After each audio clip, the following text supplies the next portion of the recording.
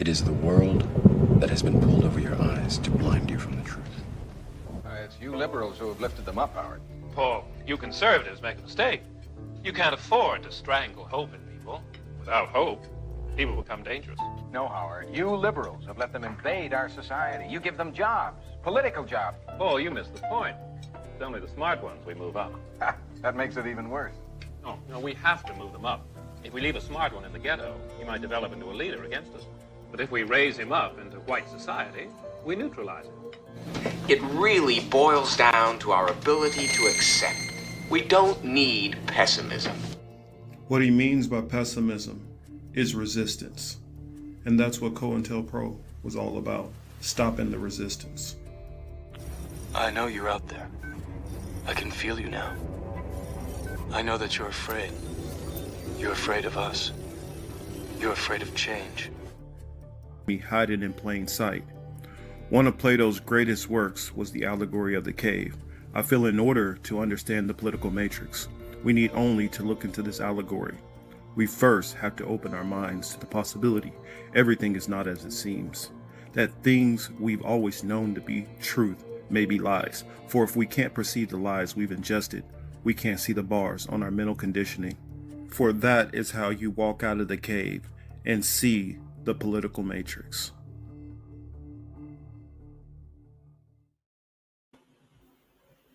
Hello, everybody.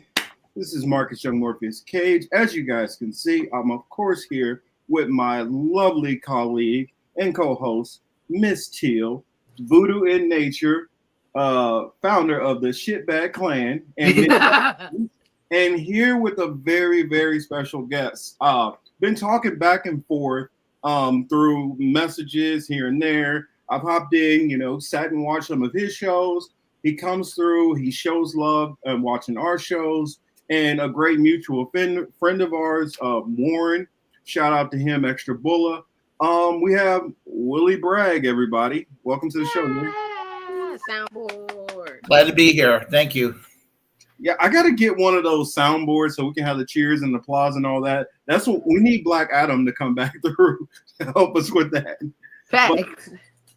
But, we were having a little bit of conversation before the show, touching bases, and believe it or not, Willie has ties and connections with myself and Teal in various different ways, which we never really imagined. And it's pretty cool, which I look forward to delving more into those connections and relationships, and definitely doing more collaboration and work with Willie in the future. We got some interesting stories. I didn't even really know how to title this because most of the stuff I was going to title is so long-winded, but I just put Trump because we got so many stuff that's always going on with Trump. And the thing I want to talk about in particular, of course, is this tax bill. And I kind of want to ask Teal and I want to ask Willie like their aspects and thoughts on that. So of course we will get into that. The Ibrahim Traore. There's stuff that's going on right now and bubbling, which shout out to Hotspot's Nico House and Nick Cruz, which a video from Nico I want to share later on, explaining out that situation, because he explains it out probably better than I heard anybody else do it, and it's short and concise. You guys know I can be a little long-winded, so I'm going to let our buddy Nico go on ahead and lay that out. I put 763, I don't know why, typo there, it's 764. If you guys haven't heard about it, it's pretty messed up and crazy. We will talk about that. And then there's some other stuff that I've been seeing on the other side of the Trump tariff stuff with Shein, and then there's some stuff going on, which this isn't new, the Bill Gates stuff, and the seeds and different things like that. But I think it's good that we bring it up and talk about it. And if we get into more time, as you guys know, the and more is always where the show really happens. So we'll be having so much and more stuff going on. Shout out everybody to all the mothers out there, definitely, for Mother's Day. And then I'm going to do a little roll call quickly through some of the people who've hopped into the chat already. Shout out to Extra Bulla. I see Yonina is in the building. Our brother Soul is in the building. Game.film, two good dudes doing a show. Hell yeah. Game.film, I still am going to work on setting up something with you I am going to see Sinners again for the third time, but this time I'm seeing it in 70 millimeter, and so I'm really looking forward to like add final like what I really think of that. Of course, the lovely Brew Bones is in the building. Shout out to her and all she does to help keep this show going. And that said, I've ran my mouth a good amount. And what I wanted to start off and kick off is because yes, I will get my own soundboard, Yonina. That's gonna happen. Yeah. The political matrix will have one, I promise. You will have one. But Till and Willie were kicking off a good conversation before the show started about the new Pope. And of course, you guys know the old Pope passed away. We saw the gray smoke coming up, so we know that's a sign of a new Pope. All the Catholics out there are ecstatic, but not all of them. A lot of the Trumpers and Trump Catholics and just MAGA in general is very, very, very unhappy with this Pope. So, Willie, Till, can you guys explain like what's up with the Pope and why is MAGA not so happy? Well, I'll start. Thank you, Yonina, for my Mother's Day. I appreciate that. Pretty much they mad because he got a little bit of black in him.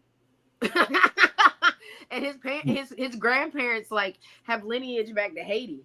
I personally thought that they would be more or less upset that he has Haitian grandparents, if I'm not mistaken. And I would think that they would probably think he was like a voodoo priestess or something, or a voodoo priest. You know what I'm saying? Or a warlock. I thought they would have went that way and be like, oh no, he's witchcraft. You know what I'm saying? But like, they are actually on their MAGA tip. Like, and it's crazy that they picked up that out of all the things. They hit him with the, oh, he's woke. And I was like, actually, no. Like we were speaking, like Willie and I were talking about, he's been very middle ground on a lot of things, which I think that's like a great characteristic. But after I looked at some of the interviews, not just from him, but also from like his brother, you know what I'm saying? All of them, like, this is going to sound funny, all of them are grace from sinners.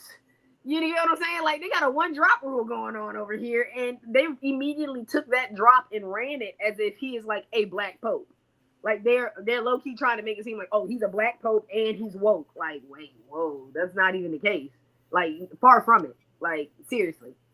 Willie, you can go ahead if you like. Wow. Yeah, about this whole thing of having a black pope or a pope of color.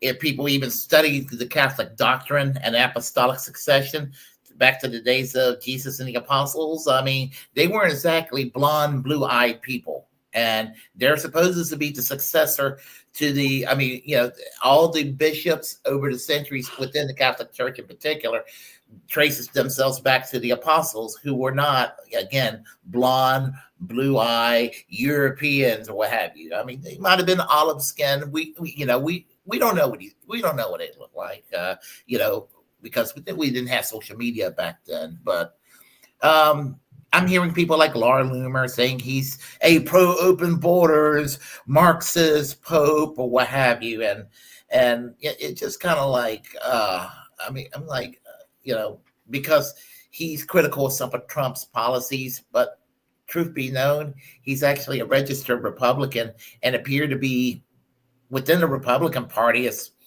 moderate can be in this day and age, which is, they're certainly not a moderate party. Yeah. Yeah. I guess I'll respond to this real quick. Philly, on the Traore story, I was going to last week, but I kind of, it slipped my mind before the show. But I guess what I would say as far as the Pope thing is, it seems like the right is doing what the right always does. They gaslight you one way so they can push you further another way. And this just seems like another way of trying to push the Overton window even further by saying he's so far left that we need somebody who's more back towards the middle. And what it is the right just keeps going further and further and further to the right that it's like ridiculous, and then they just scream, no, we're not the ones moving. It's you who's moving. And it's like, I never thought I've heard the day where like Republicans are kind of like, The Constitution is kind of overrated. Like, we don't really. I mean, we don't really need to always use the Constitution. I mean, and it just seems like it's slipping a little bit closer and closer and closer to fascism. I mean, well, I've always felt that our government in general has been slipping towards fascism, but I think like now we're starting to get the authoritarian side to it. Before we already had the combining of of private and the private and public combining in government. We already had CEOs not literally holding the positions, but kind of basically funding the puppets. So in a sense, controlling those seats as if they had the power. But now we're like literally getting CEOs in those positions, like the same as Mussolini's fascism. Kind of ironic, Mussolini's fascism. We're talking about Italy, Pope, all that ties in together. But it just seems like the right, anybody who is not to like the MAGA level and kissing Trump's ass is now, is now the most furthest left Marxist. Well, that's another thing. They Marxist, leftist, communist, socialist, but they just throw it all in one ball together. And it's like none of these things have definitions or separations on what they actually are. To them, all of these things are interchangeable. It's just weird to me. Well, I just find that odd that that's like the main thing about this dude that everybody's like dick riding on. If you get my drift, like they're not dick riding on the fact that he can color in the lines. They're not dick riding on the fact just anything else. We don't even know if this man can paint, but we already know that his grandparents was black.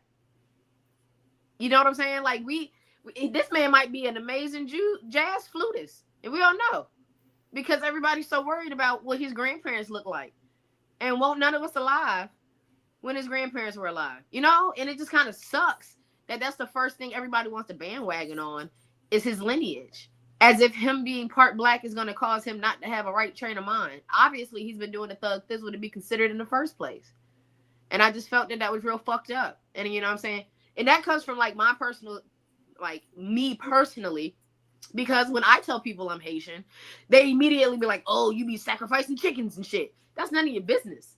You know what I'm saying? First off, but I paint. I can play the violin and the cello. I got cool shit before you start thinking that I'm in the back doing witchcraft with freaking face paint on. You know what I'm saying? And I just really felt that was real slighty on that. And the fact that this is more of an article than the fact that, you know what I'm saying, he took this shit seriously to even be considered a pope in the first place, or any of the things that he had to go through to even be in this position in the first place. Like that shit just blows me. Whole thing blows me. Shout out to the people that are cool with him being part Haitian now. Yeah. I didn't know he was part Haitian until the show, and I still don't. I mean, he's still the Pope, and that's this whole racism thing. You look in Africa, there's a lot of bishops in Africa who are, obviously black, and we could have had a black pope from Africa, and it probably will happen in our lifetime.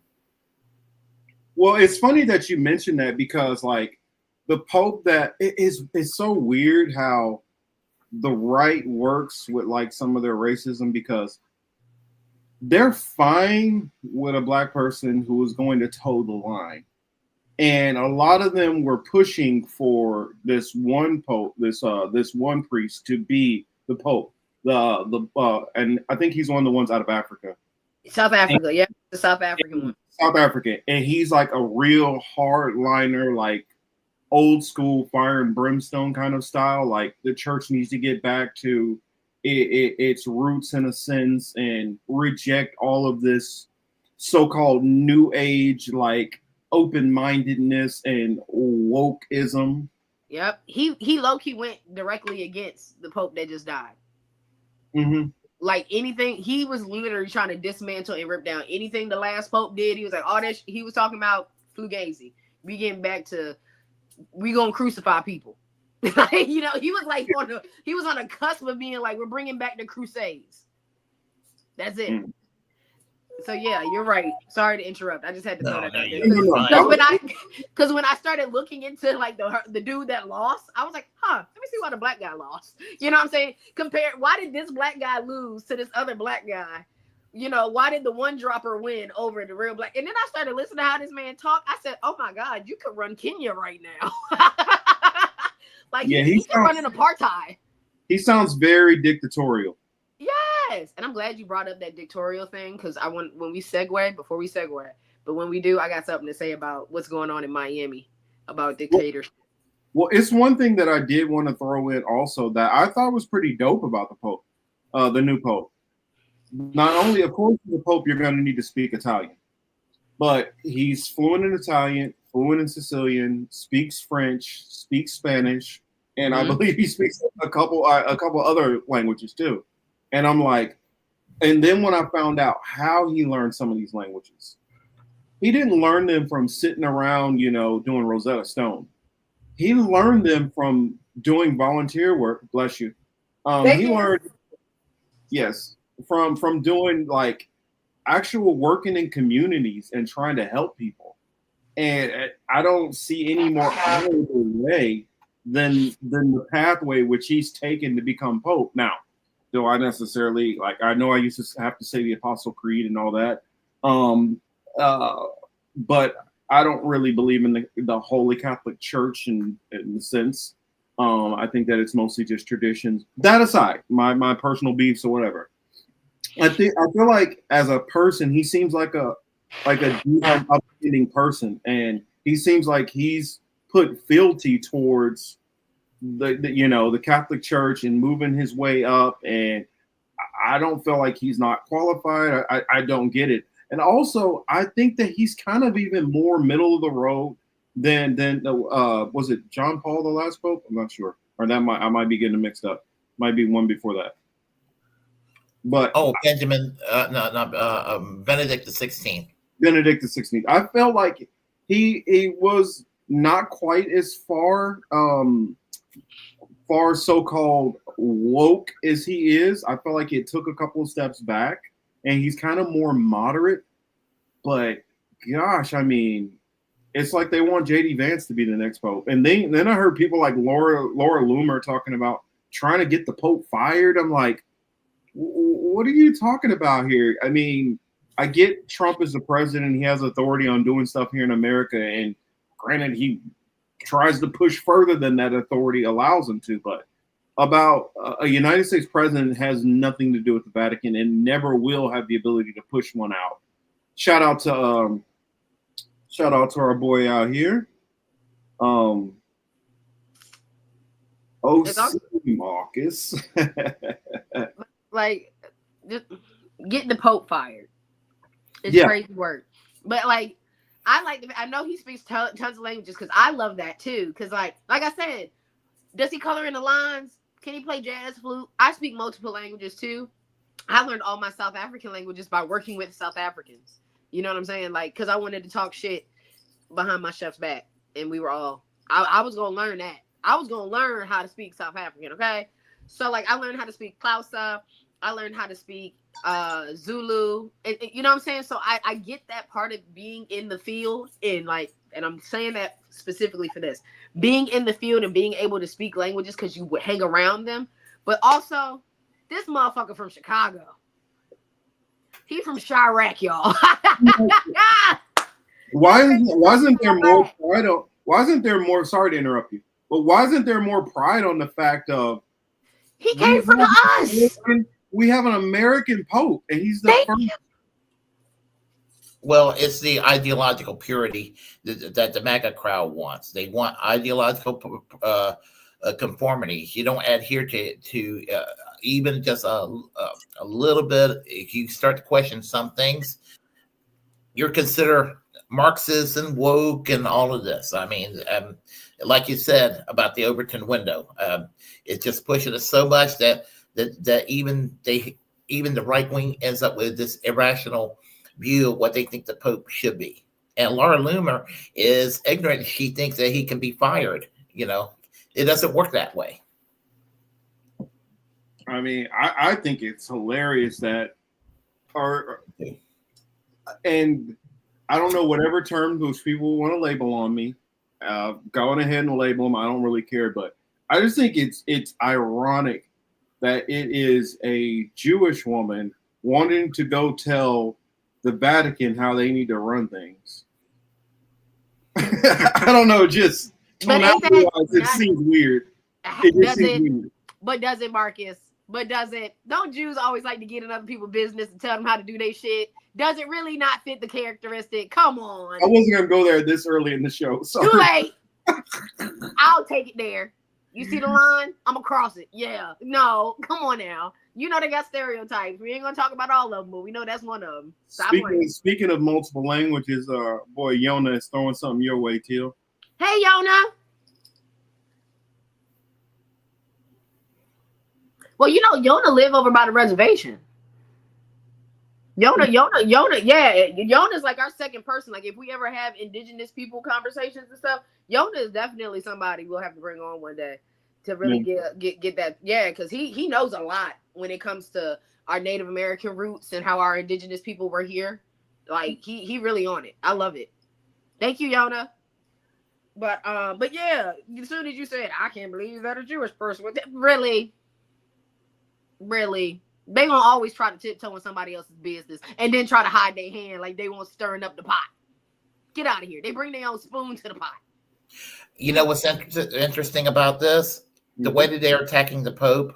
30 years ago, if any progressive or even just a lukewarm centrist will criticize the intolerance of a Pat Robertson or Jerry Falwell, oh, you're just being anti-Christian. But somehow it's okay to go after the Pope. Mm-hmm. Yeah. I'm like, is she even a Christian? If you're not, why are you even meddling in the business? Well, my like she's an authoritarian, that's why. Oh yeah, that she definitely is. My whole thing is like, girl, why are you trying to get this is Pope business. Period. That part, period. Like they their own little secret society over here. How are you in Pope business? They don't even let women be popes. Why are you in Pope business? That ain't got nothing to do with you, girl. Stay in your business over there. They don't care. They don't even got wives. That's why. They don't want to hear no chick talk to them. That's not really. I know why they don't have wives. Yeah. I know it was a money thing. But you get the point. I ain't seen a female pope. They ain't gonna have no female pope. They don't even take criticism for females. They be telling y'all, shut it up. So girl, shut it up. Stay over there. Here. Just stay over there. But if we're gonna segue off of this to the dictatorship. Well, before the segue, it looks like I've just got a recent video about the Pope which they wanted in instead. Let me share this video that I just received from the Pope that didn't make it that they wanted in. Oh, hold on a second.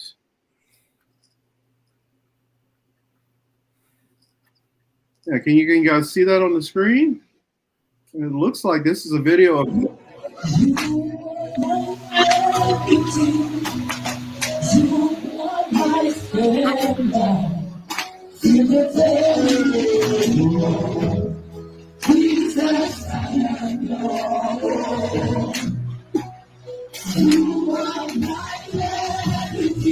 Whip the sands out.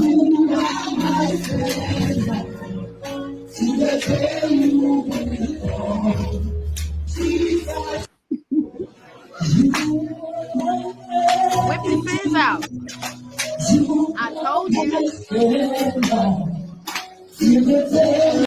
Oh my. I told you that man was on the verge of bringing crusades back. You think I was playing? I was not exaggerating. This man will run an apartheid. This man is not playing. You know what I'm thinking of? Crucifixions. I'm sorry, y'all. I couldn't resist. I thought that was funny. This is African church, though. That is. But that's what I'm trying to get to. Like, if that shit right there was what we was about to deal with over in, the Vatican. Go ahead, Willie. I'm sorry about that. No. What it looked like, it looked like a cross between a Pentecostal service and what somebody, not criticizing Pentecostals per se, I'm just saying that's what kind of looked like. And somebody in the Catholic Church who might belong to societies like Opus Dei with the whip and all of that. And I mean, I'm just like, I was kind of shocked. I love Willie already. Willie, you have to come back because how do Ooh, I grew up Pentecostal. Well, Willie, you got to give them this little bit of information. Tell them a little bit about your background. Please. Because I don't think people know that. Yeah, I'm half Puerto Rican. My mom's from Puerto Rico, and is that yeah? And so, oh yes, that's right. We were talking about that. Yeah, a little bit about your faith too. Huh? And a little bit about your faith too. Oh yeah. I'm kind of what you call an Anglo-Catholic. I'm Episcopalian, so just yeah. So he knows. I don't wear it on my sleeve, but So that way, that's the reason why Willie's able to talk definitely on the whole Catholic stuff and understand on the Pentecostal, because you got to grow up in it to know it and see this and see these ties, I believe. And shout out to Wesley and Lucy out there. Okay, Lucy. Hey, how are you doing today? Yeah. But as I said, Pope Leo the 14th. I would at least tell the MAGA crowd to give him a chance. Don't just sit there and just make projections. I would say, Yona, you're gonna make me go get my hat. No, so I got, bro. I'm trying to tell you, Yona. Dog, listen, Yona know his shit. But the fact that Willie brought up a Pentecostal church is hilarious, because I grew up Pentecostal in the South, North Carolina Pentecostal churches, all up and down Kojic. On top of that, chat, talk about weird shit. Them tent revivals. Oh, I'm dying to see one of those. With the snakes. Why you're dying to see a tent revival? Come on over. Come back to VA. Come on to VA. We'll go. I'll take you to one. They ain't even got no AC. Okay. Now the music ain't gonna hold you. Music in the Pentecostal church on point, top notch. That's all I go for.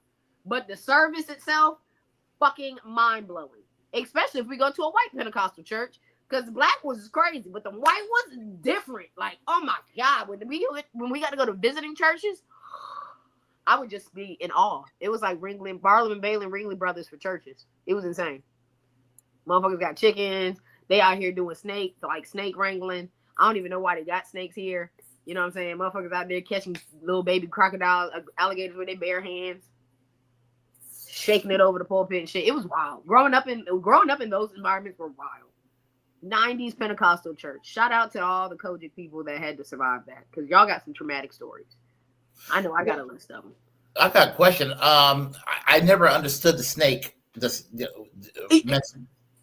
Okay, so you see what I'm talking about? Look, he really knows. I know about it, but I'm still like, no. You'll have a revival. So it will be a week-long revival in the middle of nowhere in somebody's tent. Particularly, we went to this Caucasian one. I mean, it was fun, but they bring the serpent into the house of the Lord on some like rebuking the spirit of the serpent. And they went out and would go get a black snake. Like they just go out in the wild, pull out a snake, disrupting his day. Who knows what that snake had going on? He might have had his whole day planned out. They done got yoked up by this white man, brought into this tent, no AC, just to be wrapped around. Like, they would ring this motherfucking snake around. They would go around, they would get bit by the snake. They would act like they were sucking the venom out, which was in a sense of personification. I guess that's what I would have to use that. Like a personification of sucking the venom out, which is like sucking the sins out of your soul. It is the wildest theatrics I've ever seen in my life. But see, that's that's kind of like plan B, if we're just being honest about it, because what the whole thing initially was supposed to be is that you're so righteous that God will protect you and keep the devil, the serpent, from attacking you. And if it did attack you, then God is going to give you the power to dispel the in the name of Jesus.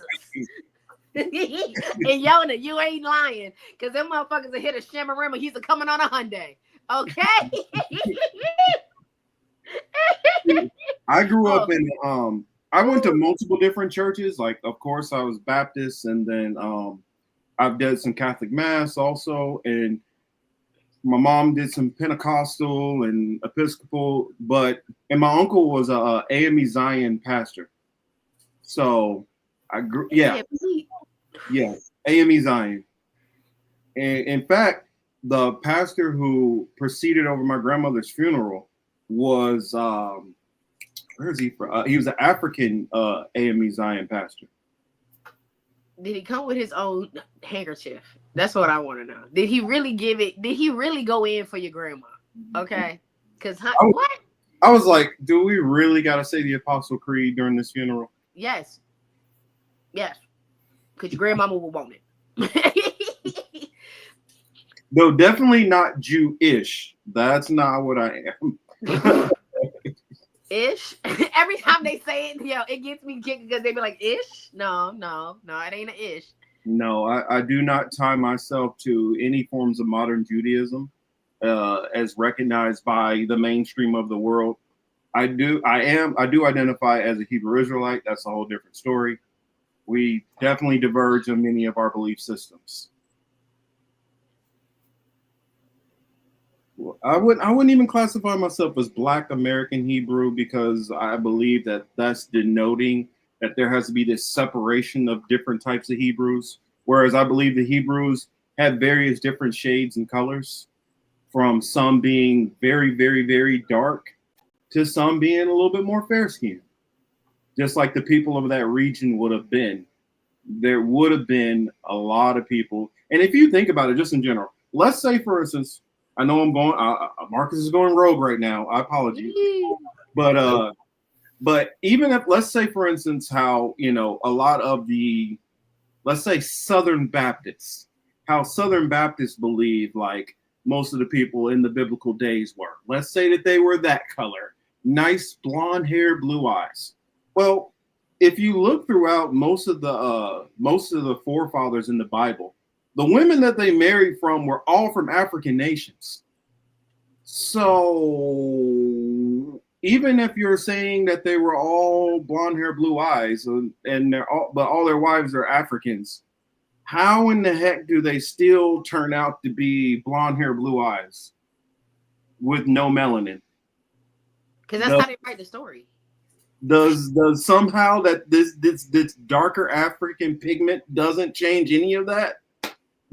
And that's going on the mindset of believing that they were this fair skin. I hate the terminology because words mean something and I don't have time to break down these words. But anyway, I believe that if we're already going with kind of a mocha look and then you throw in this dark chocolate, never mind.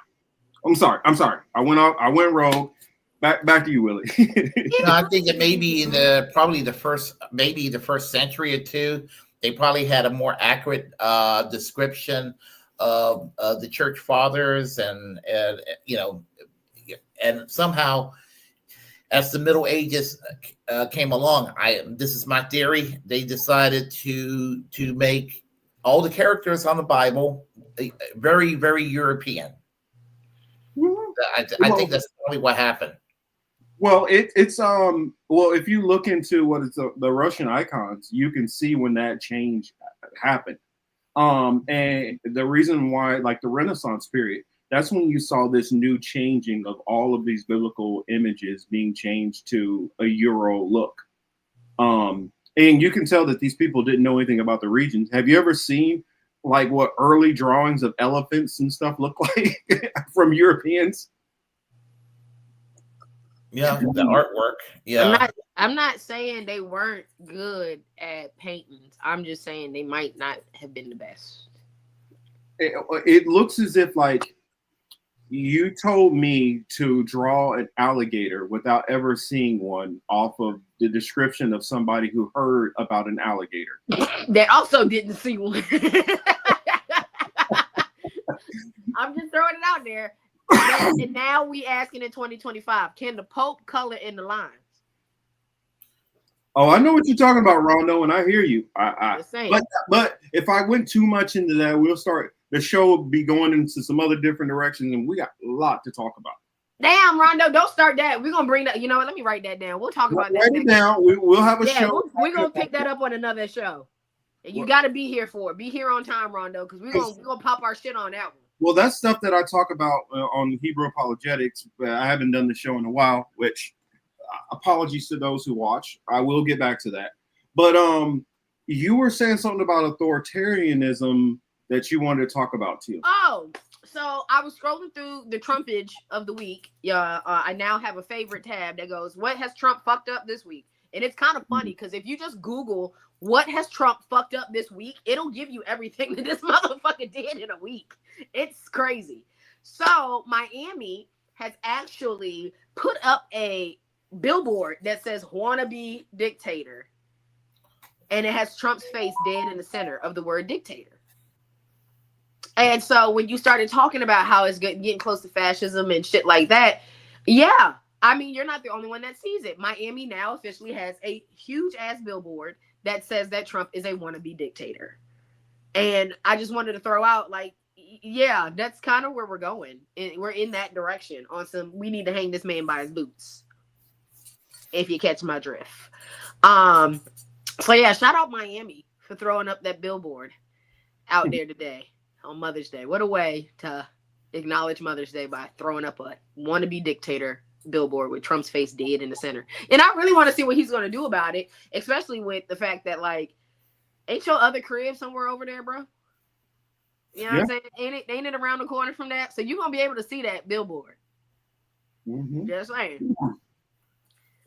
Well, yeah, definitely he is an authoritarian. I was never a Trump fan, but he, you know, this second reiteration of Trump is, I mean, he at least the first time around, he will occasionally do moderate things, but this time around, it's like he wants to show to this country and the world what a dictatorial asshole he is.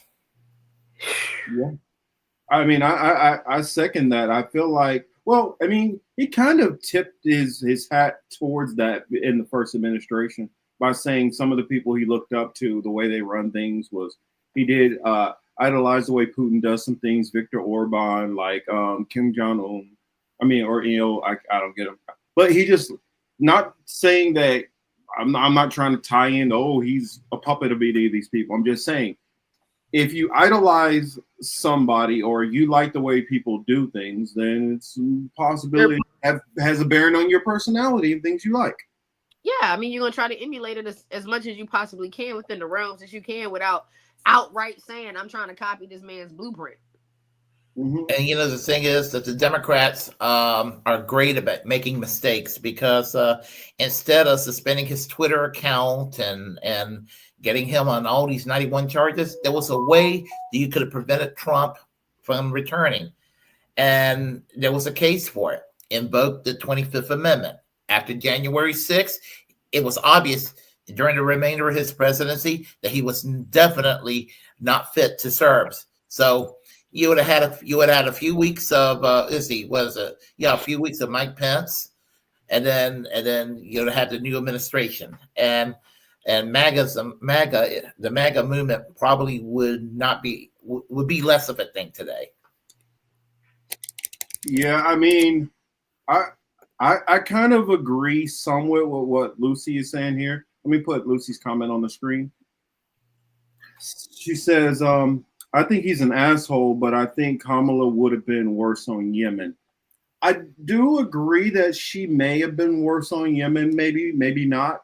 I definitely think he's an asshole, but I think that the domestic peril that the United States is in, or that could possibly be running into soon, I don't think we will be dealing with that.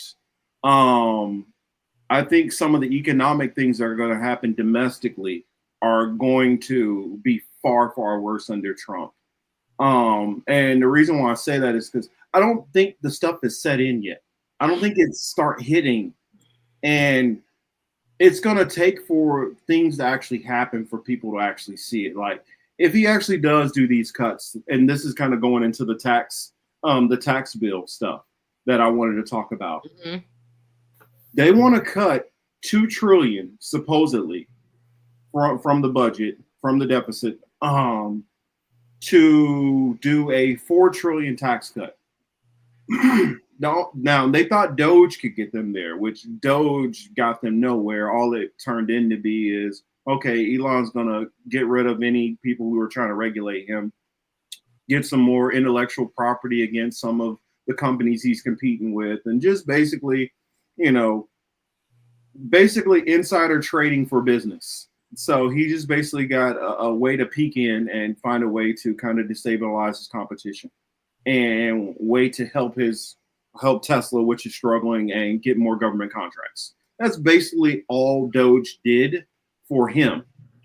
But at the same time, it did destabilize, I feel, many different people, and it's going to destabilize some of these agencies, which many people don't even know what these agencies actually do. They just feel that they're overbloated. And in actuality, one thing I want to dispel about that is the American government, compared to most other governments for the size, like if we just broke it into different quadrants and you looked at the government budgets, we actually run pretty lean for what we do. Mm-hmm. Now, does more stuff get put into experimental technology? Does more stuff get put into medical researches and cancers and all that stuff that a lot of countries don't do? Yes. But is there just all this excess money that's just fraud, waste, and abuse going on? No.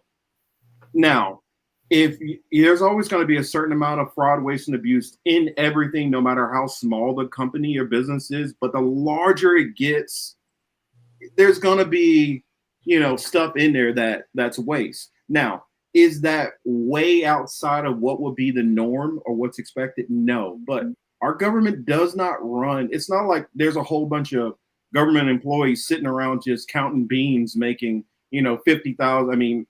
200,000 a year. That's not going on, whereas it's been made to. And I feel the problem is, since most people on the right, and I would say most people in the country in general, don't know anything about the American government. They don't know what the hell any of this stuff is for or why it's being done. And I think that destabilization, which Trump is going to do, and if they decide to cut this Medicaid and Medicare and cut into Social Security, people are going to feel this. And that's already on top of them coming after the student loan stuff.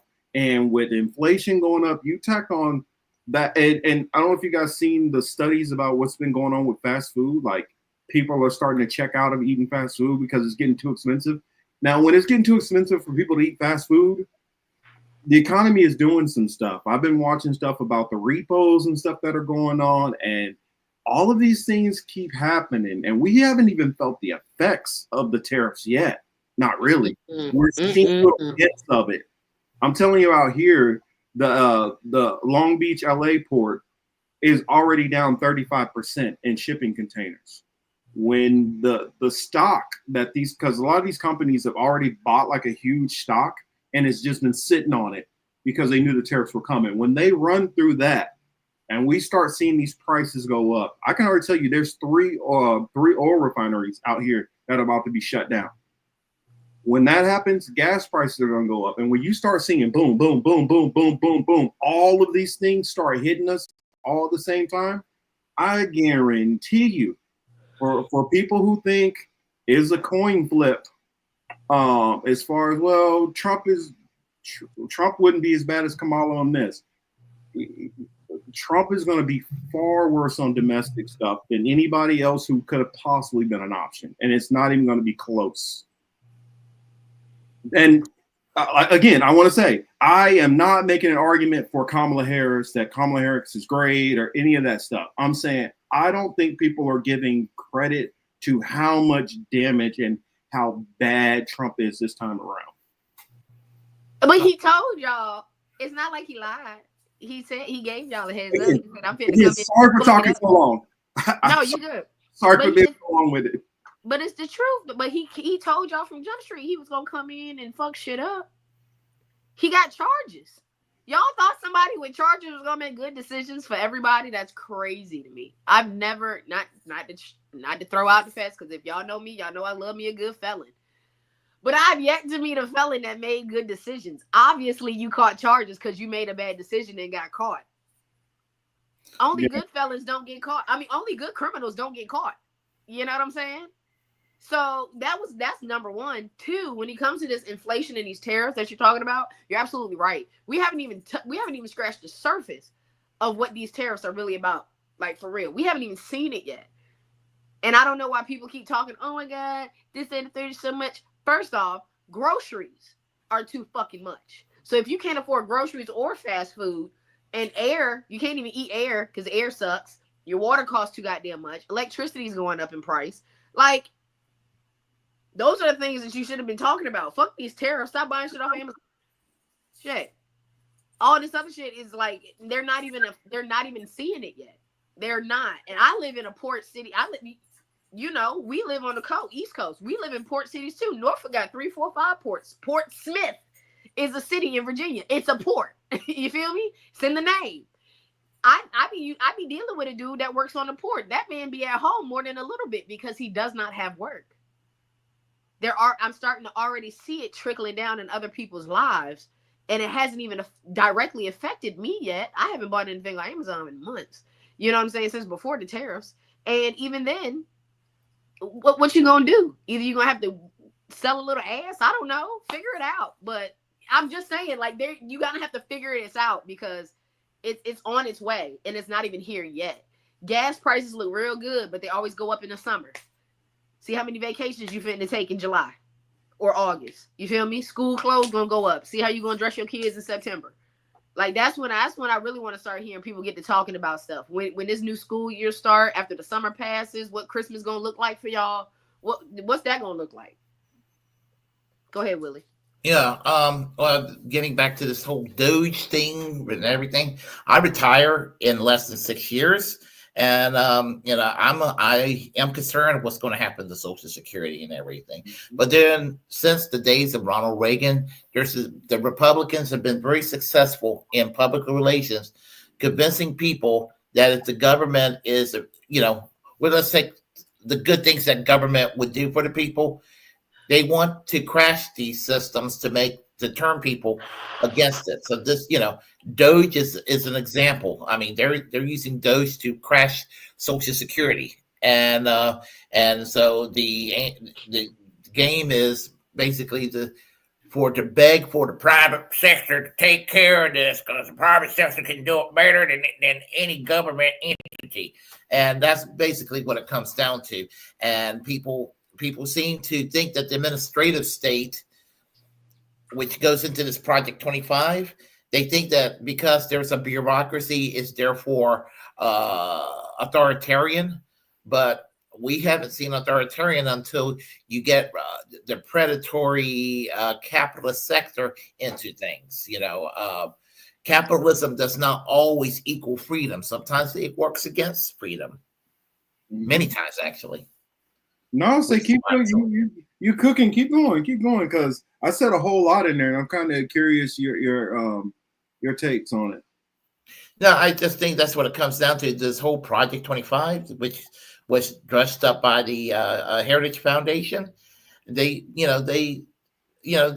found Donald Trump as the perfect goofball to get all these yes men around him to do all these terrible things. And so not only we're going to get a heavy dose of fascism, we're going to get a lot of freedoms.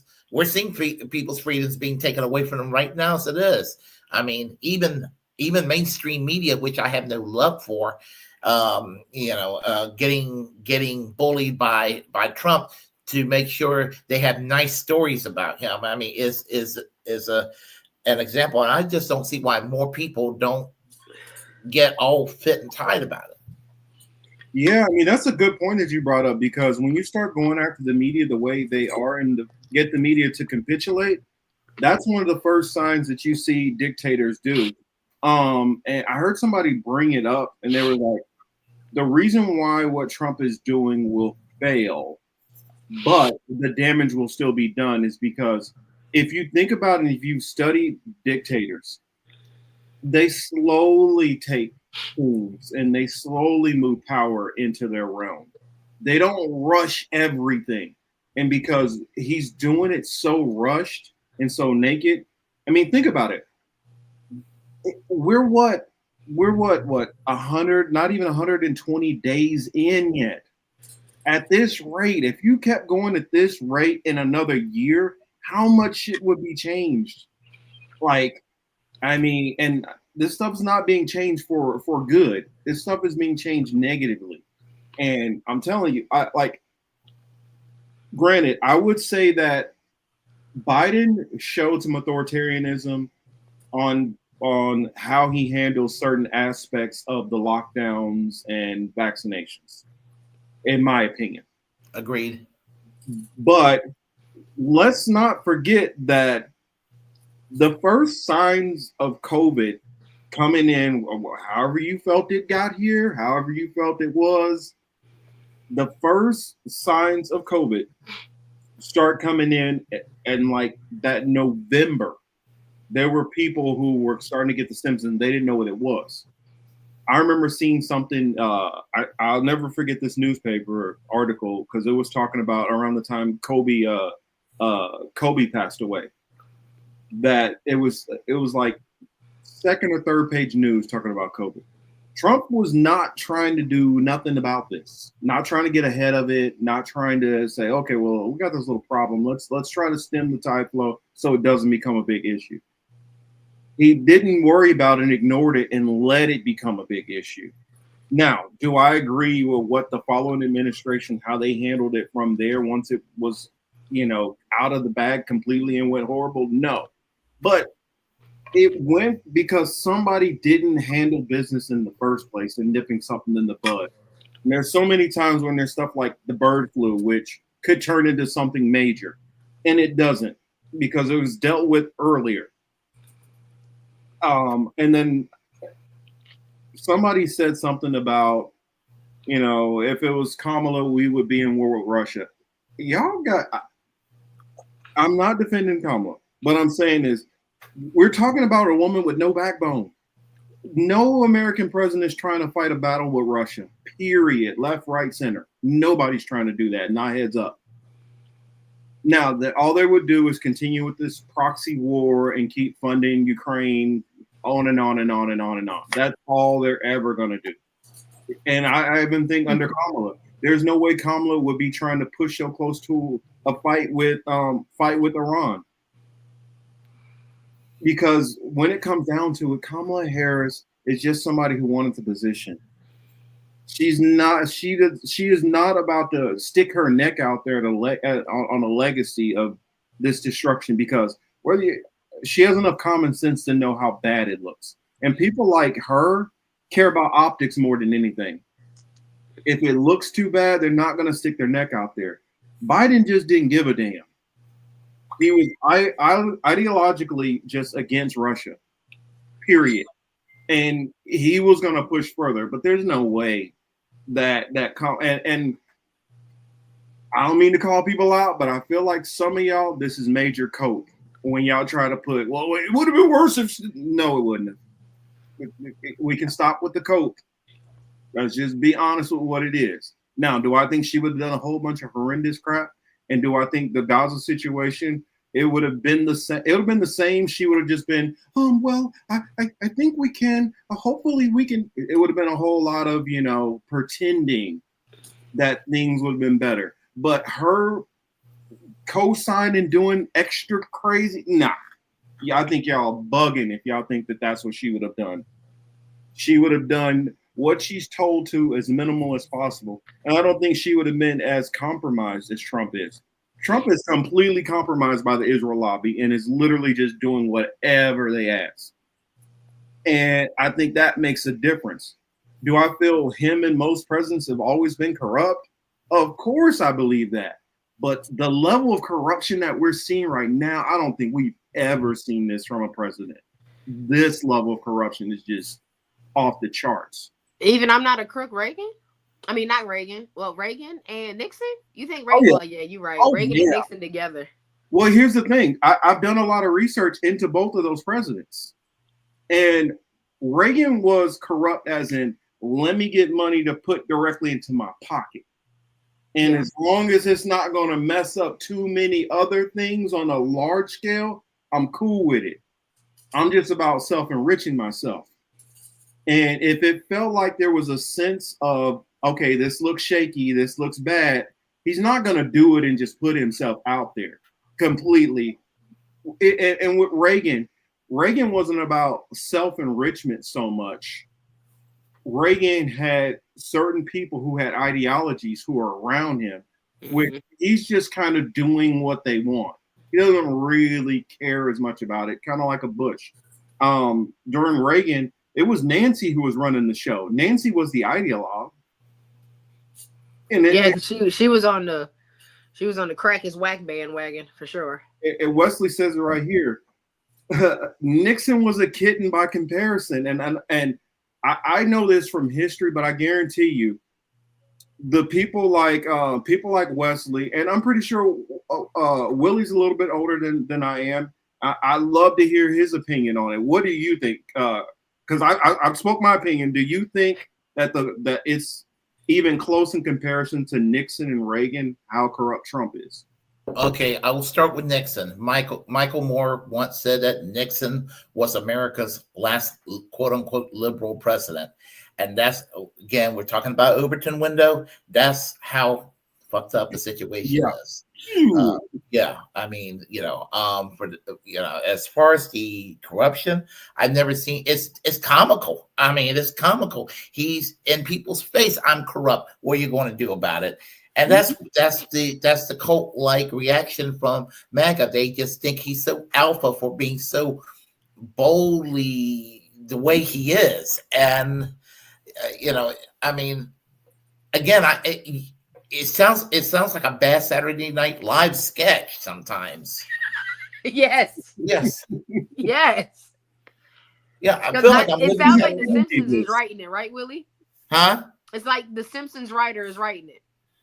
Yeah, it just seems like something you would just see on TV, and that is so fantastic and out just over the top. You're just kind of like it's just absolutely crazy, and just waiting for I'll tell you, I don't think that he's not exactly the epitome of good health. So I don't necessarily think he may live through his presidency. But as I said, we don't know how MAGA is going to evolve after his era is over. So, well, they say evil never dies. So I mean, it's a possibility. Think about it. Who am I thinking of? Who had the four heart surgeries? Henry Kissinger. Well, Kissinger too. Kissinger and Cheney. Look at how long those two fucks survived. I mean, Cheney shot somebody, and that means he took that person's life force to get an extra 15. That he got an extra Mario life when he shot that dude in the face on that quail accident thing. You know what I'm saying? So you gotta start. Somebody gonna have to die. I don't know who gotta die, but somebody gonna have to die so Trump can get his extra Mario life. Here's the thing about Dick Cheney and Liz Cheney. Have they been reformed? We're talking about people who were the toast of Rush Limbaugh 20 years ago, and the Democrats ended up embracing these people. Yeah, that shows how far that they've moved. That's how far the MAGA and the Tea Party wing have moved. These people are still the same. The only word that and the crazy part of it is, they haven't even really changed their beliefs that much. Not at all. They're still the same neocons. They still believe in the same tax policy. The only thing is, we don't really agree with Trump, and we're willing to call him out on 10% of the stuff he does. They don't like his style. Too much. That's what it comes down to. They don't like his style. Yeah, they don't like his style. Exactly. They never said they didn't like the message. They just don't like how he delivered. Exactly. Yeah. Just like Kanye. Kanye don't be lying. Y'all just don't like how he delivered it. Throwing it out there. Just throwing it out there. Hey. Throwing it out there. The demeanor doesn't bother me. The policies bother me. Yeah, that's where I stand. Same here. Yeah. Well, and it's the same thing too, because in the state I grew up in, that was a heavily red state, which North Carolina, you've had some blue, some purple, It's kind of went back and forth till you had some Same. they're red now. I grew up Yeah. in a state that's just been red. It's always been blood red. Talking about Kansas. And so I've gotten to see the effects of these policies firsthand. I've gotten to see years and years and years. And what it took is for them to get complete full power.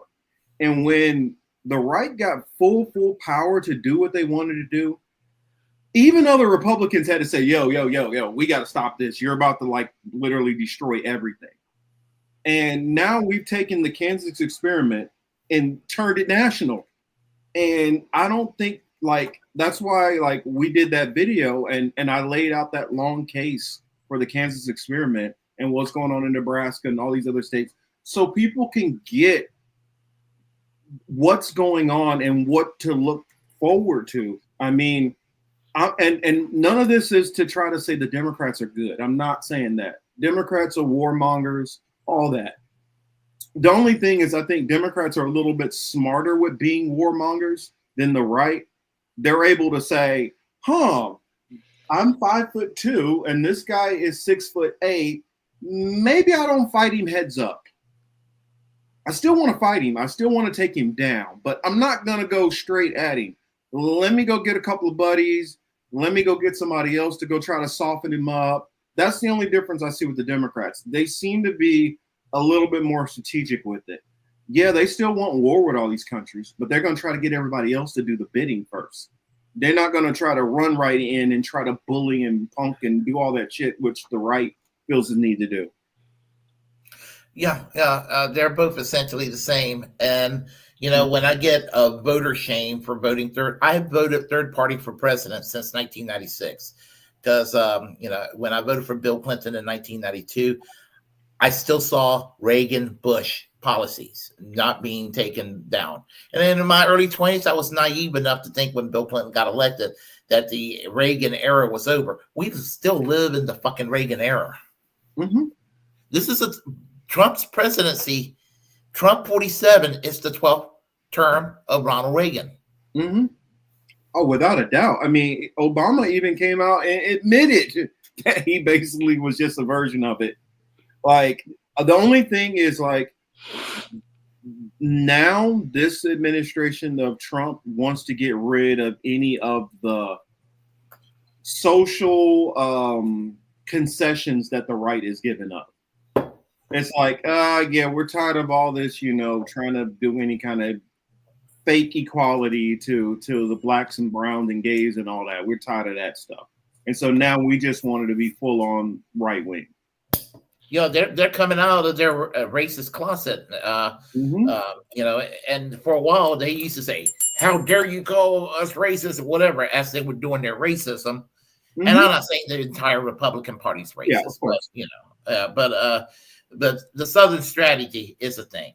And they always focus on the strategy, that Southern strategy.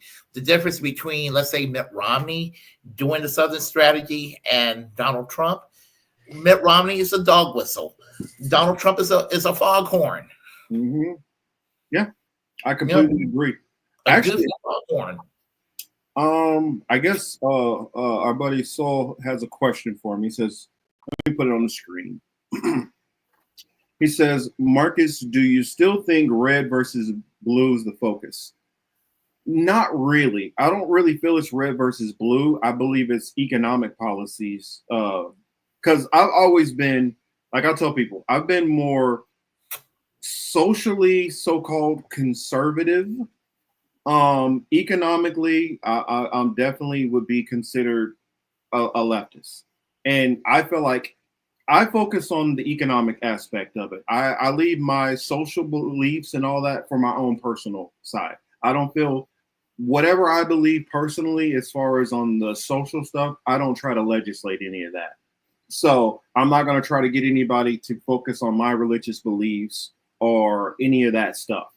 You know, what is a woman? None of that stuff I feel is the important focus. I feel economics is what matters. And if we deal with economics and we can get in economics straight, we can get it towards everybody has a living wage. People who want to have kids can have the kids. People can try to buy homes. all that. Then you can hash out all of this other stuff, whether it's God, religions, guns, all these other things. Because I feel you take care of the economics, it takes care of most of these issues.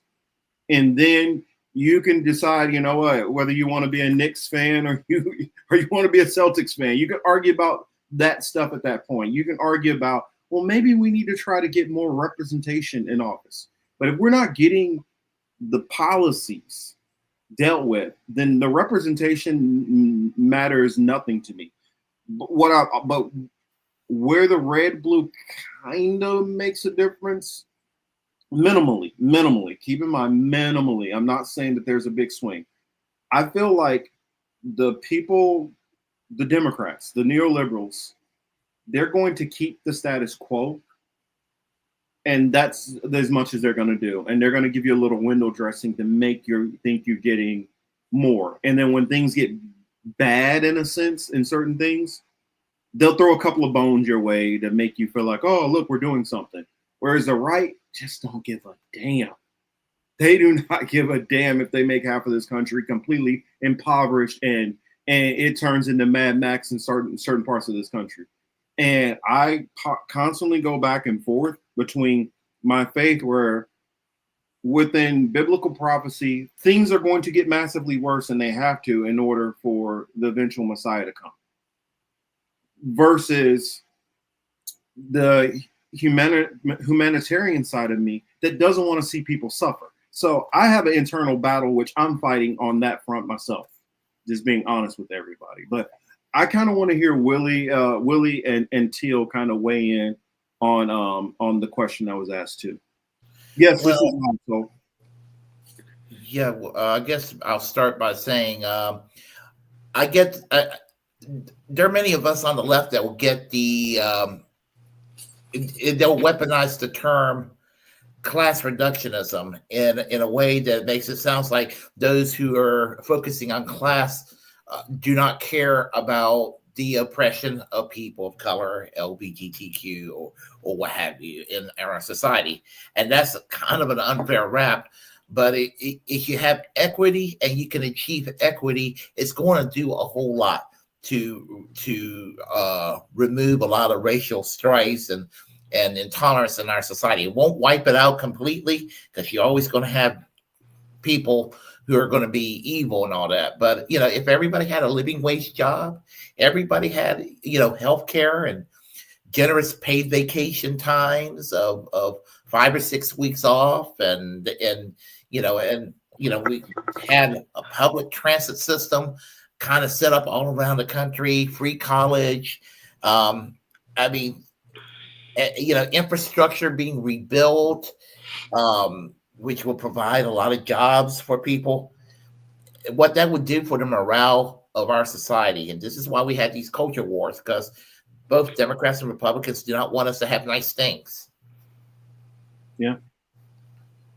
So I feel I'm in the same boat with Willie. Cause like it sucks. Main thing that I always like to pull up when anybody tries to get in me, because I too, Willie, vote third party or I write in. Okay. And if most people know, based off of this last election, I did not vote at all.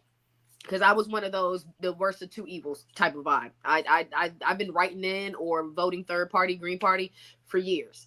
So when it comes to this whole red blue thing, blood Crips type vibe, you know what I'm saying? Like it's the same thing. They all are saying the same shit, just different verbiage in a sense. One just has a real racist connotation underneath it, but at the end of the day, why the fuck don't we look like Dubai? Dubai is the same age as me.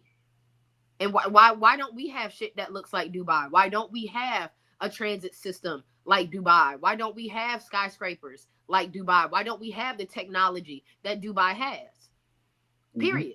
Fuck the two parties. Why can't we just come together and say, you know what? Yeah, we need to start making more jobs and we need to make the buildings look like something and we need to have our streets looking like something. They are constantly building over there and they've only been doing it for 30 years and they have less people than we do. You get what I'm saying? They are a fucking island compared to our entire country. And the only thing that we get are questions like, well, what about Democrats and Republicans? Fuck that. Why we ain't got no skyscrapers? Why we ain't building trade towers back?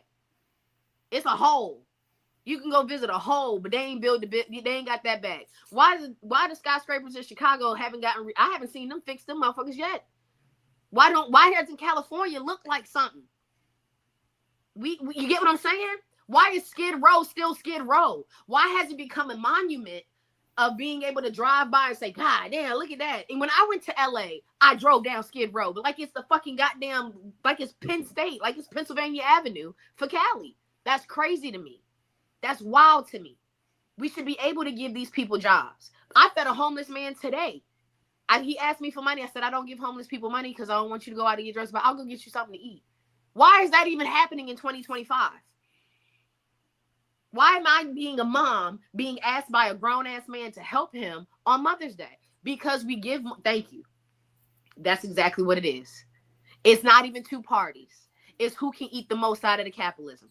It has nothing to do with that. It's how quick, it's classism.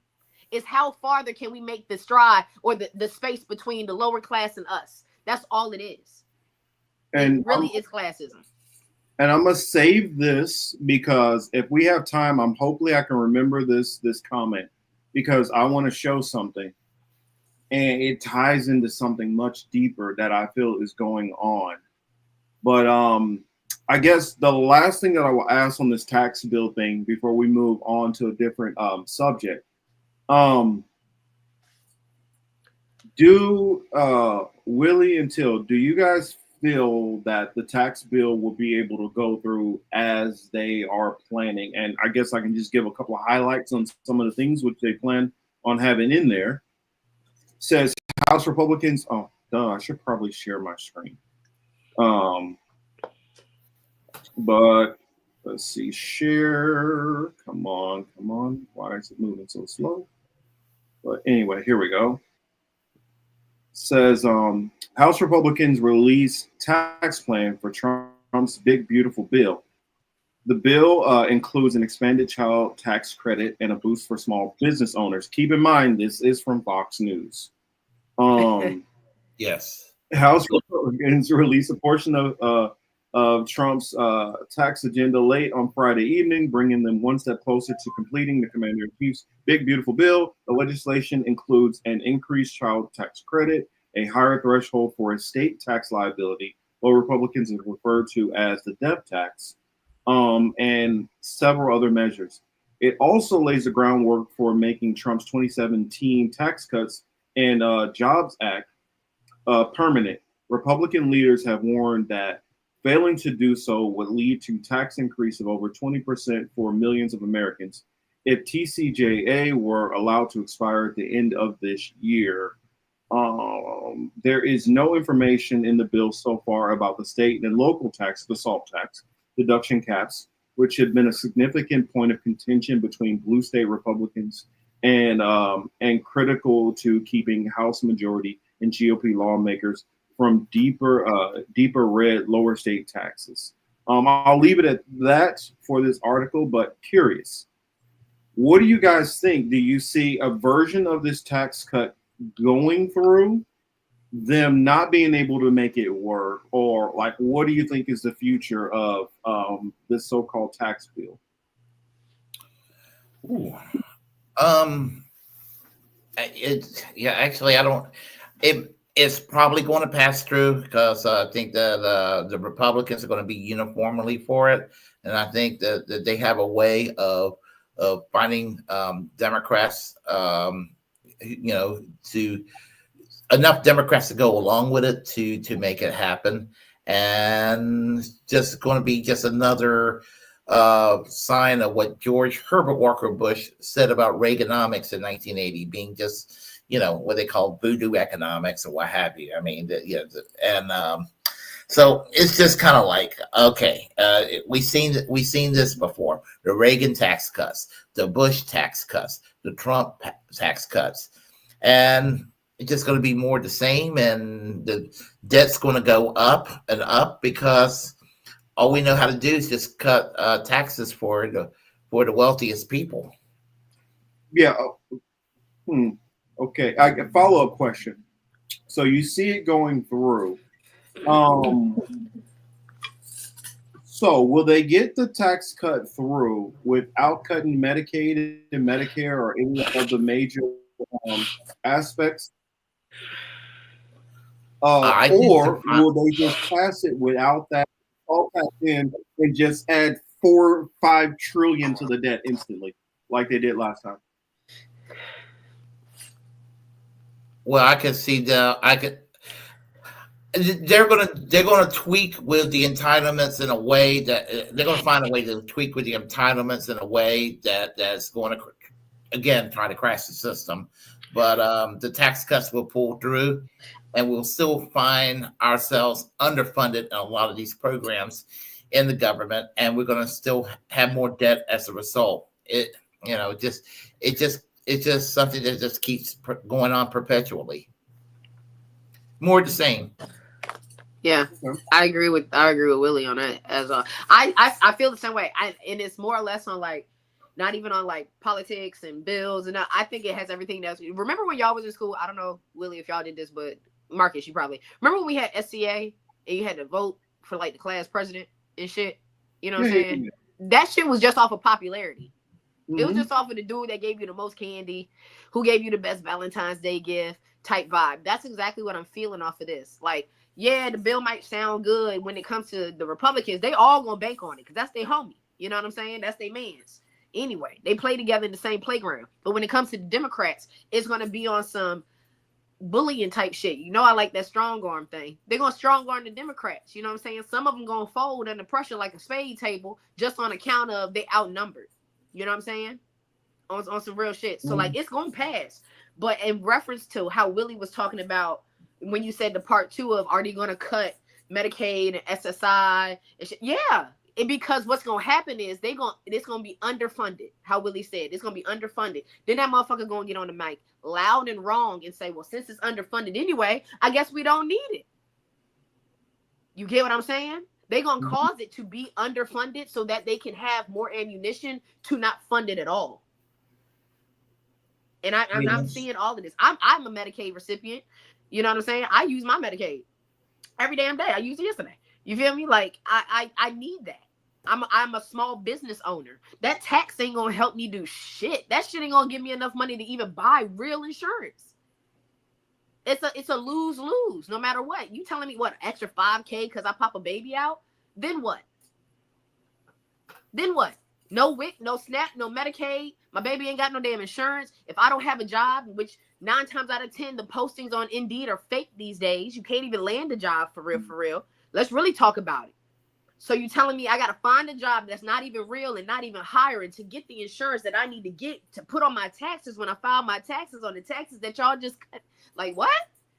And then where are my taxes going to? Because the same roads is looking crazy as hell. We still don't look like Dubai. I still ain't got no Medicaid, SNAP, WIC, none of that. And the SSI that I thought I was going to get when I retire, I still got 30 years in the game. I'm still not going to get. We'll end up still paying for Social Security if they manage to get rid of it. But you're going to see a lot of people not actually getting Social Security. Yes. Thank you, Willie. Thank you. They're gonna still this money's still gonna get taken out of checks and everything else under the sun, but now it's not getting funded or funneled into SNAP or Medicaid. So where the fuck is it going? So that's an interesting theory. So basically, they won't necessarily, what they will do is they will cut some of the funding that's set to go to them so that it makes it whereas you can't fund as many people. Or you have to reduce the amount of funding that's able to be allocated to individual.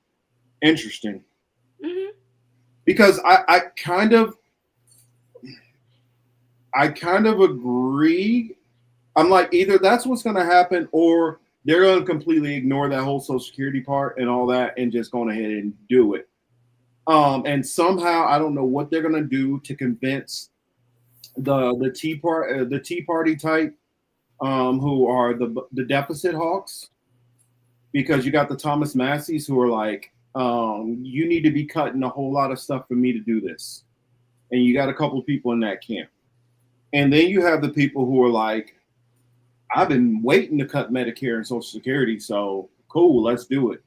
But then you got the people who are like, I don't really care about all that. I just need to get my salt cut. In which that's mostly those Republicans who are in the New Yorks, South Florida, California, because the Democrats are pushing that aspect of it, and that's the way to get the buy-in from them. I think it's a strong possibility that they negate some of the Social Security cuts, because if they do it, it could possibly lead to, I see it can lead to a situation where Republicans pretty much put themselves out of power for decades, because you start cutting these people, and a lot of these MAGA people, they can be all as cultish as they want while they're still benefiting from the system. But the moment that they start losing these things and start losing farms and start losing houses and people start taking themselves off the board early, the moment that starts happening, you're going to have people who, they're not going to say that they're against Trump. They're not going to say they're against Republicans, but you're going to see a depression at the polls. And with how much anger it is against that anger that there is coming from Democrats and people further to the left, I think you're going to see that center, which did support the Trump, like, hey, well, let's see. I don't care. Well, I like him better than Kamala. And they're not thinking deeper about it. I think a lot of those people who came out would sit home. And I think that there are some Republicans who are calculated enough to think about that. And so I wonder how it weighs on some of them, because like that one Republican who's in Nebraska, he's like, yo, I'm in a purple district. I cannot vote for this and cut all these people, especially with Nebraska being an older population state. The moment they start cutting into Social Security and Medicaid and Medicare, you are cutting a lot of your constituents. You know, you're basically, I don't know, you're running them into financial ruin if you do that. So I honestly, in the end, believe what they'll do is they'll kind of ignore that and just add just trillions and trillions onto the debt. But I guess that we're all kind of in agreement. This is getting passed one way or another. Mm-hmm. Can you check your Twitter real quick, Marcus? I sent you a picture of something that popped up while we've been live, or that happened right before we got live. Sure. Don't worry. I fact checked it. I'm still mad about Elmo, but I fact checked it. Oh, this one from True Social? Yeah. Did I just send you you see the picture? Yes. And let me switch over and put it on the screen. It kind of goes into what we're talking about, and what I started to see a lot in the comments in reference to the American Disability Act and how SSI and that kind of go in tandem, and things of that nature, which also kind of segues into the pill talk too. Want me to go and read it, or did you want to read it? I can read it real quick. Okay, So, cool. For many years, the world has wondered why prescription drugs and pharmaceuticals in the United States of America were so much higher in price than they were in any other nation, sometimes being 5 to 10 times more expensive than the same drug manufactured in the exact same laboratory or plant by the same company. It was difficult to explain and very embarrassing because, in fact, there was no correct or rightful answer. The pharmaceutical/drug companies would say for years that it was research and development costs, and that all of these costs were and would be for no reason whatsoever borne by the suckers of America alone. Campaign contributions can do wonders, but not with me and not with the Republican Party. We're going to do the right thing, something that the Democrats have fought for many years. Therefore, I am pleased to announce that tomorrow morning in the White House at 9 a.m., I will be signing one of the most consequential executive orders in our country's history. Prescription drugs and pharmaceutical prices will be reduced almost immediately by 30 to 80%. That's a huge margin for one. They will rise throughout the world in order to equalize and, for the first time in many years, bring fairness to America. I will be instituting a most favored nations policy whereby the United States will pay the same price as the nation that pays the lowest price anywhere in the world. Our country will finally be treated fairly, and our citizens' healthcare costs will be reduced by numbers never ever thought of before. Additionally, on top of everything else, the United States will save trillions of dollars.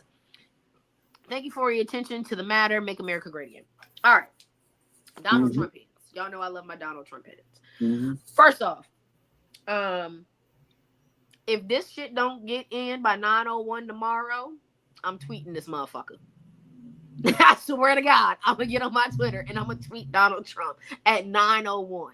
Okay, I am officially going to be on levothyroxine for the rest of my life. Period. I can't not take it. Type shit. So with my Medicaid, I don't pay anything for it right now. Thank God. So if he gets rid of Medicaid, I thus have to pay for a prescription for the rest of my life. I've already seen how much it costs if I didn't have insurance. Okay. And now if my shit, I ain't trying to be funny, but if my shit is more expensive after he gets rid of Medicaid, because like I said, I pay nothing to live, I'm going to have the biggest fucking issue. Period. Biggest issue. Because I didn't even ask you to touch all of that. You just need to make sure that we got good health care. Why are we not focusing on good fucking health care? That's not part of good health care. Okay?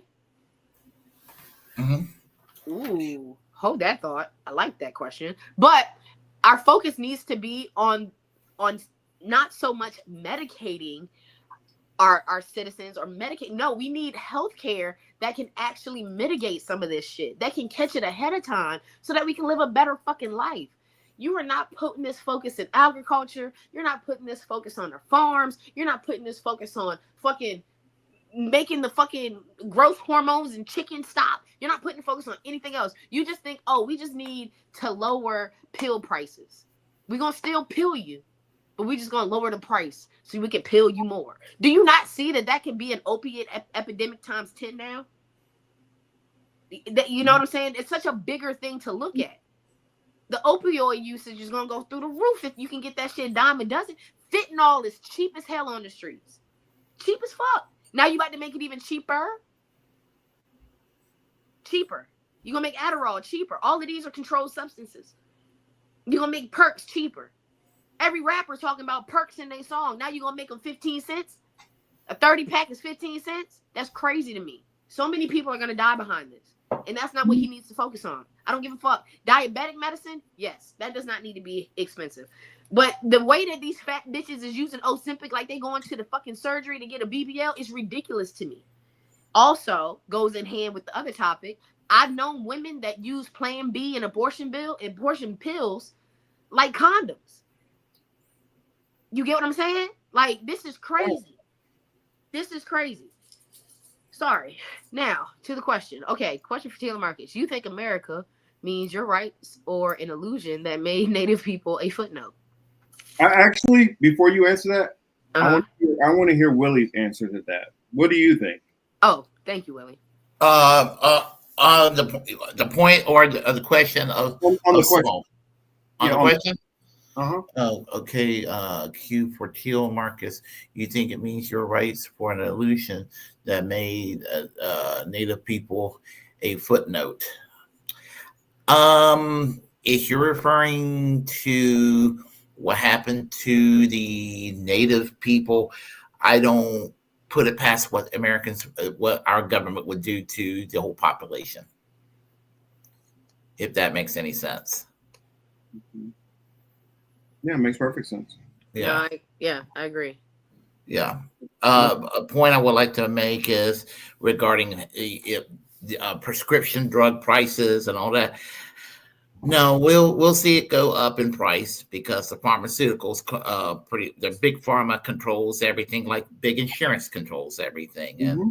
And I personally look toward two countries, one a capitalist country and another one a socialist state that has done healthcare right, and that's the UK and Cuba.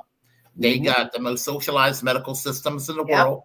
We need something like a national health service like in the UK or the national healthcare system like they have in Cuba, and and just make it available to everybody absolutely free or as low cost as possible when it comes to prescription drugs. And I hear the argument, well, if we go and do these artificial price control on prescriptions, the research won't be done by America anymore. It'll be done elsewhere. I'm like, and your point? I don't care if the drug price is going to go down. I don't care if they're doing research to make a cutting edge pills in another country. I don't care who gets the glory for it. I want the prices to go down because you make healthcare available to this country, to everybody. You'll solve a lot of other problems. There will be a lot of other problems that will disappear overnight. And I can't even get. I'm surprised that the capitalists do not favor the socialistic approach to healthcare, because that would be a disguised capital gains tax cuts for them. And it will bring the jobs back. Trump talking about all the tariffs and everything. Healthcare reform will bring the factories back here to the United States if you make it, because medical coverage for a lot of these corporations is the biggest cost of labor, not the so-called pesky unions. Mm-hmm. And in fact, I could weigh into it, but can you explain to the people why the healthcare costs are one of the biggest parts of labor? Because I'm pretty sure a good amount of people know this, but for the people who don't understand this, or if you want me to explain, I will too. It's the insurance companies that they're out of control, and the government is they don't allow themselves to negotiate for lower drug prices, and it's created a private sector bureaucracy that would go away if we reform the healthcare system the way that quote unquote a normal country supposed to have healthcare. We're not a normal country. No. We damn near a third world country, in my opinion. But that's for another topic. Well, what part of the country you're in and what bracket level for what? There you go. We got third world country. We got third world states in this country. Let's really talk about that.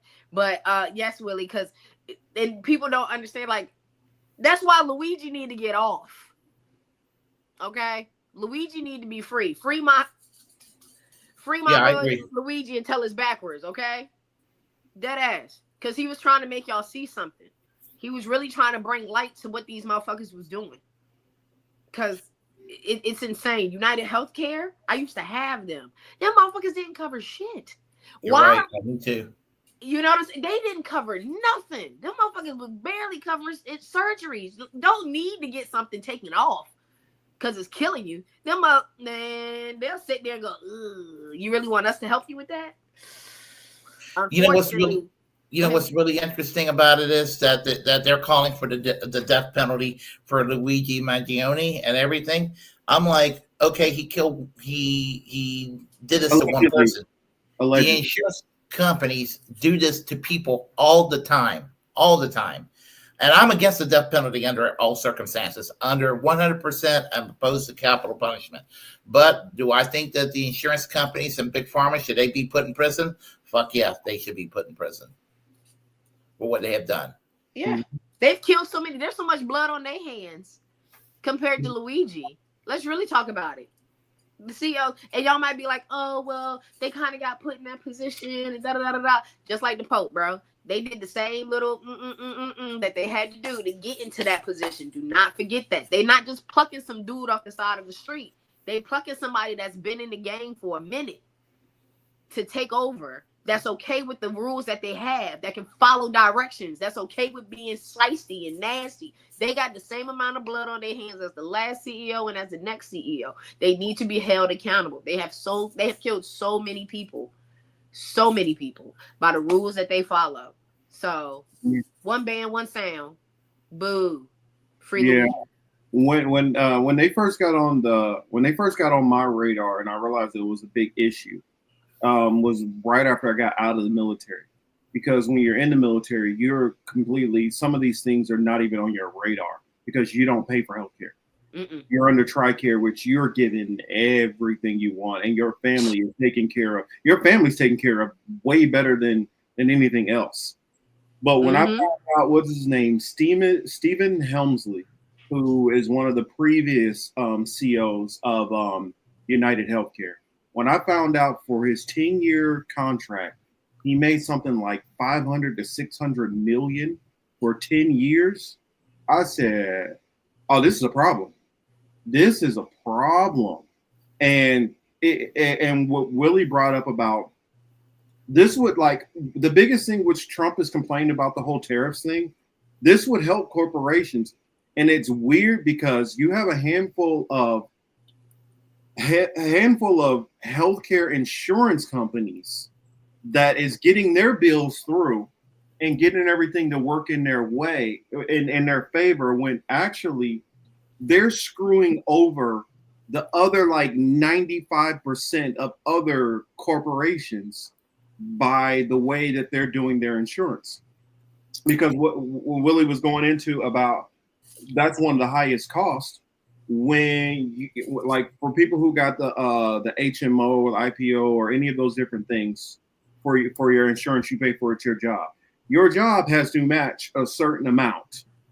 And so that all these extra costs that they're having to pay and the insurance on top of that is where these extra costs come in. And when you factor in a country like Japan or Canada, or I mean, go down the list. They're not having to pay that because they have a national system. And so those companies make far more money. That's the reason why none of our American companies are able to compete with foreign companies, because they're not paying out all this extra money to all the on all these employees. That's the reason why whenever a company in the States wants to try to work on their bottom line, the first thing they do is they want to lay off workers. Yep.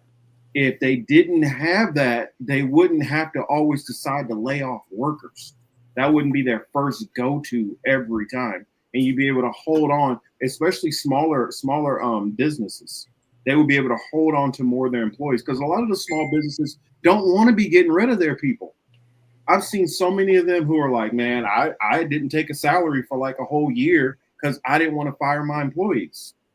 I gave out bonuses when I know I couldn't afford it because I wanted to take care of my people. And because of the way that the insurance companies have run things and fought so hard to not get any form of Medicare for all or anything like that, they're making the situation 10 times worse. And it's like for the AMCs or the Kaisers or Kaiser Permanente. Oh.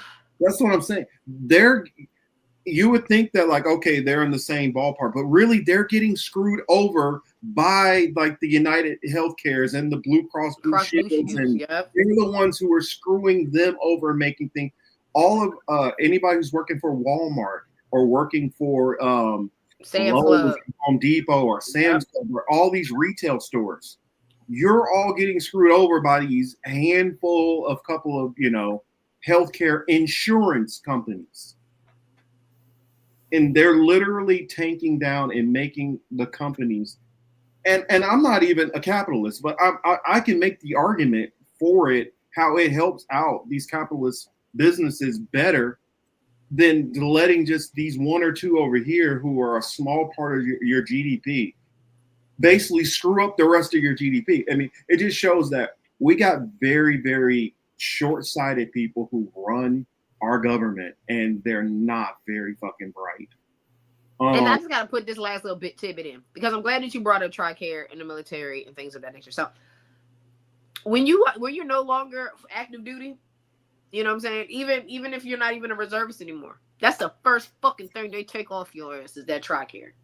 You know what I'm saying? Like, that shit is terrible. And then as a veteran, they take it from your family. You get your VA benefits. Your family don't get nothing. They don't care about your family. Is your kid under 25? Oh, they not? Is your kid 18 with a disability? Oh, they not? Don't give a fuck about them. Your spouse? Maybe. But the part that blows me about our healthcare services, I'm blind as fuck. I see all three of us is in the 4-eye club. Why the fuck is my dental and my eyes separate from the rest of my fucking insurance? Ain't it in the same body? I've never understood that.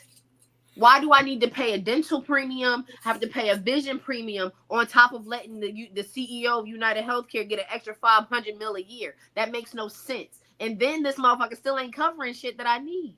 If I need eye surgery, y'all gonna tell me to pull it off my eye insurance. But what if I didn't decide to pick eye insurance that year because I couldn't afford that much to get taken out my check? It's just sorry. I've been blind all my life, and so Well, here's the other thing that it popped in mind when you said that. When you talk about the dental, if you have a bad abscess and your mouth is hurting, that falls up under pain. Pain management falls up under medical. And then the abscess, for instance, if that toxin gets back into your bloodstream, can circle around to your heart and kill you. That's a medical issue, and it's like, wow. I got sepsis of the mouth, but they're gonna want me to go to the dentist to get that taken care of. But healthcare, that makes no sense. And yes, Rondo, don't let you have a mental crisis, because they'll find a way to make it so that your psychiatrist is out of network. Mm-hmm. Ooh, child. Don't get me started. Don't get me started. Insurance is a scam. I'm sorry. Car insurance is a scam. Y'all, I'm paying for something that might not happen. Mm-hmm. You get me? Like, I'm always paying for something that might not happen. I'm a good driver. I might get into an accident. So I done paid y'all motherfuckers for 7 years, and you telling me none of the monthly payments have created or accumulated in an account in which I no longer have to pay a deductible to get my car fixed because somebody hit me in the back? What?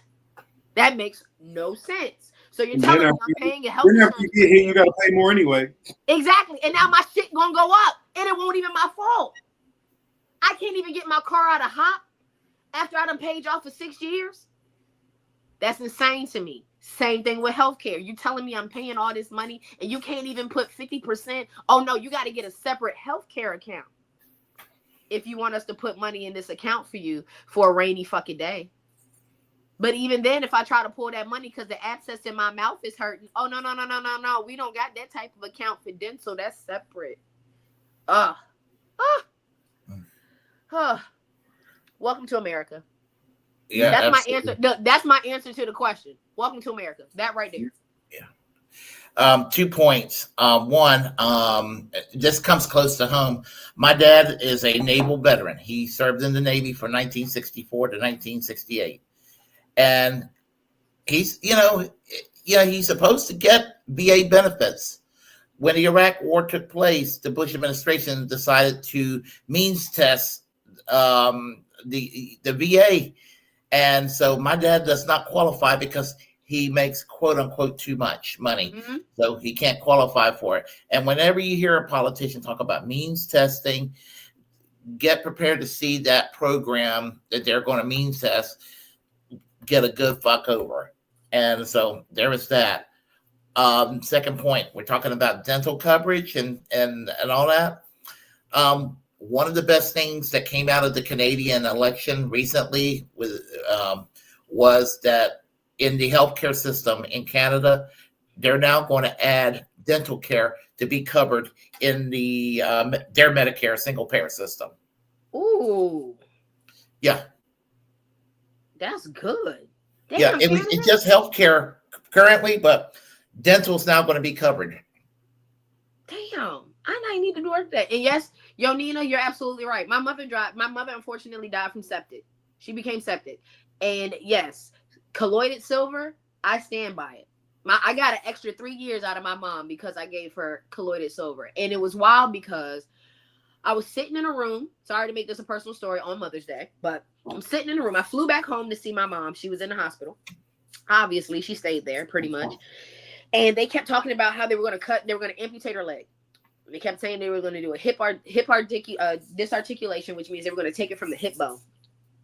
And I was like, well, it's just her foot that's messed up. So why are we taking her whole leg? And I was like, oh, well, because it's spreading. So I looked the doctor in the face and I said, well, why haven't we tried colloidal silver over amputation? And when I said that to that doctor, her entire face changed and was like, oh, well, I mean, we could look into that. Bitch, what? Bitch, what did you just say to me? And my mom goes, T, what if you weren't here today, girl? They would have took your fucking leg. Because they were fear-mongering her into getting her leg amputated. You know what I'm saying? And there's so many remedies, and that's the shit that we need to get our insurance. Like, that's why we need to have that type of, homeopathic remedies on things. It's insane. It's so insane. So yeah, yes, Nina, colloidal silver can fix a lot of things, especially septic. So Fuck our healthcare system. Boo. That's a good segue for you to bring up that one topic you mentioned. Oh, the abortion pills. So they've been anti-abortion this whole time. They got all these states trying to round up all the abortionistas and this, that, and the third. Now, granted, I am pro-choice and pro-life. You do what you need to do, boo-boo, for your life to be good.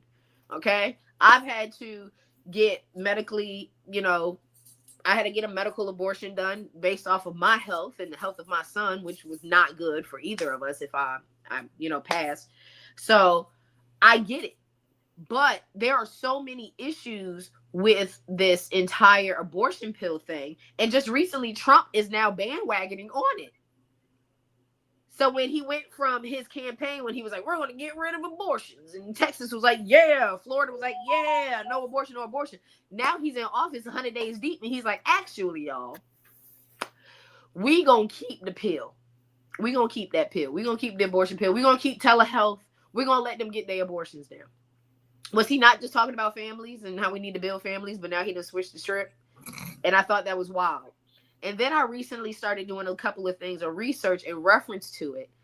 And the people behind the research of this abortion pill ain't even doctors. It's literally a Zionist group mixed in with some Republicans.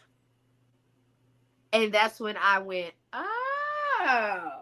So now it's starting to make sense. Y'all done put y'all nose in the woman's business.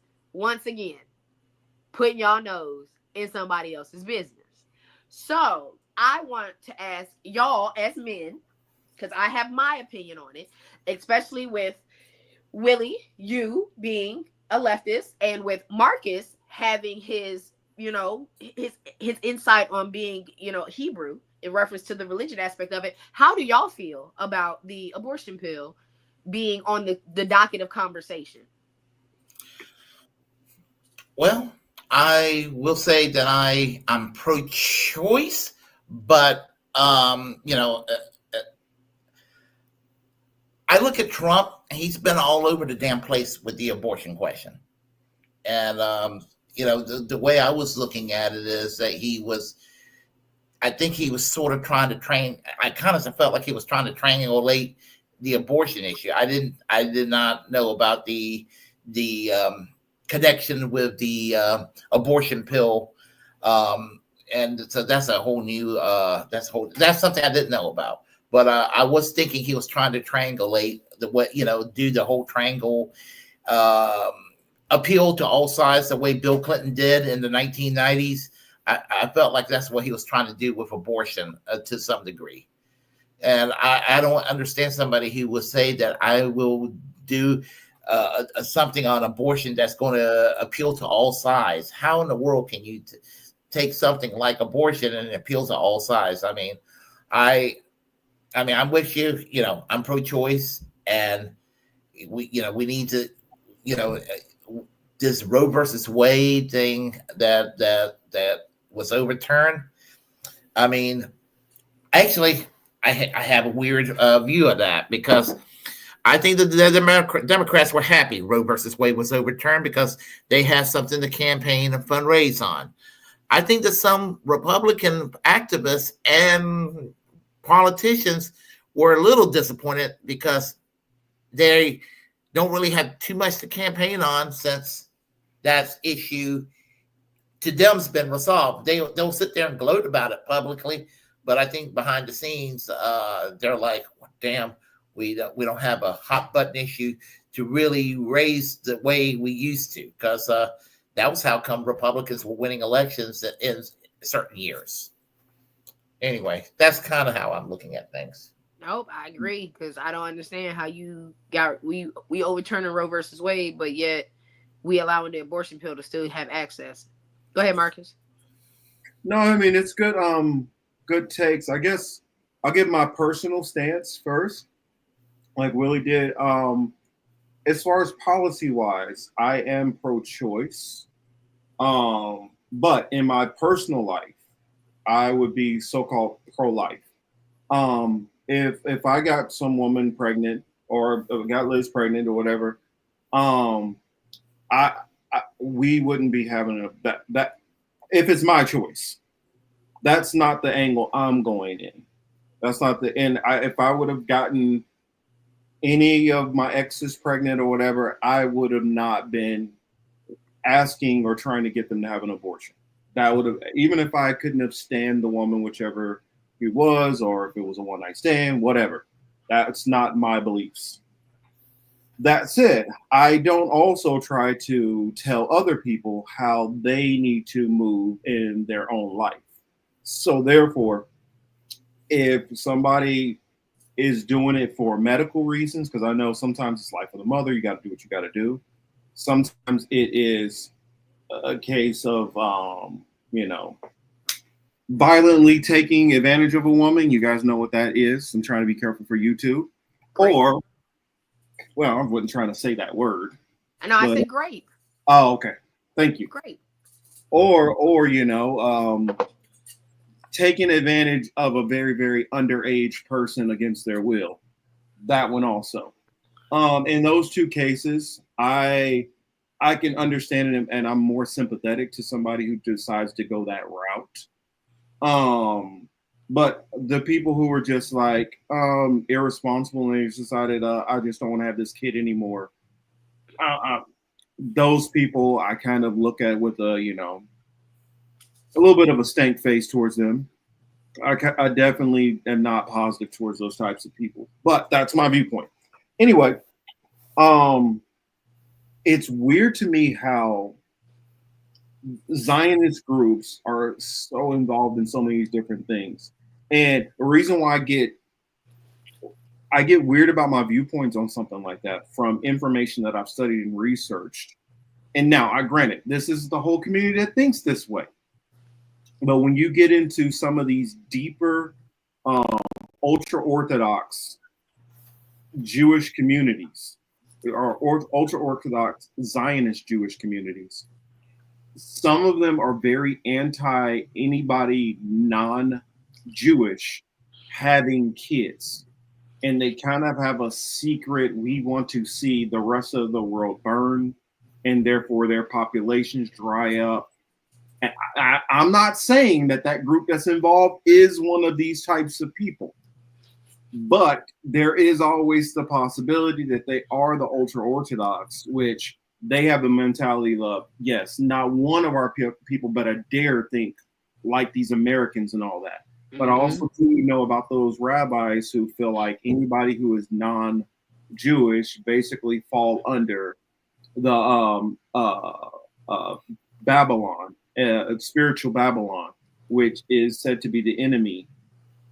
And so I don't know if this is Zionist as far as just political. I don't know if this is Zionist as far as ultra-Orthodox in viewpoint.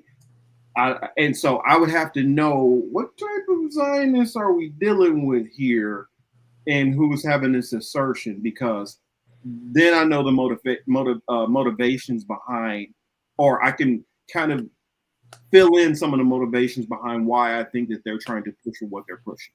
Okay, before we hop off this topic, can you go to the Twitter and share your screen on the video that I just said? Just so any person that actually wants to dig a little deeper on this topic has the opportunity to dig a little deeper, because it'll let you know what groups is really behind a lot of the naysayers or the sayers of this in the first place. Okay. Did it come through? I hope it did. Let me open it up first. It just be trying to go sometimes. Like, slow down. Simmer down, man. Yeah, he's trying to move too quick. But yeah, it's just I just find it so wild, because I was like, okay, on one day it's like Trump's like, yeah, we're gonna let this shit rock, we're gonna let it go, we gonna, you know what I'm saying, shut up Texas, shut up Florida, shut up. And now it's like, why? Because where does money coming from? All right, here we go.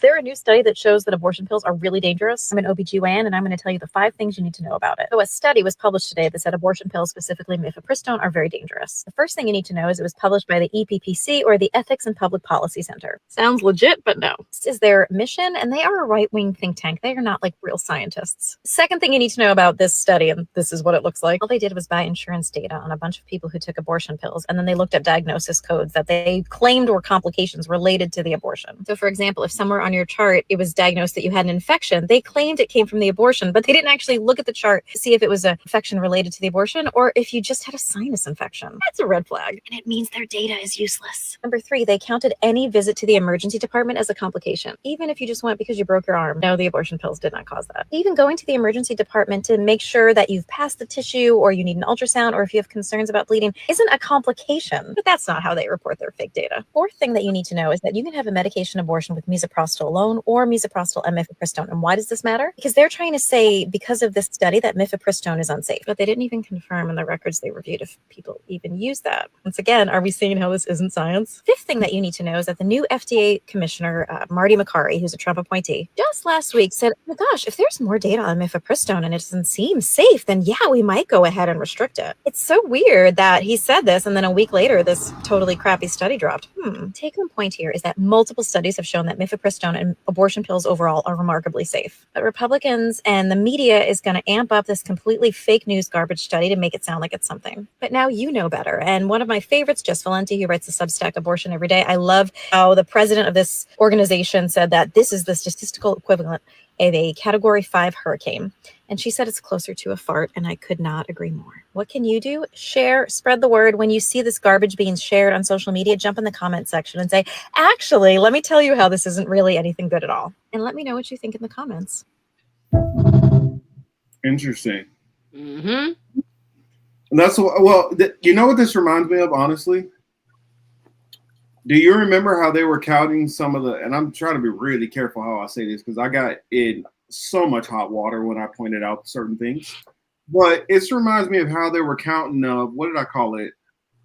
The plague that went on and people taking the serum. And it reminded me a lot about how some of those numbers were calculated. How if you went to the hospital for a car crash and you died because of the car crash, you were counted as a casualty for the plague of 2019. And that came out, that Chicago report, all these people that were being counted for all kind of other things that were not officially. Okay, I'm just saying that it just. I'm glad you said that. So I didn't have to say it and get our episode cut short. Okay, because that's the first thing I thought about when I listened to it today. Till you'll get my lingo. Eventually. No, I'm picking up what you putting down because I thought of it too. I was like, so they just making shit up. That's me and my brother's favorite saying. I was like, y'all just making shit up. So yes, the plague of 2019, and this sounds very close. Well, you catch the flu, and you just so happen to catch the flu the same week that you had to get a little scrapey scrape, and now they connected it to the scrapey scrape. That ain't got nothing to do with it. Well, it's just not like, at all.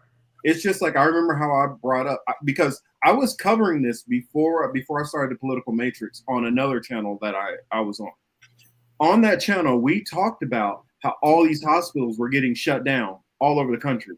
Then what did we have a year later? A mass situation that needs a bunch of hospitals after you just close down a whole bunch of hospitals. Coincidence? Kind of like California ain't got no water and started laying off firefighters, and then all of a sudden the bitch is on fire. Coincidences, y'all know. There's no such thing as coincidences, but coincidences. Yeah. And yes, Rondo, I find that funny too. I find it funny that every ad that I have on my Spotify, if I don't pay my premium, happens to be a Blue Chew ad. I find it funny that in between stuff on Instagram and YouTube, it's a Blue Chew ad. And you'd be surprised to say that, oh, our country or our system is ran by drunken frat boys. Duh. Because if you ain't pledged Epsilon upside down you know, at Harvard, you ain't getting no job. So yeah, that's exactly what the fuck is happening right now. Our country is ran by drunken frat boys that used to do keg stands. I'll let you know real quick because I kind of want to hear Willie's take too.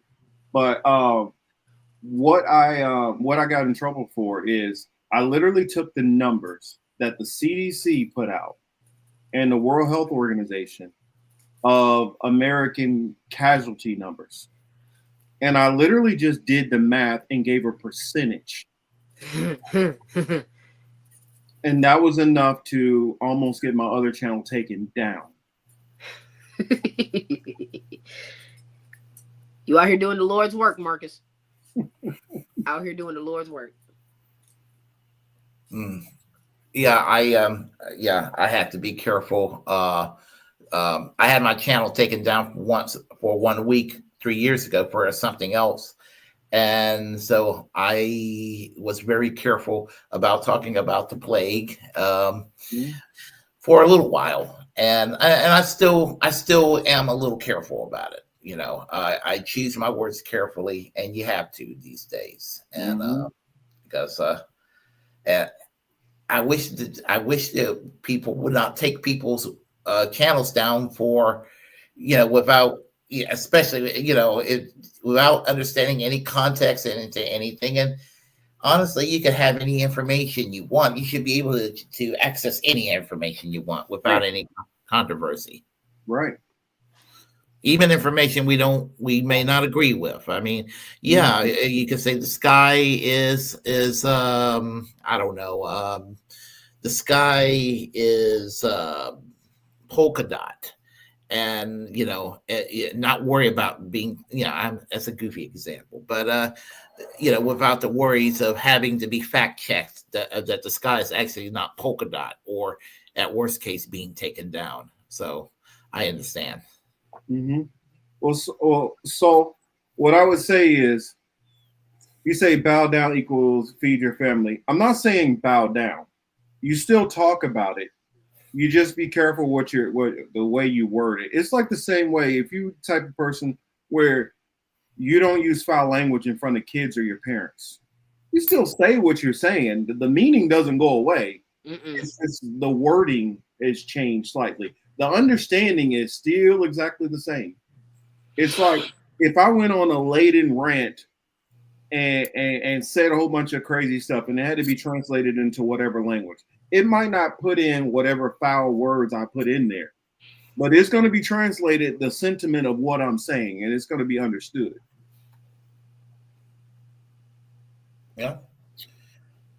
Let's see. What was it? What else did I have? Because I think we can kind of move on from that one. Oh, this is the perfect. And this is and so I'm glad you brought that up because I like people to understand that there's a difference between censoring particular words you use and censoring your content.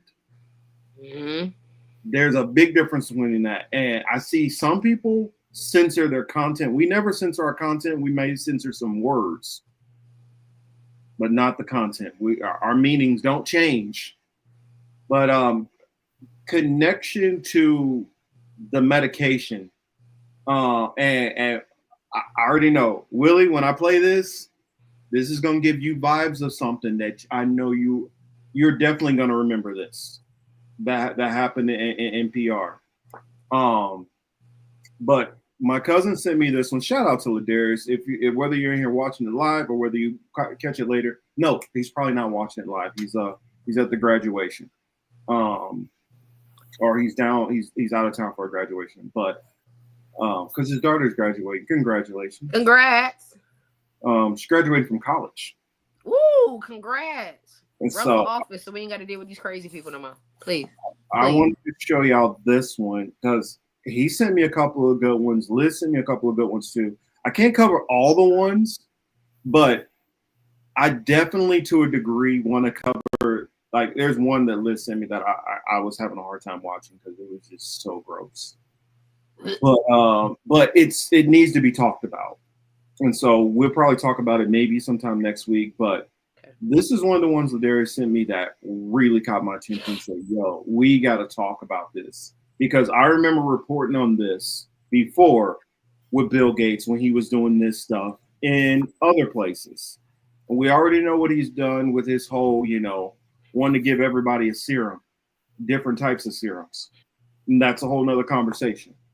But this one right here is something that I talked about, but I didn't hear everybody talk about in mass. So hopefully we talk about this here. Some of the bigger channels will pay attention to this and talk about it. But here, I'm going to go ahead and play this, and then I want to hear y'all reactions on the other side. Actually, I could speed it up because it's 7.5 minutes, well, almost 8 minutes. Screw it. Let's just play.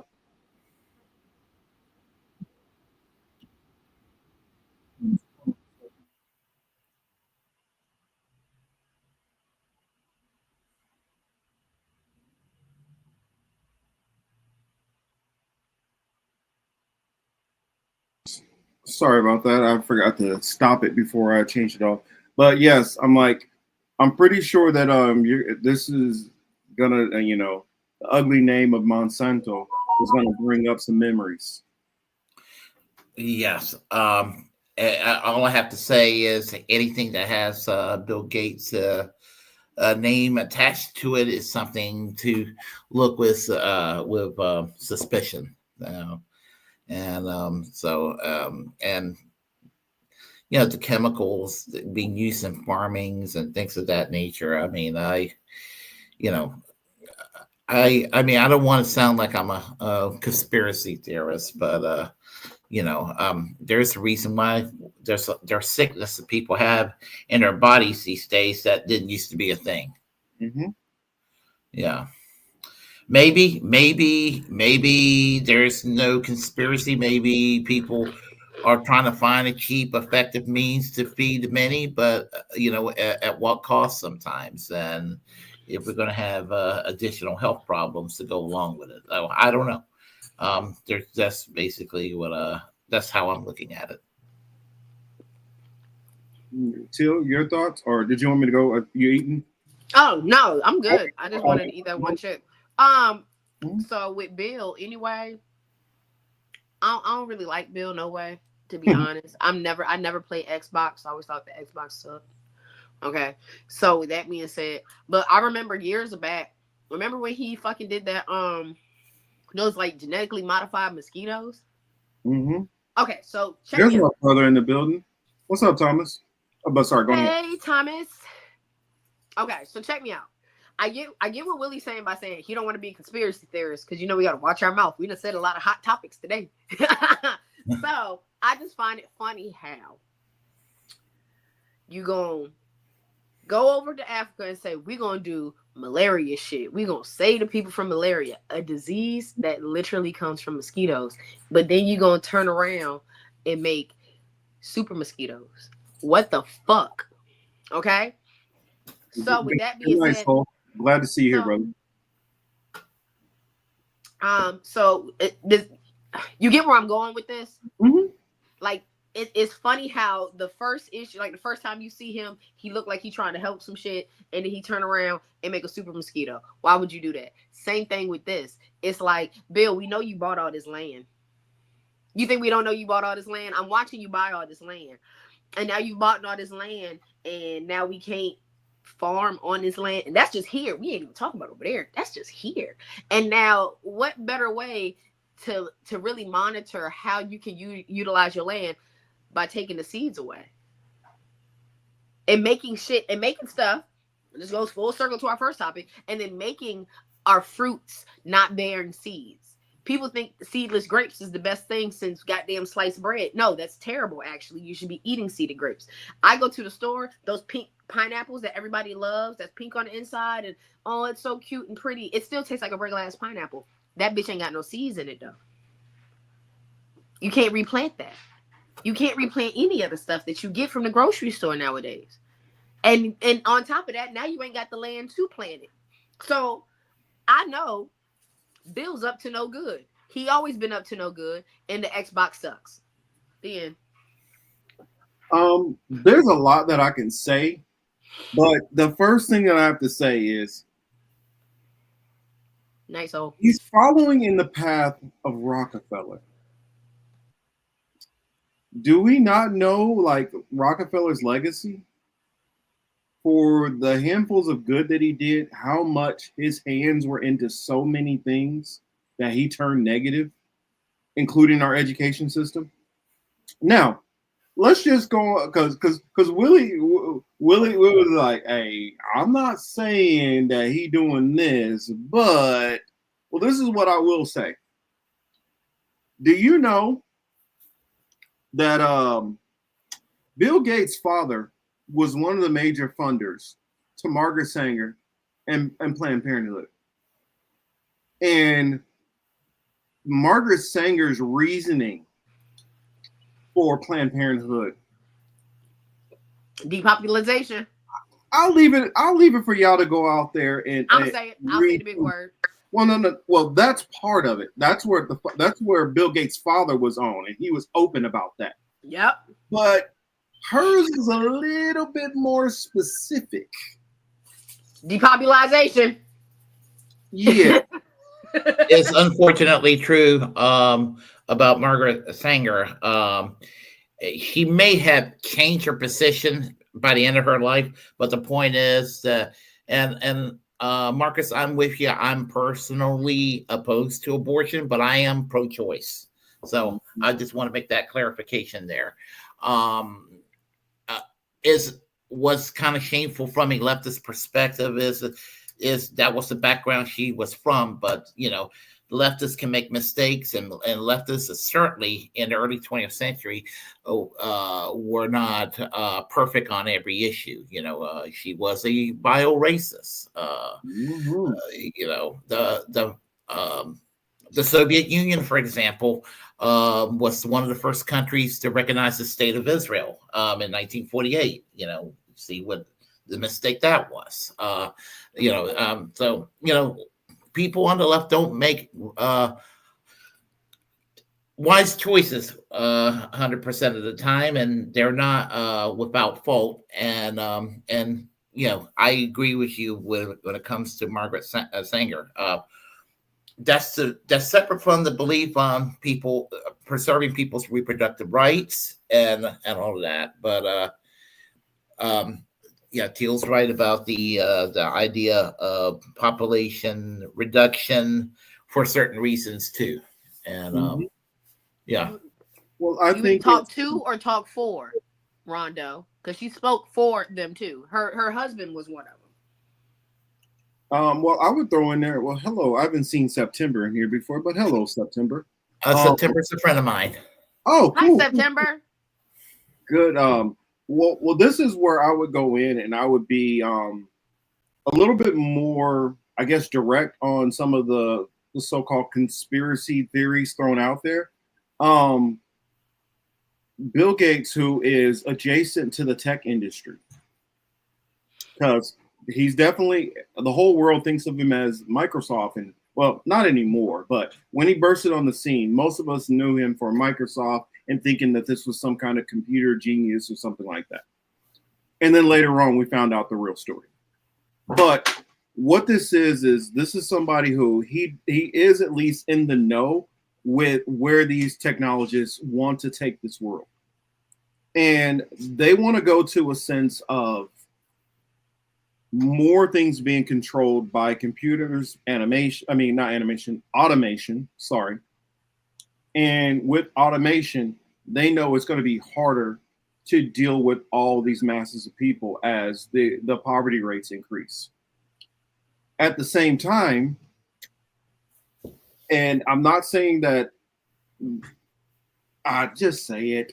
I know that a lot of people within white circles are worried about white populations decreasing. And honestly, we have a problem around the whole world. There's population decreasing everywhere in various different ways and for various different reasons, which that's still a topic I want to go into one of these days. But if you have a belief system that you're going to be transitioned into a system where you don't need as many people to physically work, you have to do something with these people somehow, some shape. If you do not, you leave masses of people that are going to turn into a resistance against you as they're locked out of this system. And I don't see some reality where the plan is that they want to give everybody free money, UBI, to sit on their duff like Wally. I don't see that reality. They don't even want to pay you a fair wage to do work to help them make profits. What makes you think they want to give you free money to do nothing? So they have a concerted effort, and Monsanto in particular gets under my it definitely bothers me. I heard Chris H bring up earlier, or I'm not sure if I'm wrong, correct me, but about the population of Puerto Rico dropping down to virtually zero because there's various different reasons why. Bad economy, bad power grid, storms getting worse. I mean, there's various reasons why the population has been decreasing. Well, also what's went on there, which is not talked about in that equation, is how many people, young people in Puerto Rico, who are coming down with all forms of different types of cancers and all of that because of companies like Monsanto and putting all this crap into the water supply, into the soil, and getting into the crops. That's been something that's been going on for quite some time. And that's another reason why you have more and more people who are leaving the island to get to a healthier place to live. And if you look at it, you can't tell me that Rockefeller in his day, while he was alive, was going around doing this and having these negative effects. Bill Gates is going around and is having all these negative effects. And they don't understand that it's having these negative effects, that this is just this is a weird coincidence. I didn't think this was going to happen. At a certain point, if I keep doing something and it keeps harming you, I can't keep saying that it's an accident. At a certain point, what I'm doing is intentional to you. And if Bill Gates has watched you before him do this and it's had negative effects, and now he's doing it and it's having negative effects, it's not some kind of benign ignorance. This is intentional. Mm-hmm. That's what I will say. Oh, I agree. I was about to say I agree. Yeah, definitely agree. And this is a point I was going to make, and I should have had a notepad with me, but it'll come back in a minute. So I'll let you comment some more. I just want to throw out the fact that all these smart people, and I wouldn't even say smart because Bill done stole a lot of shit. Warren. All of them, all the rich people done stole some shit. Thomas Edison and Alexander Graham Bell, from the tops to the bottoms. They always steal somebody else's idea. Mm-hmm. But it's one of those things where it's like, well, if you're smart enough to steal this idea, then there's a master plan behind it. You know what I'm saying? I hate that it kind of gets looked over, but I am definitely huge in cinema, and I believe art always imitates life. And like, these are villains, y'all. Period. These are villains. They got master plans. They got blueprints in the crib. They know what the fuck they're doing. They see the shit 10 steps ahead. It's not just a coincidence. It's not just some happenstance that just because he has money, he can do this shit. Fuck no. The money was the only problem that he needed to have, was getting it. Once he got the bread, which honestly, he kind of was born into it in a sense. You know what I'm saying? Thank you. Edison stole everything. Alexander Graham Bell as well. But like, it's the money aspect. Once they got the bread to open up whatever doors they need, because y'all know how motherfuckers are here work. We do the whole money equals intelligence vibe. No, money just lets you steal shit easier.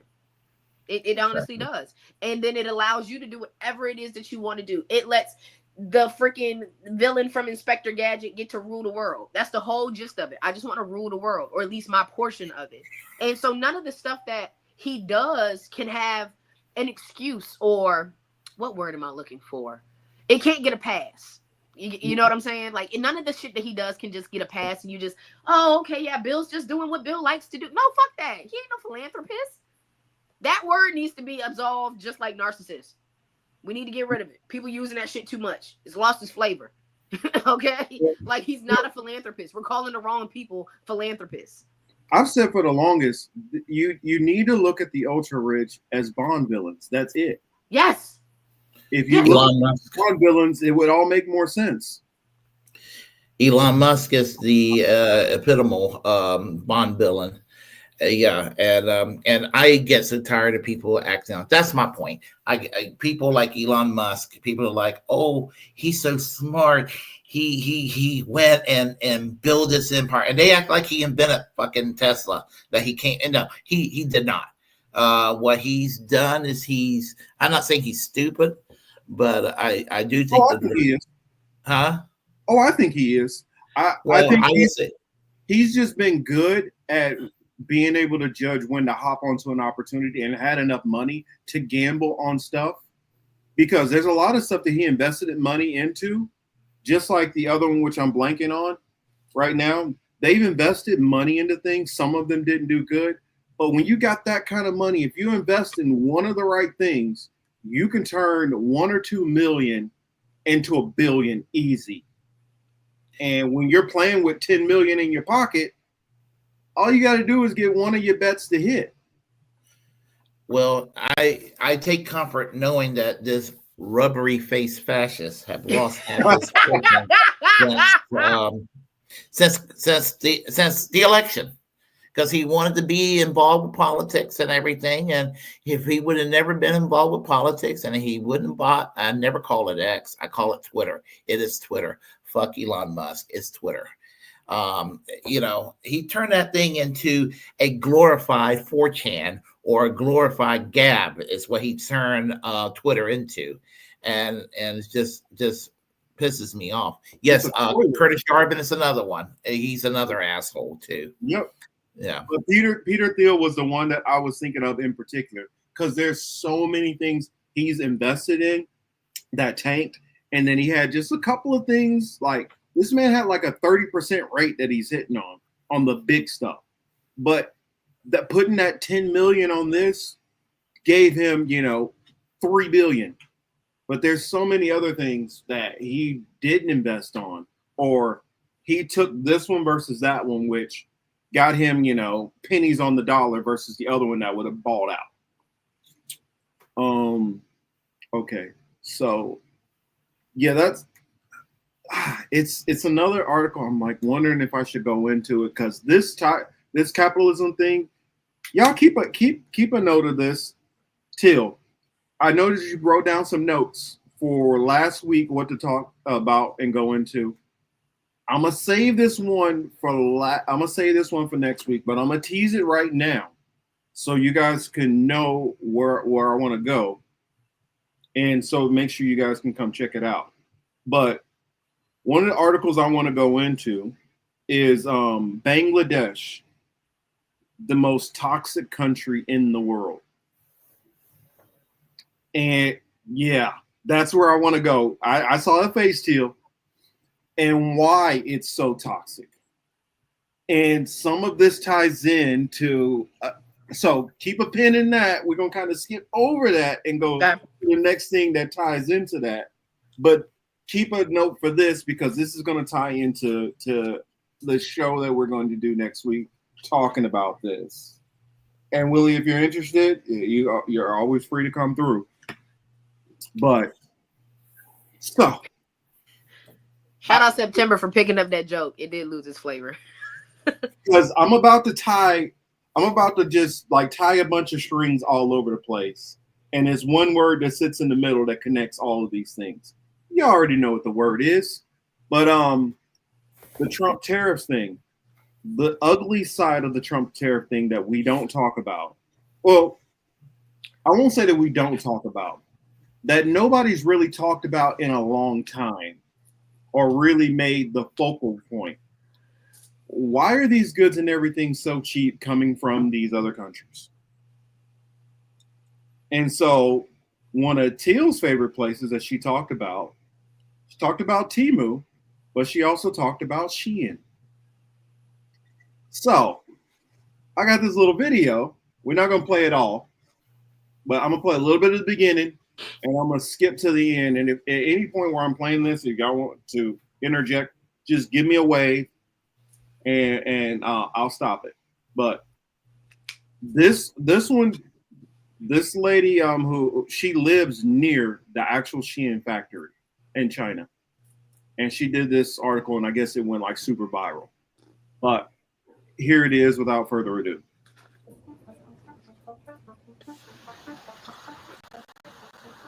I am at a village where local people call Shein Village because here are where hundreds of Shein's manufacturers are located.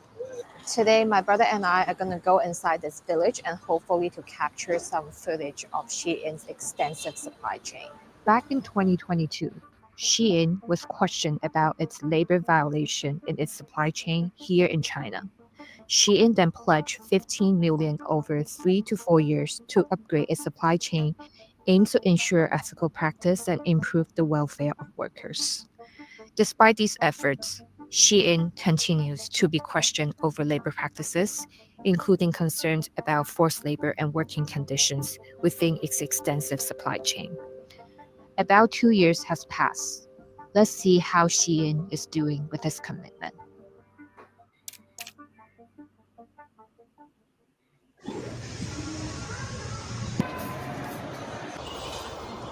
This village is called Nancun, located in Panyu District, Guangzhou, a city in southern China and home.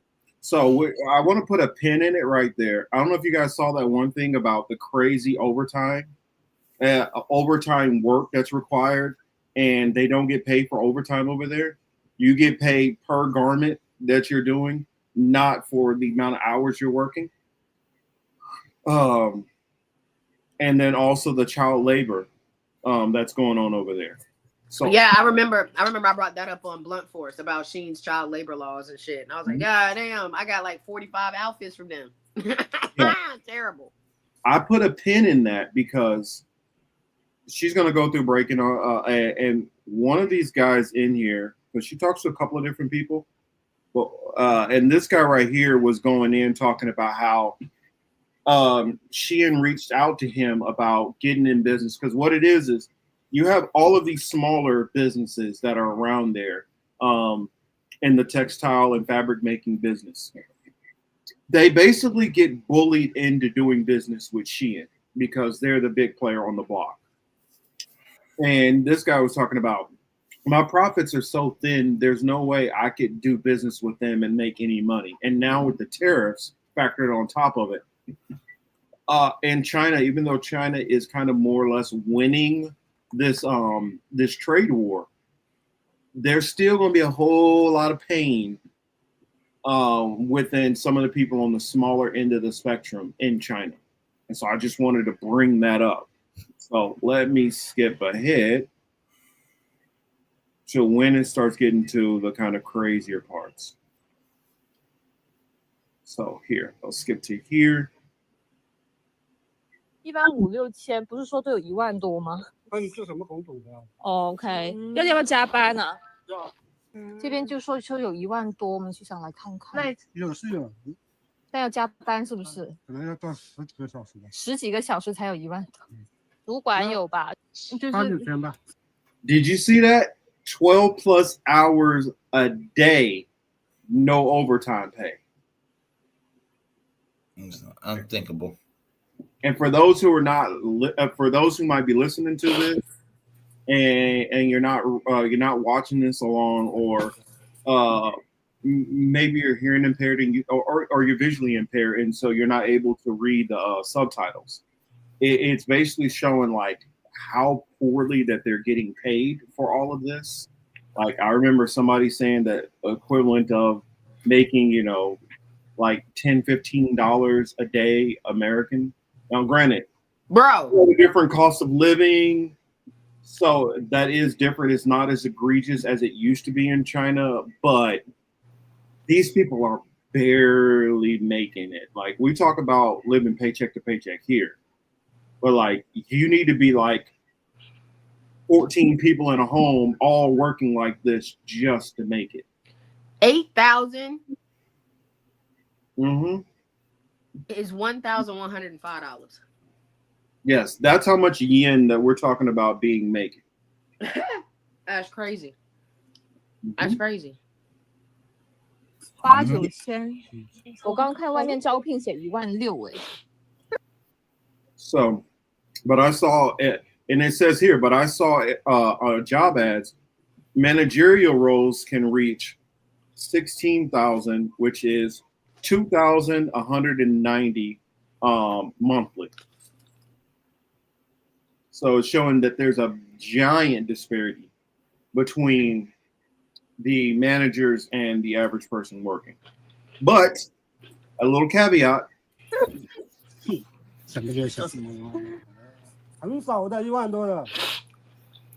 There's very little jobs that can reach that rate. So even the manager's position, which they're talking about, makes that over 2,000 a month. That's not true. That's a lie. 300-400是日结吗？不是日结。You see that? $41 to $55 US per day. That's insane. Yes, You it got is. me fucked up. Yep. Now, Hold on. now that's just a pin that I wanted to put in. I want to show a little bit of this. So let me hop back over. That's insane.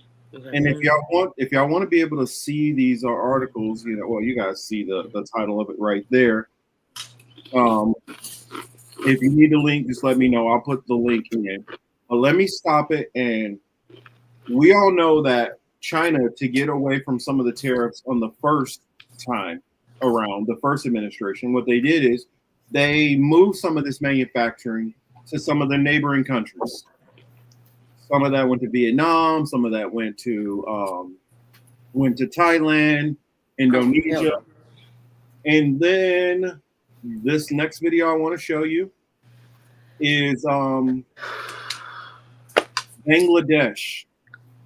Bro, that's $6.75 an hour if they work 8 hours, and that's $4.50 an hour if they do 12-hour days. That is, boy. Oh, they get me up out of there. Check this one out. This one was like, and that's my spoiled American talking. You get me up out of there. Check this one out. This is the one in Bangladesh where they offshore, where China has offshored the work. So it's already bad in China. Imagine now. Let's see how bad it is in Bangladesh.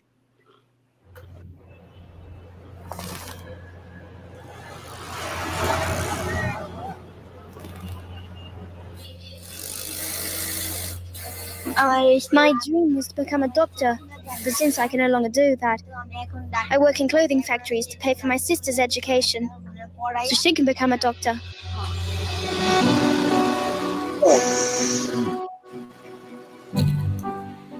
It's unbearably hot.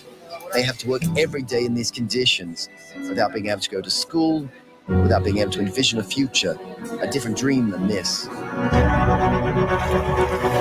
They work without any kind of protection, barefoot, immersed in this extremely toxic liquid.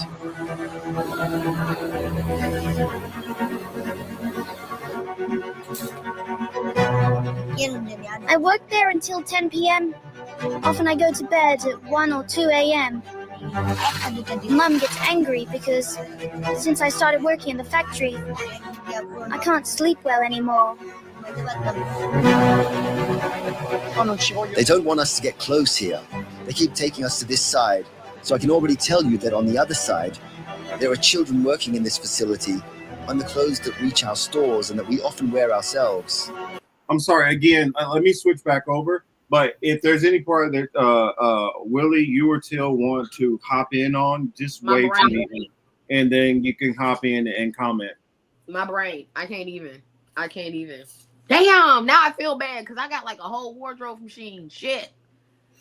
Well, I wouldn't feel bad about it in the sense that it's not your fault that the situation is set up where we're forced to have to participate in this injustice. It's horrible that we do, and it's not because we want to. It's what's in front of us as available. Yeah. Yeah. I mean, like I'm not a vegetarian, but I feel, sometimes I feel bad about. Sometimes, I had a steak dinner tonight. I had a filet mignon tonight, and it was delicious. But I thought about it. So I thought, my God, cow was suffering, and it makes you kind of depressed when you think about it that way. So but then you're not the one that's doing the killing of the animal. Mm-hmm. You're not the one that's exploiting the workers in these other countries. Yeah. And so that's, it's kind of a dilemma. Yeah, we all participate in society in things that we don't particularly like. Our tax dollars goes to Israel and Ukraine, and none of us like that, Yeah, you're absolutely right.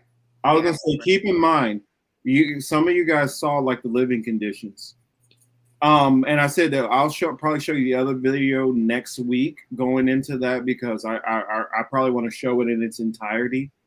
Whether we get the strike on it or not, whatever. I just want people to be able to see this, at least our audiences. And yes, they moved, and when they talk about China moving this labor off to other Asian countries, this is what they mean. Remember I said the most toxic country, Bangladesh.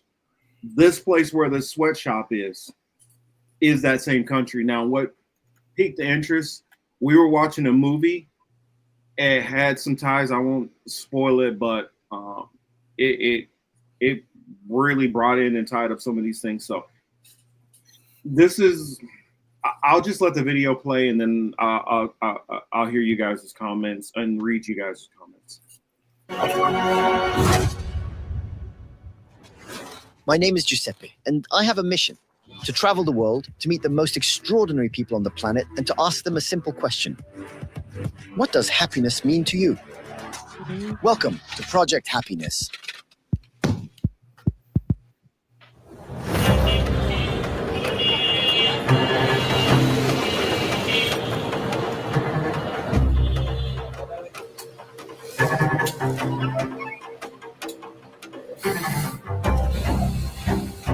It's exactly from factories like this one that the shirt you're wearing right now most likely comes from. And unless we paid for it, the higher the human price has been. Because as you can see, the workers around me are mostly children. The goal of this mission here in Dhaka, the capital of Bangladesh, is to discover who makes the clothes that often end up in the West, understand in what conditions they work, and find out how I can help these children. But let's take a step back. Once upon a time, fashion was synonymous with exclusivity and luxury. But at the end of the 20th century, a combination of technological innovation, cultural changes, and globalization upended everything. Clothing production. Thank you. That's what it was, Liz. Thank you so much. This is the movie that we were watching. Nocebo. Check out the similar vibes. Nocebo is what we were watching that was like, it ties to this. So good movie. Starred Eva Green.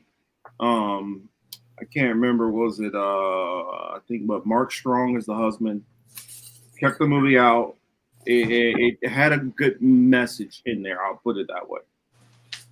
But this is honestly, I feel like, I know I said I was going to share that one video with you guys next week, but I almost feel it's almost malpractice for me not to show you guys at least a little snippet of the other one. But just, and you know what, I'll put it this way. Guys, just go and check out, I advise you to check out the whole thing. I guess I can play a little bit more and then I'm gonna start skipping ahead. But remember, it was talking about the seeds and how that made areas toxic and all that in Southeast Asia with Bill and Melinda Gates. This is one of the places that they put those seeds also.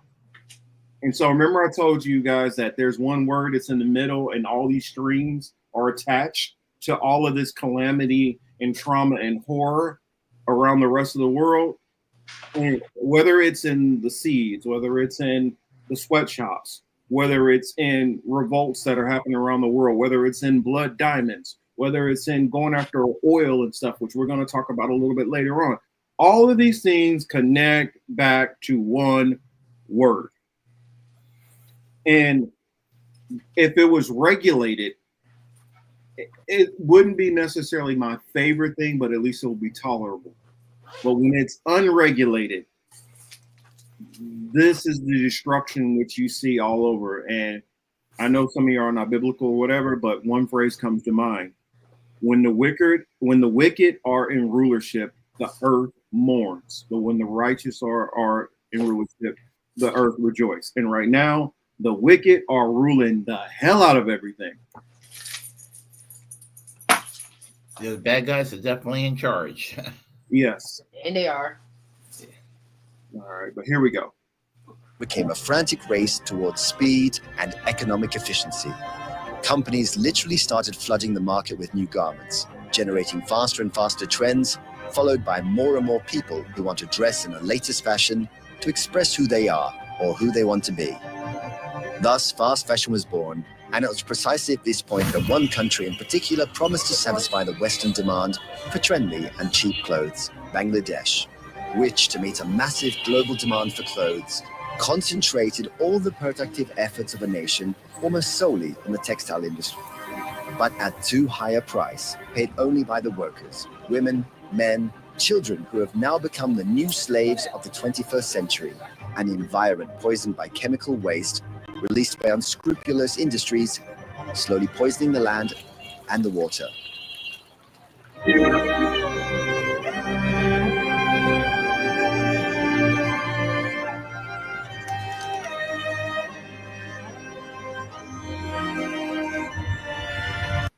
Yo, does this shit not look like a freaking war zone? It does. It looks like Palestine. Yeah. I It looks mean- like a slightly better shaped version of Gaza. There we go. Yeah. And no bombs have been dropped on this or anything. That's insane. Like, do you guys see that you see that up here? Look at the skyline. That shit just dingy. Yeah. Mm-hmm. That's so sad. I mean, in fact, here, let me see if I got the other video.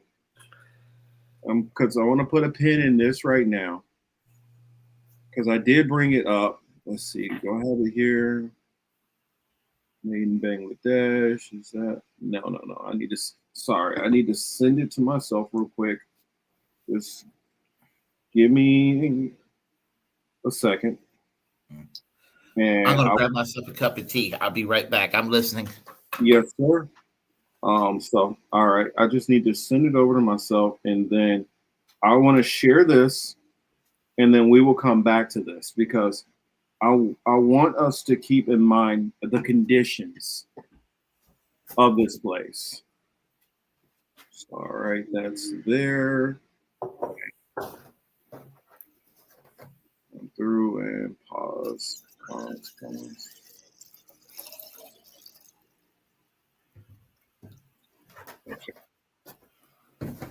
All right, so now let me switch over here.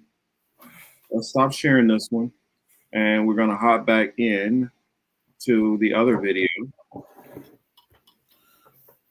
So keep in mind that this is the same place where all that sweatshop work was going on. Country in the world. It has the worst air quality globally. Breathing in these particles can reduce the life expectancy of its inhabitants by up to 7 years. Every day, 350 tons of garbage are dumped into its rivers, and drinking the water is like consuming poison due to its high levels of chemicals and arsenic. The noise in the cities is so extreme that many people suffer from permanent hearing loss. The meat consumed here absorbs all the metals in the air, becoming a source of diseases for humans. What you're looking at right now was once a river. Today, we're going to witness the damage that humans can cause to the planet in the most toxic and polluted country on Earth. We are in Bangladesh, specifically in Dhaka, the most densely populated city on the planet, with areas that can have up to 150,000 inhabitants in 1 square kilometer. I must say, I visited many polluted places around the world, such as India or Lahore, which is considered the most polluted city in Pakistan. But I have never seen anything like this. Here, the entire country is contaminated. The most shocking part is that what is visible to the naked eye is not the most dangerous. The garbage is actually the least of the problems. The real crisis is the toxic chemicals in the water and the particles in the air. What's in the air? Breathing in the city, you can feel something dense entering through your nose, and it's the mixture of smoke, coal that's in the air from heavy metals, dust, and all the pollution. Here are the highest levels of air pollution in the world. They are 15 times worse than those recommended by the World Health Organization. It is estimated that breathing for one day in this city is equivalent to smoking about 25 cigarettes. Places like these, there are no precise studies, but it could be equivalent to 40 or 50 cigarettes. Seriously, your nose starts to hurt. Oh, Willie, were you about to say something? Oh, no. But this is just, oh my God. I was watching some of these videos. I'm like, this is wild. From how dense the air is. I want to see if you yourselves can appreciate in the distance something that looks like mist, which can no longer be clearly seen at the very end. That is the smoke mixed with dust and everything that I'm talking about. That's what we are breathing right now. The particles in the air are 30 times finer than a human hair and are loaded with heavy metals such as arsenic, lead, mercury, cadmium, and more. The old, poorly maintained engines running in the city also contribute to the pollution, emitting hydrocarbons, black carbon, sulfur dioxide, and other pollutants. These particles penetrate the lungs and enter the bloodstream, causing respiratory, cardiovascular, and even cancer diseases. Studies indicate that the inhabitants of Dhaka live on average 7 years less due to pollution. Brick factories are one of the main causes of air pollution in Dhaka. It is estimated that 7,000 brick factories across all of Bangladesh produce 23 billion bricks. And to prevent the authorities from interfering, it is said that they bribe them to avoid any type of regulation. As a result, these massive kilns burn wood, coal, and other fuels to produce bricks. And as you can see, everything goes directly into the air without any type of filter. They are responsible for roughly 60% of the air pollution in Dhaka. This also affects the food people consume. Meat sold in open-air markets absorbs all the particles in the air. Vendors wash the meat with water contaminated with arsenic and other chemicals. Additionally, the lack of refrigeration encourages the growth of bacteria like salmonella, while flies deposit bacteria and parasites. The high temperatures make the meat spoil quickly, generating toxins. This leads to food poisoning and severe gastrointestinal infections in people. I have never seen anything like this in my life.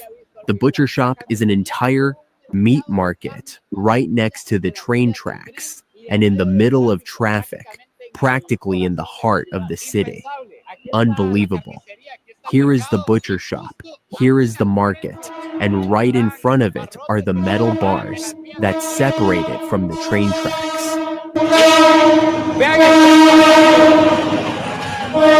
People on top of the train. And here is something I hadn't seen. There are people who don't move when the train passes, who are working in the middle of the track. This can't be. Look, I can almost touch it. Once the train passes, everything goes back to normal, and those who can't get a space off the tracks, they are installed on the tracks. There are people on the train tracks doing business, and they don't even move when the train passes. One of the biggest problems that has occurred, it's the contamination of drinking water, not the river, the drinking water. So, if you guys want to find this video, let me know. It is from what was it? Arya Vlogs. And this one is Bangladesh, the most toxic country in the world. Please go over there and make sure you guys definitely, let me make sure I like the video on here. Make sure you guys, well, I thought I was subscribed. Oh, I'm subscribed on my other channel. So make sure you subscribe, that way you guys can get plenty more of, like, at least so you're aware of what the heck is going on in these countries. So the other one is the Happiness Project, but let me stop it real quick. So keep in mind, that's the environment which that one sweatshop is going on, where we just saw that 12-year-old little girl.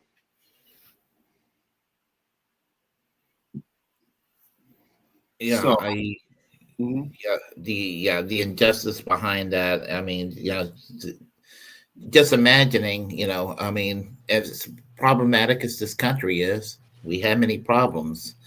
I mean, there are places that they're worse off in the world. That's an example right there. Yeah.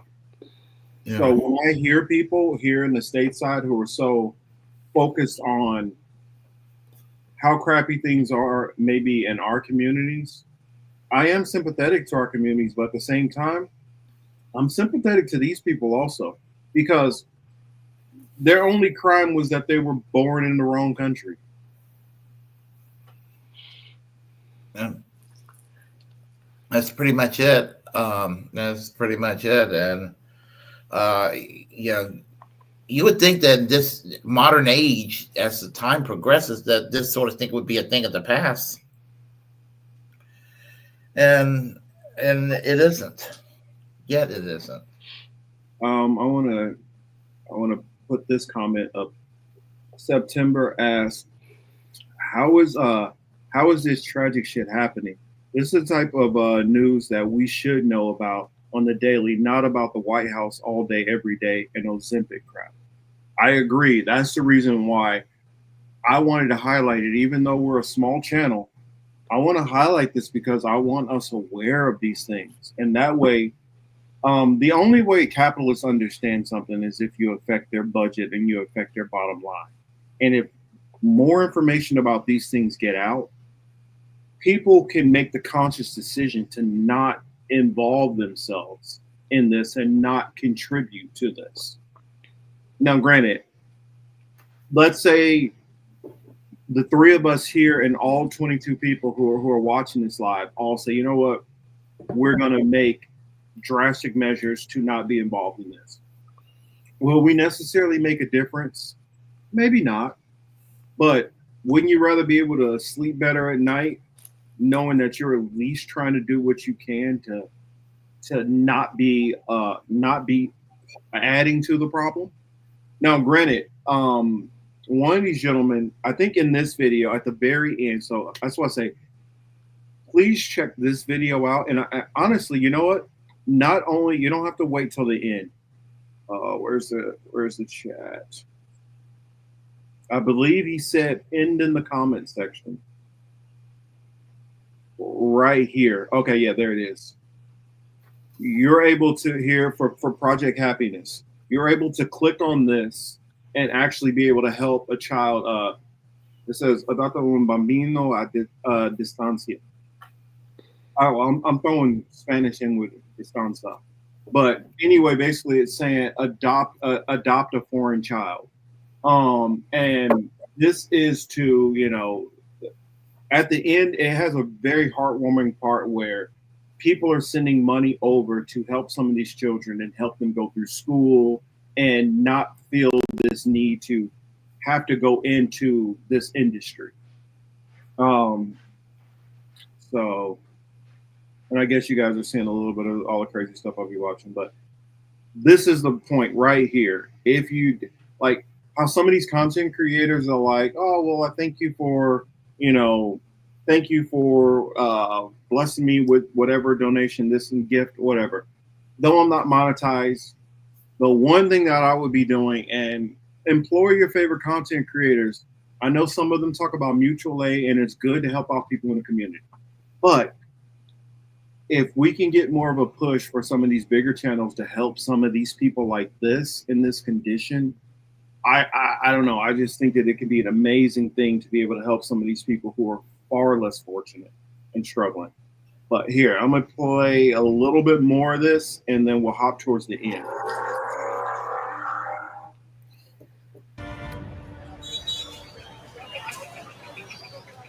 I've never seen anything like this in my entire life. Our journey to the origins of fast fashion begins right here, in front of the Buriganga riverbed, or what remains of it.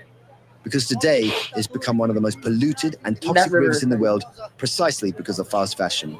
Just think, the Bangladeshi government estimates that every day in its waters are released about 21,000 cubic meters of untreated industrial wastewater every day. In fact, the residents of the slums suffer from severe skin, intestinal, and respiratory diseases precisely because of this devastating pollution. The city of Dhaka has more than 5,000 slums, inhabited by about 4 million people. The impact of pollution generated by the textile industries is devastating on the lives of these people. Everyone here is very curious to see me inside this community. We're in Karayel Bosti, which is one of the largest slums in the entire country. In reality, there are many like this because from the 1990s to 2000, the city of Dhaka especially transformed, or rather deformed, because slums were born. Shanty towns were built for the workers. Millions of people poured into the city to respond to the increasing demand for clothes. All right, so that's a little bit about the neighborhood. Now let's skip a little bit further ahead.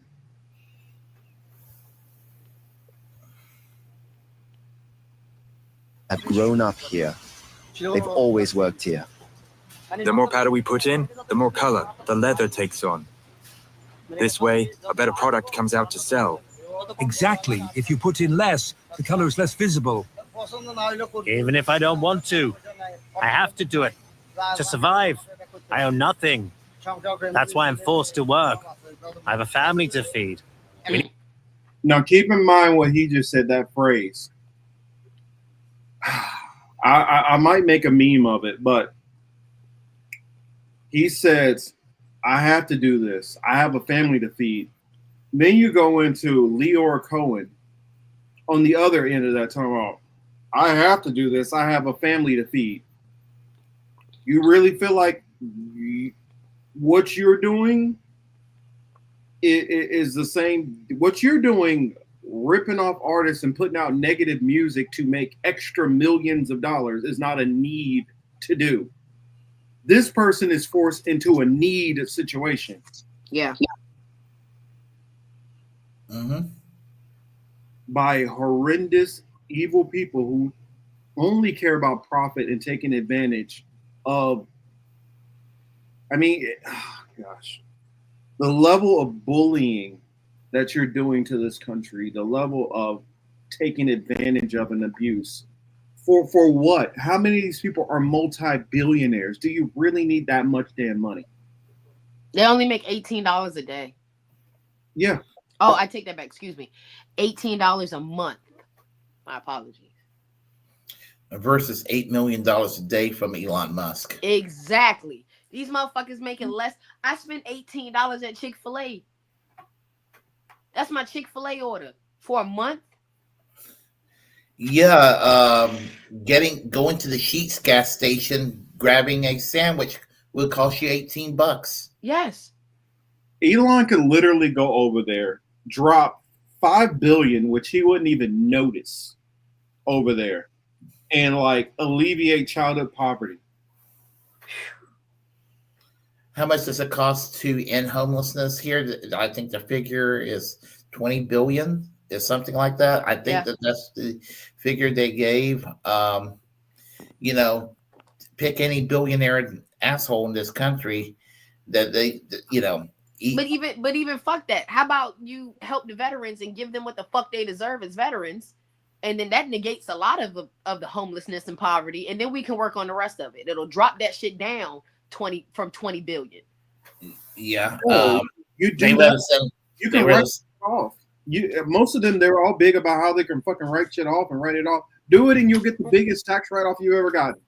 Nick, I had to sit back up because that shit got me tight. Sorry. It's that simple. It shows that they do not want to do it. There's no care. There's no desire. You honestly could almost make the argument they want to see people suffer. They do. They do. That's their entertainment. That's how they get through their TV. They don't like watching Netflix. They like watching us. Because they think they're better and above everybody else. Mm-hmm. And they have a sickness in that regard. I mean, yeah, and it's so blatant. And there are people that actually, ordinary working class people, some of them actually think it's okay for it to be this way. Yeah. That's another thing I can't wrap around my head sometimes. What Dingo said here says, but if they ended homelessness, how would they scare you into shitty pay at shitty jobs? Well, I mean, people are not going to they're not going to forget the memory of homelessness or people being homeless. They still can get you to work. Now, you might be struggling to get by and week to week and paycheck to paycheck and eating a whole bunch of top ramen. Yeah, they'll still put that thumb on you though. But you don't have to have people suffering this way. Agreed. Yeah. No, it's I mean, I blame. I mean, I sound like a cliche, but this is in essence capitalism. That's that key word that I was saying that's sitting in the middle of all these strings. Capitalism is the elephant in the room, or the elephant in Bangladesh. And I would say even more specific, I say unregulated capitalism. Because although and I'll tell you guys, I'm not a capitalist. I'm not saying that. I believe all forms of government can be worked and used within proper guidelines. It's like they're just tools. Some tools are better at a certain thing than others, but they're all tools. And if you use a tool improperly, this is what happens with some of those said tools. That's why I say regulated versus unregulated. Because, for instance, in America, when manufacturing was here, we weren't creating sweatshops all around the world. And also you had probably one of the best costs of living still under a form of capitalism. Now it was regulated. It was allowed movement, upward mobility for people on the lower end of the spectrum. Now, granted, the racism part was still there. That's a whole nother conversation. But companies used to reinvest back into their workforce because of the higher taxation rate. They would say, you know what? I'm going to make sure they have the top of the line equipment. I'm going to make sure we got plenty of workers. I'm going to make sure we take care of this and this and this and this. But when you had the people who came out with the greed is good mantras, what was his name? I did a video on him, Jack. You remember who that was? I know Nina probably knows. Was it Jack? I can't remember his name. Something. I want to say it's something Welsh. I would have been able to tell you about Jack Welch. That's who it was. Jack Welch. He's the CEO who turned around GE and turned it into like, okay, fuck the employee. That was his mindset. But yeah, look into Jack Welch. And if you remember that movie, Wall Street, right? You remember that, Willie? I do remember it. The main character, Michael Douglas' character, is based off of Jack Welch. Yeah, I remember. Greed is good. Yes. And that was a quote from Jack Welch. Well, getting back to the whole capitalist question and everything like that, and I too am anti-capitalist, but if capitalism is regulated, hello? No, you're good. If capitalism is regulated and to a point where you're achieving non-exploitive economic growth, and that could be done simply with universal health care. We can achieve, even in the private sector, a non-exploitive economic growth, which would be good for everyone in this country, and they don't do that. I mean, I have a hard time understanding why even the wealthy, who I don't have any use for, that they will come to this conclusion that that some mechanisms like universal health care will be of great help to these companies. The previous company I worked for 20 years, thankfully I will have a pension coming from them. I got laid off in 2018, September, and I were co-workers, if she's still here online. The thing is that if we had Medicare for all, this company, it would not have been a drain on this company, the health costs. We would have probably still been open for business. And it was my one union job I ever had. So, and I'll tell people, if you ever leave a unionized job and you go into a non-union job, your partly cloudy day turns into a hurricane. Mm-hmm. You will see your rights gone and everything. And you may have complained in your union job, but you know what? When you're in a non-union shop, that's a whole different story. But I'm sort of meander off into another direction. Sometimes I do that. So I know me and Till have done enough. It's all right if you come on and you hop on the platform for a while. Hop on your soapbox. Nothing wrong with it. We welcome it here. Yeah, so that's basically it. The non-exploitative economic growth, and it under certain circumstances it can be achieved. Some entities do not need to be run privately. I will say healthcare is one of them. I will say large portions of the energy sector needs to be under public hands. They were in World War II. After World War II in Britain, they were called public corporations. I.e., when Britain's half of the British economy was nationalized between 1945 and 1951. I know that would never happen in a million years, but that's kind of what needs to happen here. Well, we might see a form of a collapse that might force some things. I don't know. We'll see, because I honestly think what we're leading more to is a version of like OCP and Wayland Corporation, and I think that's what we're seeing. We're seeing a form of techno-feudalism through the corporations. All the like perfect example, like Demolition Man. I don't remember the company that it was for iRobot. We're looking at combine that with Cyberdyne. I think we're seeing all the stuff that we grew up, all these crazy, these crazy futuristic movies that were showing some kind of how come I'm blanking on that term? What is it called?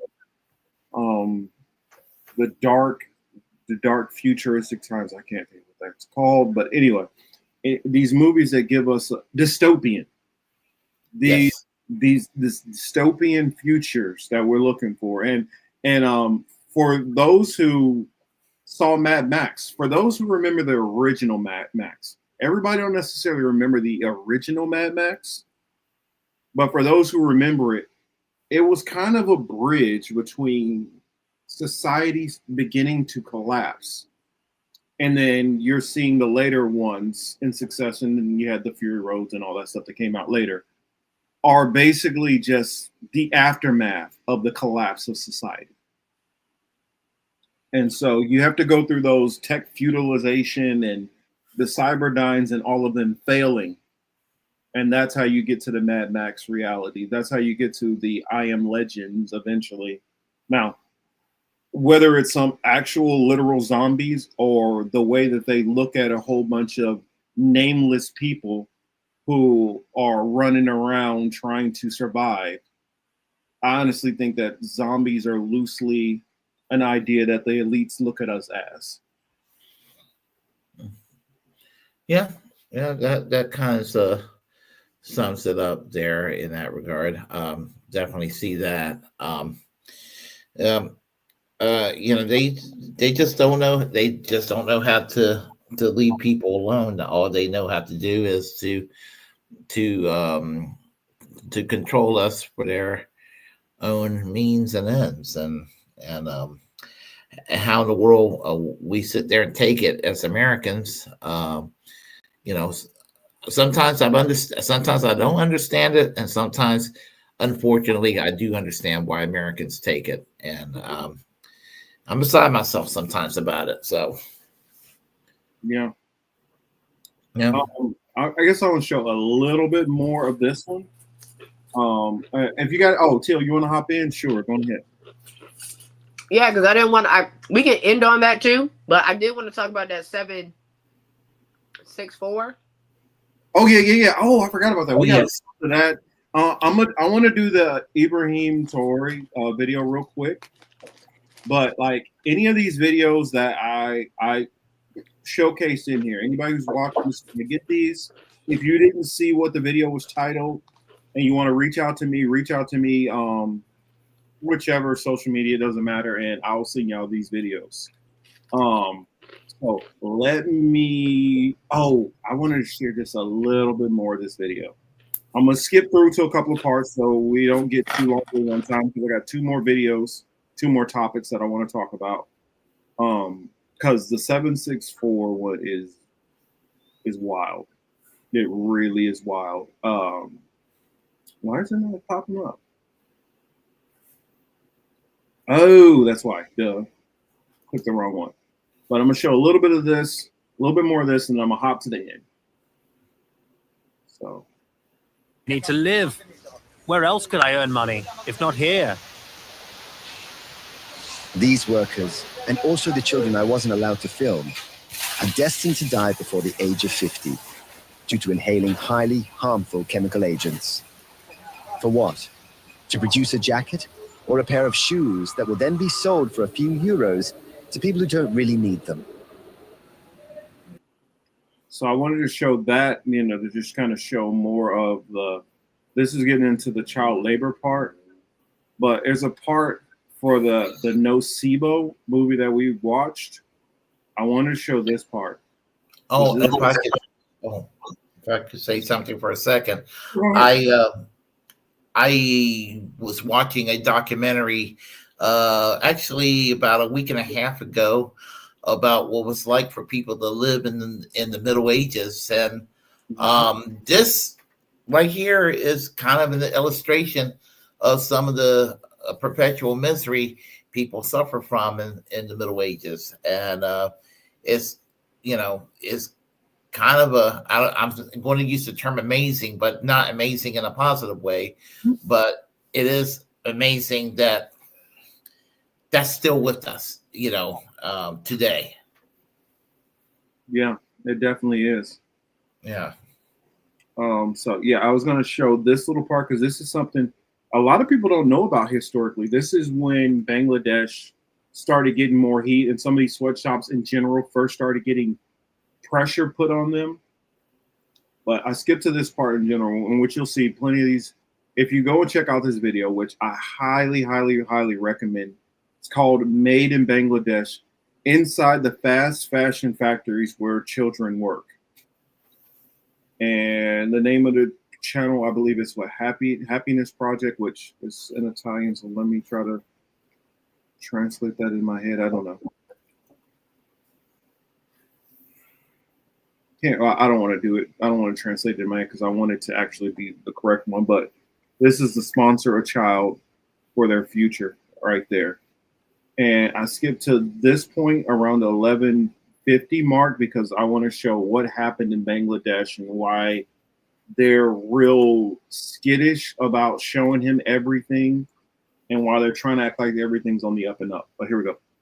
Becoming almost a part of these sewing machines.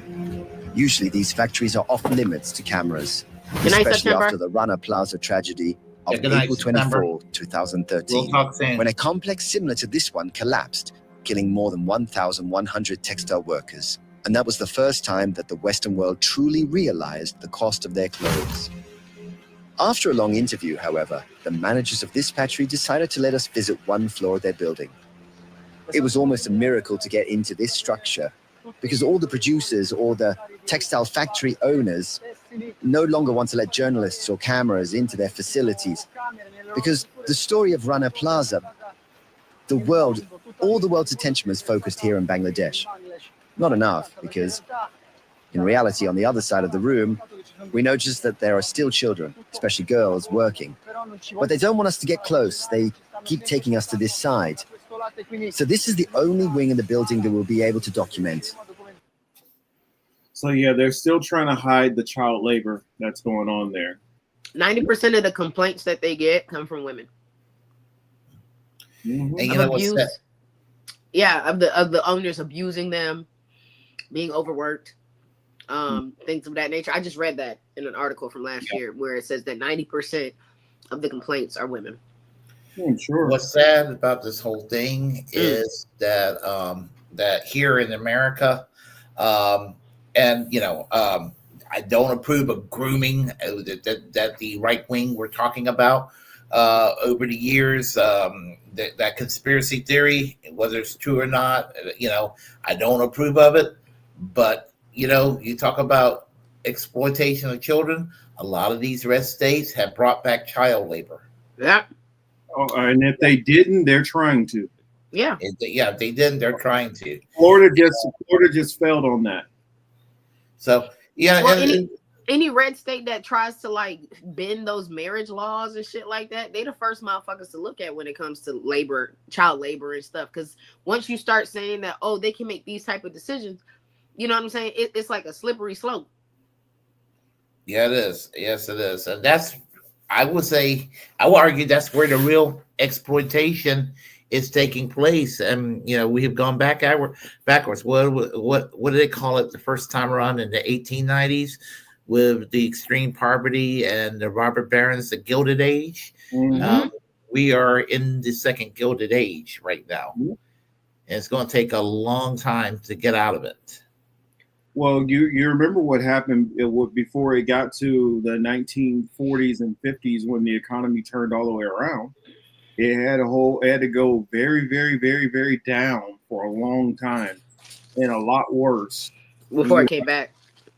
Before it came back, you start having the Great Depression. You had the where they would literally leave family members off on the side of the road to die. You had all the bank robberies. You had high drinking rates. You had prohibition that came around. You had all of these different things, and the prohibition and all that like literally came from like Quakers and religious fundamentalists, which right now we have a whole bunch of religious fundamentalists coming in trying to push a whole lot of that stuff through Project 2025. And if they get their way, things could be like, I think the person who came out with that show, The Handmaid's Tale, they knew what they were trying to say. Without saying it. The way they were saying, you let these motherfuckers get 100% power, this is what they're going to do. And I think it's dead on. It's dead on.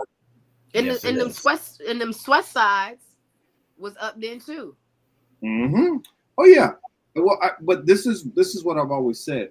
Because these people are not students of history, because they're students of me, greed, they don't think about these consequences ever coming back to bite them in the ass. That any of this stuff is ever going to affect them. Because their mindset is, I'm going to take care of me. I don't care about you. And when you think like that, a lot of times you fall into the same trap that you set for others. Yeah. But and it's not even about economic. It's about economics, but it's about also social control. Because starting with Roe versus Wade, which is both social and economic. But not only do they want to declare war on the trans folks and tell the gays and the lesbians, oh, we don't have a problem with y'all, we only have a problem with trans. But then once they go and push the trans back into the closet, then they're going to go after same-sex marriage next, and it will be a matter. Marriage. Interracial marriage is also going to be on the chopping block in the courts if this just keeps getting out of control. Now, we've said this over and over again that we don't like the two-party system. I know I don't. I voted for Jill Stein in the last election. But if the Democrats had any whatever that is positive about the Democrats, if they ever get control, and I've been on the fence about this, they better stack the fuck out of those courts to reverse the damage that's been done by the right wing over the past. It started, the modern age of this creeping Gilded Age started, just before Reagan came into power, and Reagan really speeded it up, and we've been on a freight train since then. They better go and take the courts and expand the courts and do retroactive term limits to throw out these bad judges. I mean, it's gone to that level. And and where most of these judges come in from, you can look no further than Mitch McConnell, because that was his whole project, and he's been in Congress, and they've been completely asleep at the wheel, allowing him to just put in all of these, extremist judges, extremist political judges. Mm-hmm. Yeah, Mitch McConnell. Well, prior to Trump Part 2 being a bigger asshole than he was the first time round, I would have said that Mitch McConnell during the first Trump presidency was the one that was more evil. And what's really crazy about it is the right wing do not think that Mitch McConnell is right wing enough. And exactly. I know the reason why they love Trump and hate Mitch McConnell. And I would argue, as much as I hate Trump, he's probably not as right wing as Mitch McConnell. But what they don't like about Mitch McConnell is his demeanor. He's a norm. He comes across as a normie, and they want somebody that's a firebrand who sits there and trolls his opponents and try to trigger libs. What do they call it? Triggering the libs. Mm-hmm. That's what it is Mitch McConnell, when it comes to social issues, he's very kind of, I don't really care. And they want a social conservative. That's what they want. They want somebody who's going to push their religious feels. That's what they want more than anything. They want people who's going to, I'm so miserable, I want to just piss in your Kool-Aid today. Well, they also don't like the fact that he don't talk that much. He just be doing shit. Yeah, they need they need a talker, not a doer. You're right. Yeah, he just be doing shit. He works behind the scenes. Mm-hmm. He knows the institution like the very back of his hand. And back in the day, someone like a Rush Limbaugh would tell you he's wonderful. He's wonderful. Mm-hmm. But a Rush Limbaugh type today would say he's a rhino. Yeah. Well, that's what Mark Levin is doing. Mark Levin is the Rush Limbaugh now. Yeah, actually, I'm thinking about doing a video on Mark Levin, because Mark Levin went back to this old thing that if you criticize neoconservatism, and he'll argue he's not one, but if you criticize neoconservatism, you're being anti-Semitic. And, he's one of the most toxic people I've ever heard on radio. And here's the thing. Here's the hypocritical part about Mark Levin. He'll criticize African Americans, Latino, LGBTQ people of being quote unquote victim. But if somebody lightly criticizes Israel or fully criticizes Israel, then they're automatically anti-Jewish. Yeah. I got all kinds of issues against Israel, but it's not because they're Jewish. They're human beings doing bad things to other human beings.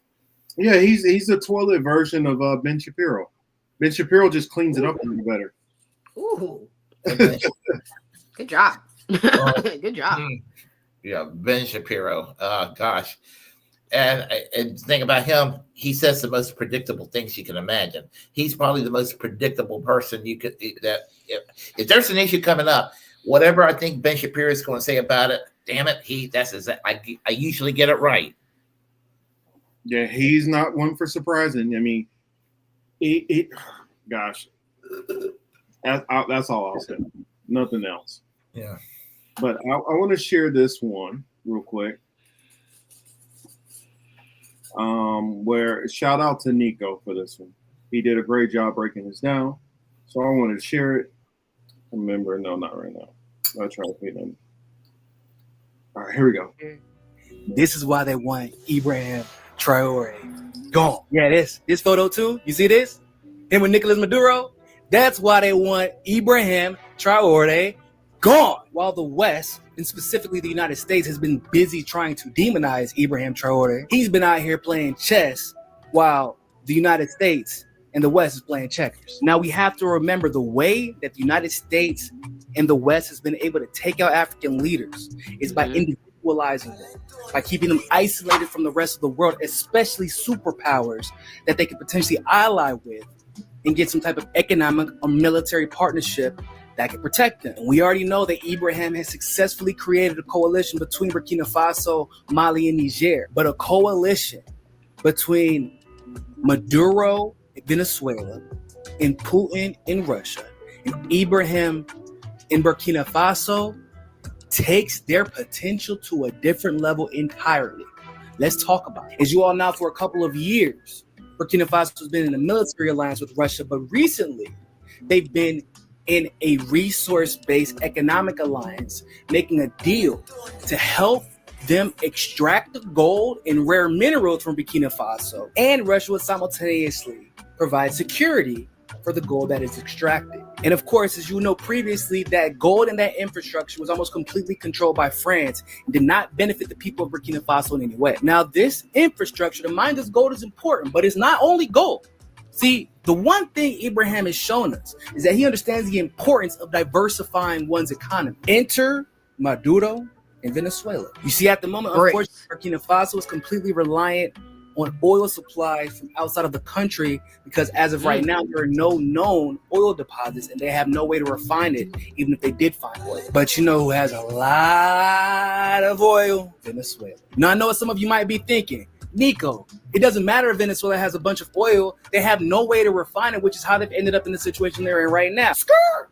Pump your brakes, play it, partner. Because Venezuela just got done finalizing a deal in which Russia will help provide equipment and help them refine the oil that was once unrefinable due to lack of resources. Which means very shortly, Venezuela will be one of the top producers of oil in the world. So given the diplomatic relationship between Ibrahim and Maduro, and the fact that they had this meeting in Moscow, probably means that Burkina Faso will also benefit from this deal that Russia made with Venezuela. And they will be able to get a stake in that oil. And every time Burkina Faso benefits from any type of economic advancement, the coalition between them, Mali, and Niger also benefits. And the more that specific coalition benefits, the more enticing it becomes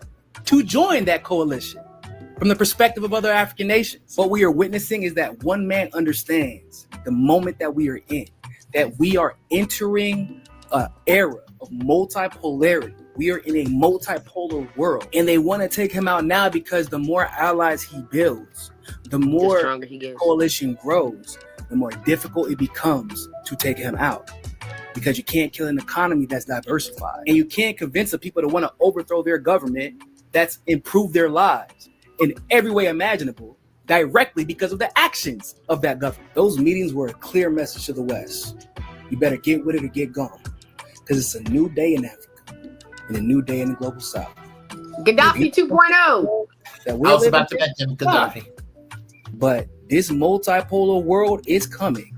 In fact, many would say it's already here. And if you don't want to be a part of it, that's fine. Suffer the consequences.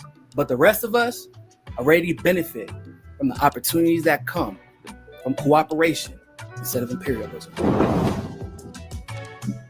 Yeah, Willie. That's See this, Gaddafi right? 2.0. They're going to try to off him, but that's Gaddafi 2.0 for real. I'll tell you about Gaddafi. When I was growing up, we were trained to believe this guy was a bad guy. He was this terrible person. And over the years, I did my research and I found out about how terrible he was. Because, they had universal basic income because they were an oil-rich country. Yeah. They had universal health care. Mm-hmm. They had these shining cities like Dubai. They had it all. I mean, even your electricity and water was free. Yes. Education, free. Yeah.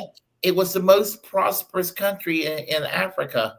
And what happened was that Gaddafi had the idea of creating a common currency for the continent of Africa, which would create a United States of Africa, if you will, and it would have naturally elevated the standard of living throughout the entire continent and the West, and in particular, the Obama administration. Hillary Clinton wasn't having it.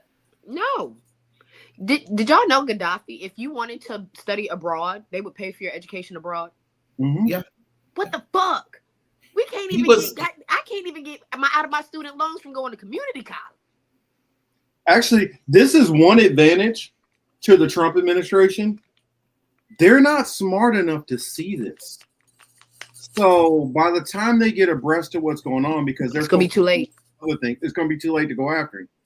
Now, if you had a Kamala in with all the toxic people that would have been in the Kamala administration, the neoliberal foreign policy hawks, the Clinton types, they would have been all on him. Mm-hmm. Oh, Ibrahim, we wouldn't even know who that man is. They would have him real quick. Shout out to John H. What's up, John H?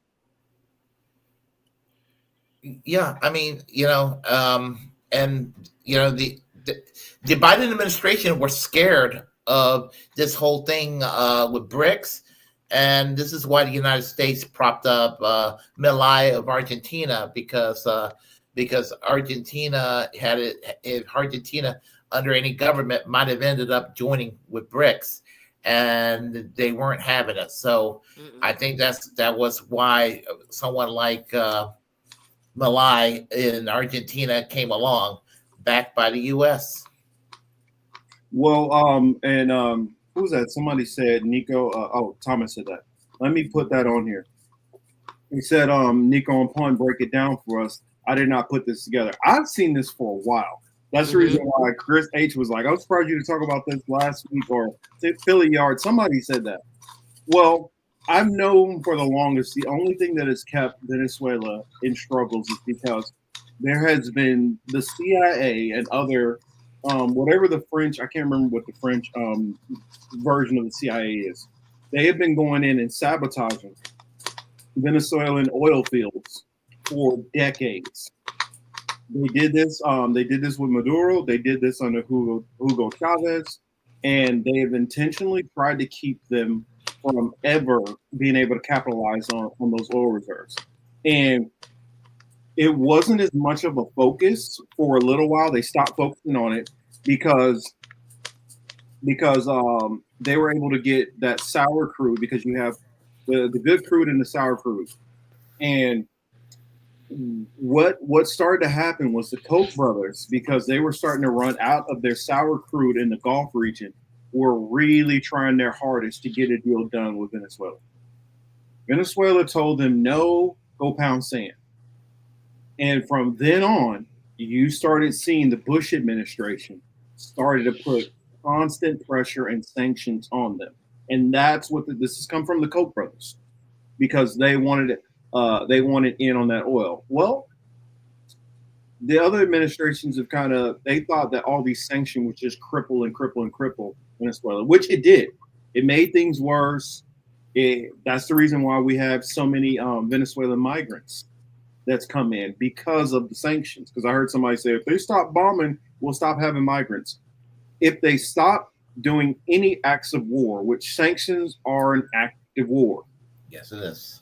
Stop doing this also, and you will stop. These countries will be able to sustain their own populations, and they won't have the problems they're having. And as you can see, they tried to do this not too long ago. With trying to put in, I'm blanking on his name right now, little skinny guy. Juan Guaido? Yeah, Juan Guaido. When they try to put Guaido in there. And that was the liberals trying to still force this, because it shows that both sides take money from the Kochs and any of these billionaire donors. What happened is, I knew all it would take is for Russia to get involved. The moment Russia gets involved, it's like, you can't really mess with them. And Russia is kind of held to this, how the Monroe Doctrine was. Because we were so powerful, we were able to keep everybody out of our hemisphere. And now it's not that way anymore. This should also be a sign to people that the Western order is getting weaker. You already got the French that have been pushed out of these African nations, which were former French colonies in a sense, or French territories. Now you have Russia literally coming into America's backyard, which they would have never did 30, 40 years ago. They would have never did this under Reagan. Not so openly as to do business this way. And this is a sign of things to change, because Russia actually has the means to help boost their economy and production. And also they have the security that you're not going to be running all these, secret operations with the CIA sabotaging stuff in there. So it's going to allow that nation to be able to be prosperous. And I believe where that help and aid is going to come from, I would not be surprised if you see Niger, Burkina Faso, and Mali actually sending troops to help guard and protect those reserves, trained and qualified troops, therefore allowing a kickback to come from Venezuela to help as a trading partner with Burkina Faso, which if it works out that way, oh my goodness, what a beautiful thing. I'm for it. Yes, it's another way of pushing Western powers further and further out and saying, you go back to America, you go back to Europe, get the fuck out of the global South. Yeah, absolutely. And it just, again, all the migration crisis that everybody wants to complain about, if they don't want a migration crisis, stop the bombings and dronings, stop the economic wars. Stop fucking with other people's houses. Yeah, exactly. Everybody was worried about the Syrian refugees in early 2017. But what were they doing? They were still occupying and bombing the hell out of Syria. And they got a worse situation now. I'm not saying that Assad was a saint, but, they got a worse situation now. And we'll be seeing a worse situation caused by the U.S. And that's something that I always, we always be, Marcus hears me say it all the time. We always mind in the business that don't pay us. Mm-hmm. We forever mind in the business that really don't pay us. And then we be messing up people's houses, i.e. Syria, i.e. Gaza. We be blowing it up and then be trifling as hell and be like, but y'all can't come here. It's got our name on the bomb. You know what I'm saying? Like if you peel the bumper sticker off, it says USA underneath it type vibe. But then we quick to say, but y'all can't come here. We know we blew up your house, but y'all can't come here. Sorry. That's crazy to me. Now, to what you highlighted, when it said North Korea sent 700 soldiers to protect that man, that's what happens when you get with the right gang. I'm just throwing it out there. When you friends, back to the SCA comment I said, when you friends with the SCA president, then you get the secretary, you get the treasurer, everybody cool with you. That's the best gang to join right now is the BRICS. Mm-hmm. Well, and another thing that I would throw in on it that ties into the whole migrant crisis, and it can actually help. It can actually help this so-called migrant crisis. The right should be in favor of this. They should be happy because you're going to have a possibility of these people you don't want here leaving. And I would think that but this ties to the child labor thing and all kind of other issues, which I hate the phrase, have your cake and eat it too. I like to say, have your cake and ice cream and have them both too. Because what's the point of having cake if you can't eat it? It's just waste time. But you might not get the cake and the ice cream. But Yonina brought up something. I forgot to bring it up. I'm just going to flash it across the screen real quick. If my share screen wants to cooperate. But I saw this. And I thought it was kind of interesting. Wait a minute. I guess it don't want to cooperate with me, but let's try that one more time. I don't know if you guys seen this or not. I'm super delayed, I guess. But Trump has just our white African oppressed. Oh, the Afrikaners? Mm-hmm. Yeah. Wow. The Dutch. They ain't nobody but Dutch. Yeah, and I believe they're probably the most so happy to get migrants out and refugees. He denied all refugee status. First group. The Dutch, I mean, a lot of people don't realize, well, I'm sure they realize, but I don't know if people are connecting it right now. Dutch were one of the biggest people. Uh-oh, Marcus glitching out. had You a done talk hand too much shit. And in the slave. It happens to me quite a bit. Mm-hmm. Me and my brother call it our FBI agent. Yes, that's been said on my stream before too. Yeah, that's my FBI agent getting a little pissed off. We done said too much. Mhm. But what Marcus is trying to tell the you Dutch is, were the ones who ran a lot of the boats and stuff. So yes, just want to There put you that go. out there. Yeah, they were more racist than the British, for what I understand. yeah, it's I guess I better Leopold's hurry up and get to that last topic because it is acting like it don't want to. Told you, Marcus. It's your FBI agent. He said, Show is. Oh, I know. He's like, hey, stop talking about Trump. I like Trump. Exactly. See how quickly all that cleared up? Nice orange hair, nice orange skin, nice, just a human size, Yeah, delicious. he's wearing the hell out of that suit. Yeah. Yeah. Oh, I didn't think about it. Or what if he's an Afrikaner or Dutch? I think Trump is a Dutch name, though. Now, Chris, I see you say King Leopold was Belgium. Yeah, Is that not Dutch? south of Holland. Just I like know that he killed. A lot of people were eliminated, I believe, from the Congo because of King Leopold. I mean, Yes. he out he Hitler. mutilated and did a lot of damage. It's, conservative amounts would say 10 million. I've heard up to 20 million or more. Yeah. And not even the ones who he didn't make a complete casualty, the ones who which he maimed also. There were Yeah, I was many- about to say he mutilated a lot.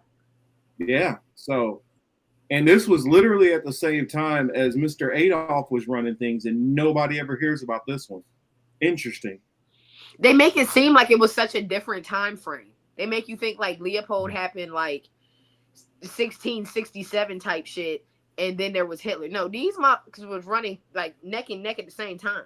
Churchill also has a lot of blood on his hands. Thank you. Yeah. Yeah, I mean, great that he had defeated Hitler, played a role in defeating Hitler, but he's not without sin either. Ain't none of them casting stones. How about that? He without sin cast the first stone. Ain't none of them throwing a stone at nobody. Yeah. But the reason why we don't know about the Congo and some of these other stuff that was going on is because he controls the news and the media and the stories. Hollywood is basically what dictates most of our education, believe it or not. Like that's what they're going to focus on. Ooh, this attaches to history, and so we're going to talk about that. And for some reason, we got a gazillion movies that talk about World War II and Germany only.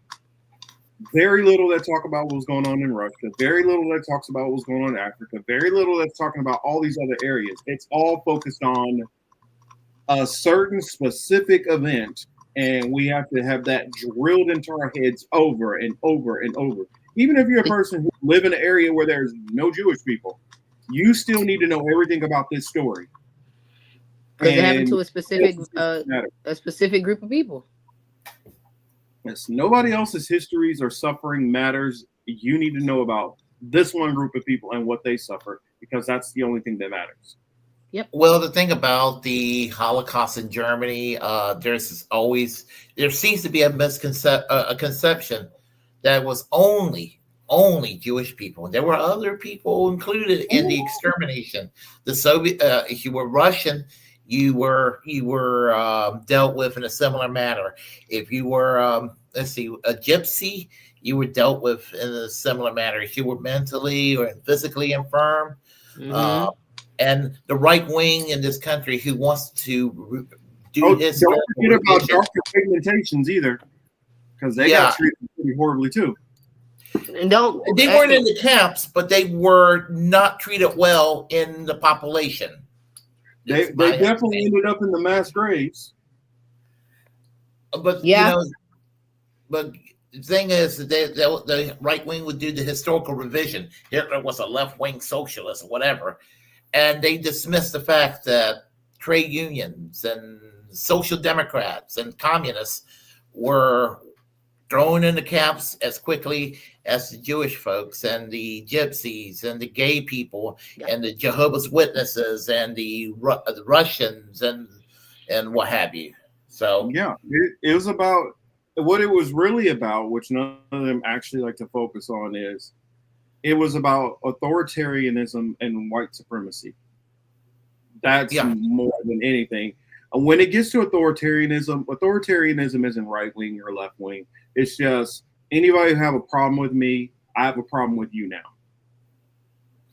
Well, I will say there's a distinction between, let's say, the fascism of Franco or Salazar, Franco Spain or Salazar Portugal or Pinochet of Chile, than let's say Hitler. You know, it's different degrees. You know, Mussolini was a piece of shit, but he was less racist than Hitler. You know, if that makes any sense. No, it does. I did a project on Mussolini because I was like, he was a little, I wouldn't say lenient towards black people, but he wasn't as bad. He was terrible. No, I mean, there's still. Go ahead. I'm sorry. I'll say, and you can look at the treatment which he did to Sicilians and Maltese versus how he treated mainland Italians. He probably viewed them as Arabic, probably. Well, no, he viewed them as something else besides Arabic, because you got to remember they were Africa was conquered. Sicily was conquered by Africa a couple of times. One of the times for over 500 years. Yeah, I mean, when I say Arabic, I meant, you know, because like North Africa is considered Arabic, and like the Hispanics, there's a racial spectrum within the Arabic community. Some of them are white, some of them are black, most of them are sort of a mix in between. Well, that's one thing which I kind of like. I push back on some people historically because it's looking at modern. A modern era over the probably past, I would say, couple hundred years, and not looking further and further back, because the migration patterns and stuff were very different as you go back. And so when you start to have those changes start to come in, when you had more of the Romans start to come into that area, and the Umayyad Caliphate, when it spread all the way across there, coming all the way from so-called Middle East. And so when it came out of those areas, it started to spread across those areas. And that's where I believe you see more of the lightening of the skin came in. And you can even go back further than that to the Greeks, which were there in the BC eras. Which comes to show that the entire world is where race is a social construct, because you know, people in Greece and people in southern Italy, what have you, they have a darker tone than people in Central Europe and everything, and so you know, well, there's so many different things that are going on with history. It gets crazy. Like, you also had like the Barbary slave trade that happened, whereas you had Arabs who were going into Europe taking, or for lack of better words, white people and selling them off into Arab markets. And that's how you start to have more of like some of those people in North Africa, even into so-called Middle East area, where you have like some of those Palestinians, which some of them are like white passing, and some of them have some mixtures or descendancy from like the Barbary slave trade and other different European kind of involvement. Some of that comes all the way from the Crusades. I mean, to a lot of this stuff is within probably, I want to say, the last probably 800 years. Yeah, I mean it. Yeah, I mean the historical context. But people like to in America in particular, they like to racialize the other. That's basically it's an obsession. Well, yeah, whoever's in power, if you're not like me, I don't like you. I mean, and we really saw. I mean, the racism that we are seeing making a really horrible comeback in the age of Trump. Really, in its most modern form, I think kind of started after 9/11. And it started out with the bigotry toward Muslims and people of Arabic ethnicity, that was like the most acceptable form of bigotry in society. And little by little, it just became very fashionable on the right to kind of start coming out of their racist closet. Yeah, because they've always had that. It's just like when I hear people who are like, "Oh, well, I grew up in the 80s and 90s and racism was gone." I'm like, "Oh, it wasn't. It was like not as more open." And I think you had more people who would like not make as big of a deal out of it. Or I'm gonna take that back. I won't say that it wasn't making as big of a deal about it. I think there wasn't as many outlets to complain about it. There was no social media, so you can go out there and complain about what just happened to you. And I think that made a difference. Or you had some of these people where they were the minority in certain communities, and they would go to the other minorities and talk about what happened, but it wasn't something that got talked about in a mainstream kind of way. I think now all it is showing the fissures and divisions that have always kind of been there. So when I hear people like, "Oh, well, racism kind of ended during my time period," I'm like, how? When I'm your same age and I grew up with all kinds of racism my whole life. No, I mean, it never went away. I just think people got quiet about it.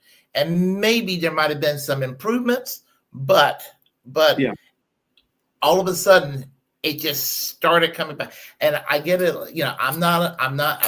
I voted third party during the Obama years. But here's what gets on my nerves about the right wing. They'll say, Obama started all this racial strife. No, he didn't. No, he didn't. The fact that you guys didn't like Obama for racist reason is what started this. Exactly. Because Obama never engaged in the identity politics like the right wing try to make them out to be. They're the ones that they were obsessed about his birth certificate and his religious upbringing and all of that. And, it just kind of like, I'm like, you're going to dislike them on policy, There's plenty reasons for that. Yeah, well, because when I was during the Obama years, I criticized them, but I was criticizing them from the left.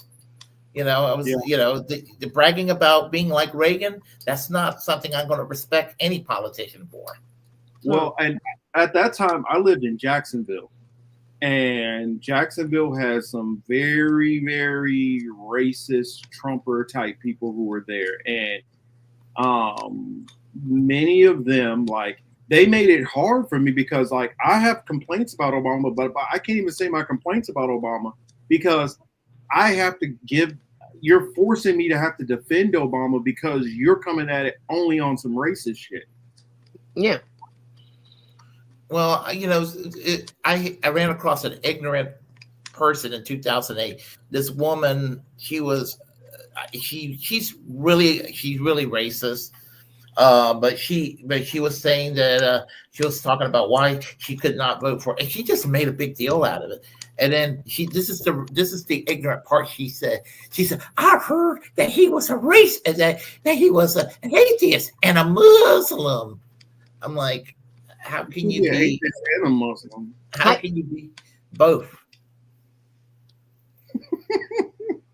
I mean, and if you want to go into theology when it comes to Islam versus Christianity, different concept, but it's still the same God. Yeah. Yeah. Unless she never read the Quran a day in her life. I know Soul is out of here, but he had said something earlier in the show about how he was a Buddhist, and I just recently explained that to somebody, a Black woman, how I was an active Buddhist for 3 years. The only religion that I haven't like actually engulfed myself in, or actually like the whole nine, would have to be hardcore Catholicism. I've been to mass, but I've never like done the whole thing when it comes to being a Catholic, and any Hinduism.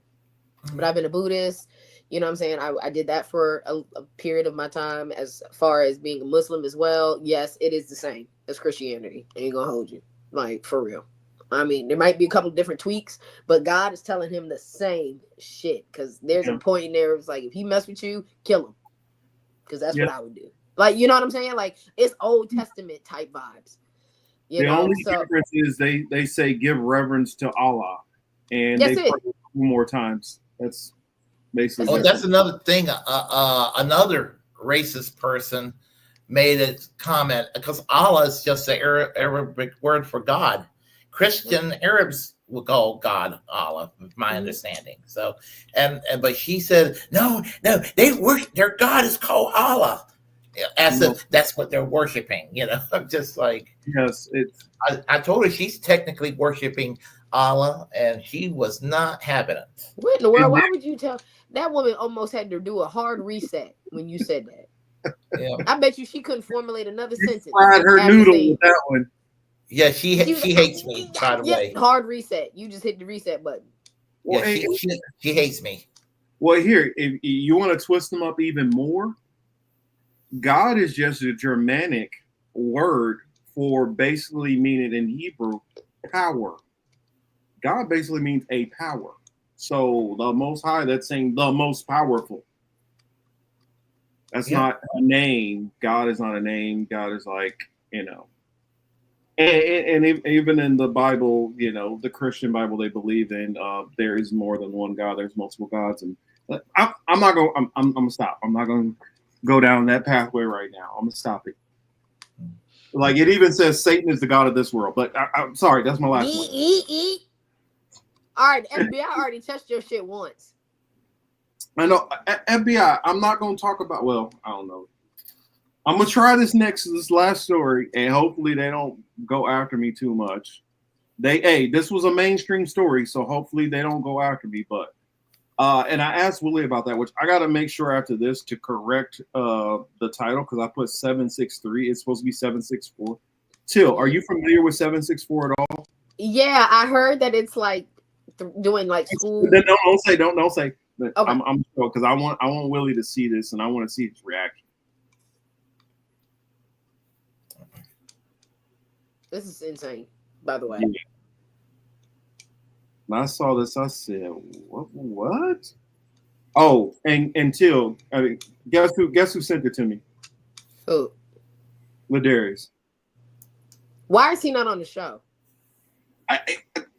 That's what I was telling Willie before we started. I'm trying to get Ladarius part of the show.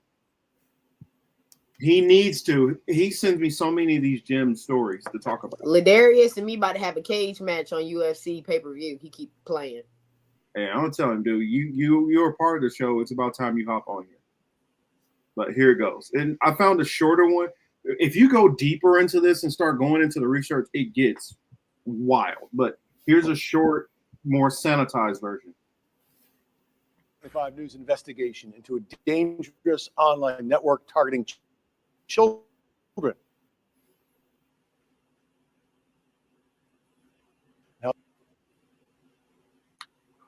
It said that one word, and Hey, I need to take a quick bathroom break. I'll be right back. Palm Beach. I'm sorry, I got to take a quick bathroom break. Told you on Tuesday.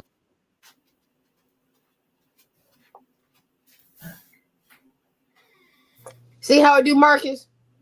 About 764 Global Collective.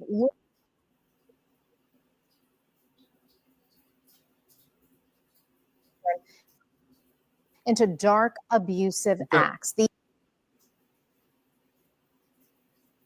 You're good. Yeah. Man, I told him it was sanitized, and it was like, nope. I do not like that. They don't want to let you I live. don't like that. They don't want to let you live. Your FBI agent mad with you today. I'm back. Now is it gonna let you start it over? Gonna freeze. I've had that happen to me many times.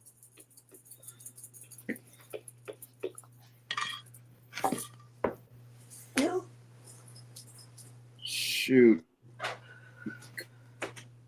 Come on. I had a guest on my show, and that happened to me too. Everything was sluggish. The FBI says some members plot to overthrow government. Come on. Hey Marcus, I think I have an idea. Do you want to forward the link to me? And since we're both on They're focused on.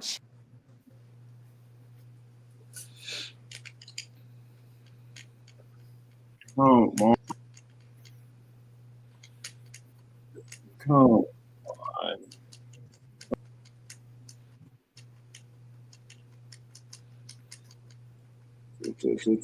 Where?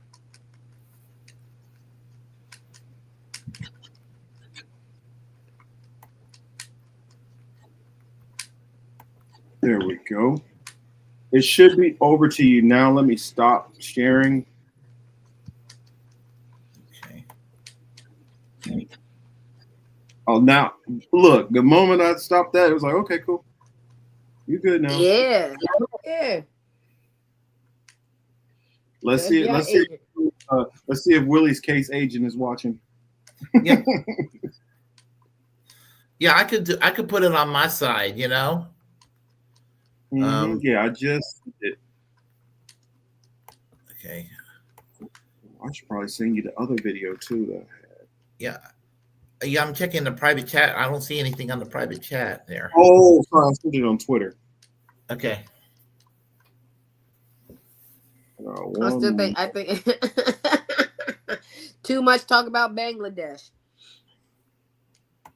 Is that what it is? They That mad about Ibrahim. It really started after Ibrahim. They was like, what? Oh no, get him out of here. So we've had enough of you, sir. Too much on a Sunday. What the heck? What is it?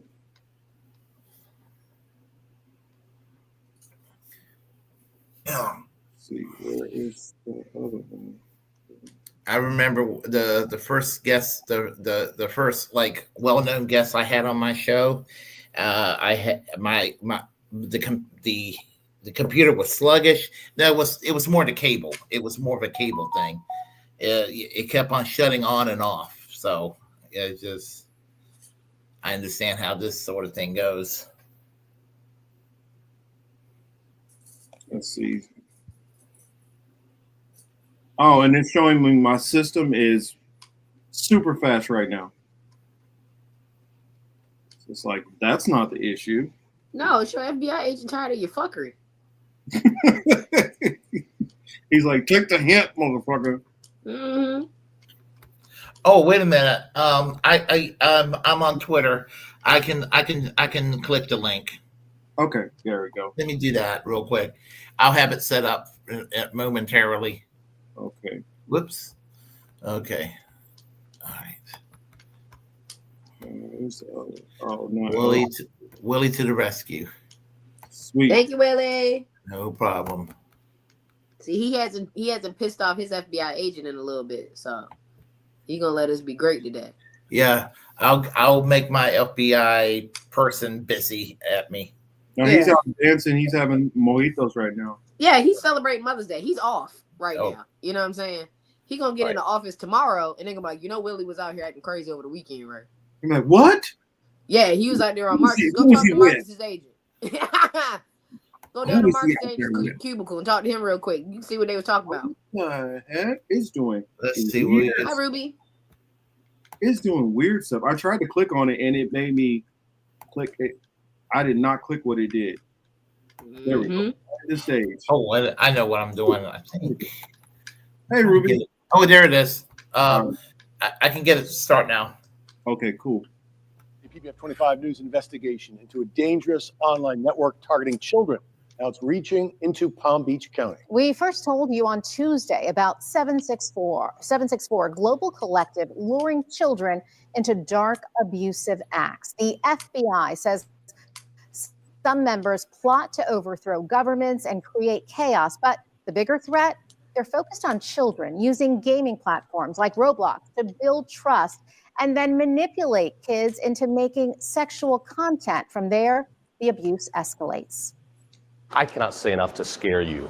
If you are not paying attention to what your kids are doing on their phones, you need to. Our investigative reporter, Terry Parker, has been looking into this group for days now and joins us from the newsroom. Terry, we know that ULEarn investigators believe members of 764 have already targeted people right here in our area. That's exactly right. The FBI says they are investigating hundreds of 764 cases across the country, some right here in our area. Just last summer, a suspected member of 764 threatened to blow up the Palm Beach County Sheriff's Office.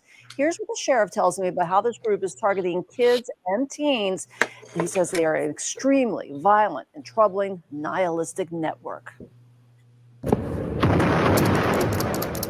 Imagine your 10-year-old is in their room playing an online game like Roblox. Now imagine the child they think they're chatting with online is actually an adult with deviant, disturbing, and dangerous intentions, ranging from abuse to encouraging suicide.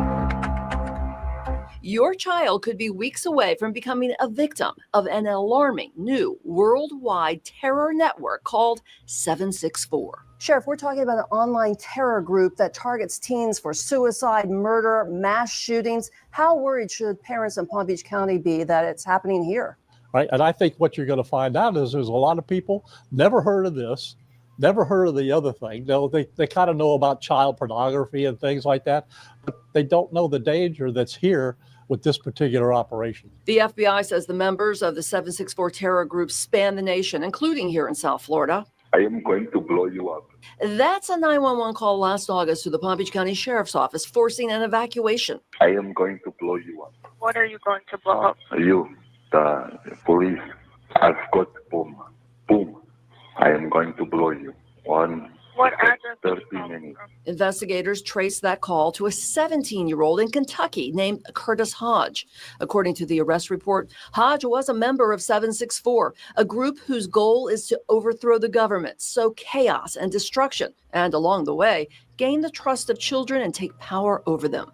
Members prey on children through popular apps and online games. They manipulate and coerce their victims into creating explicit content, then use blackmail to force them into committing horrific acts, either against themselves or someone else.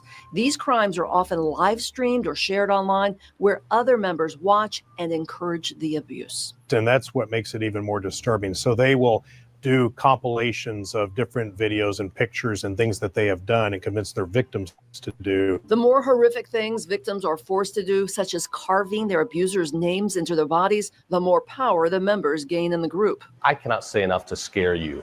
If you are not paying attention to what your kids are doing on their phones, you need to. Florida Attorney General James Uthmeyer is already taking action against companies like Snapchat, where he says the bad actors get in touch with children. They are preferred avenues for these child predators to get online. The scariest of cases, they try to schedule meetings. This is dangerous. How prepared is Florida to deal with this threat? Well, Florida is as prepared as any state, perhaps the most prepared right now. 12 and 13-year-olds, they just don't have the maturity. They don't understand the risks that are out there. And Florida passed a law last year prohibiting children under 14 years old from having social media accounts, and kids 14 or 15 need their parents' consent. Law enforcement is warning all parents to take note of this. They say this threat is very real, and you certainly don't want any of these extreme, violent nihilists having access to your child. Terry Parker, WPBF 25 News.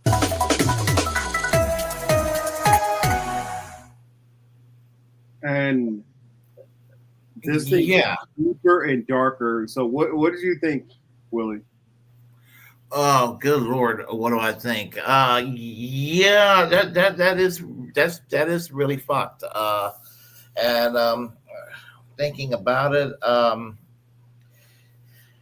it will. I'm against. I'm against what's being done to exploit these kids, and that needs to be put to a stop. My fears is that it could actually end up playing a role into justifying more silencing of people for lesser degrees of less controversial content that's online, if that makes any sense. And that's a big concern right there. It'll be just another avenue to going into censorship. Now I'm for shutting down that such content, but I don't want it so where a company will get in trouble for it. Not that I want to defend a private company, but sometimes things are put up that they don't want to have put up themselves. That's kind of where I stand on that. But that is kind of that is really fucked up. Where they the kind of controls they're having over children, and certainly don't like that. So Yeah, this reminded me of a couple of shows that I watched. Now, one Liz watches the show Evil. In that show Evil, one of the guys who's kind of on the evil side tries to go into the kid's game and pretend like he's a little kid to like talk to one of the one of the characters' children. While he starts talking to like the daughter, I think it's like 4 or 5 daughters, and he's talking to them through this video game, and it's like really creepy. And then on a Black Mirror episode, it's called "Shut Up and Dance," where this guy did some stuff and he doesn't want it to come out, and so he's being blackmailed into having to go around and do all these illicit acts. And then the third one, American History Stories, they had another one that was almost exactly like this one. This girl was watching this show that she watches online. Somebody reaches out to her, some other girl, and starts encouraging her to do all these different things and harm herself and everything.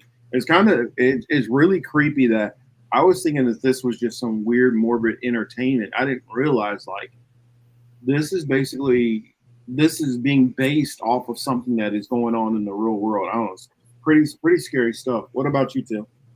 Art imitates life. I'm trying to get people to understand that Black Mirrors is the Twilight Zone for our day and age right now. And the Twilight Zone was definitely talking about shit that was fitting to pop off. But like, I knew, yeah, that American Horror Stories one too. But I'm an avid Black Mirror watcher. Like I love watching Black Mirrors because it puts you up on speed. And there was one episode that fucked me up the most is the one about the social credit score. Mm-hmm. When Shorty was like, she said something on her like Facebook or whatever. She low-key lost her house. She lost her job. She lost her car. Nobody would fuck with her. Like anybody connected her, and I'm definitely on the verge of losing my Instagram. So like, I know about that social credit score shit. But then when you sent me this, and I had already got wind of it because I have god kids and nieces and nephews. I spoke about it before about Roblox and about how that shit is not safe for your kids. And like, you really need to monitor, what your kids are doing on Roblox because there are weird things that goes on. At first, it used to be this like weird, scary, cartoony kind of like thing that was like telling kids to commit suicide and just wild shit. And now they've upgraded it.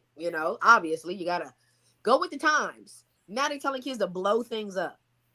One of my stepson, prime example. My stepson learned how to make I wouldn't say a BOMB, but he learned how to start a fire with a battery. And he started a fire with a battery and a piece of foil in his school bathroom right before spring break. Set the bathroom on fire on spring break.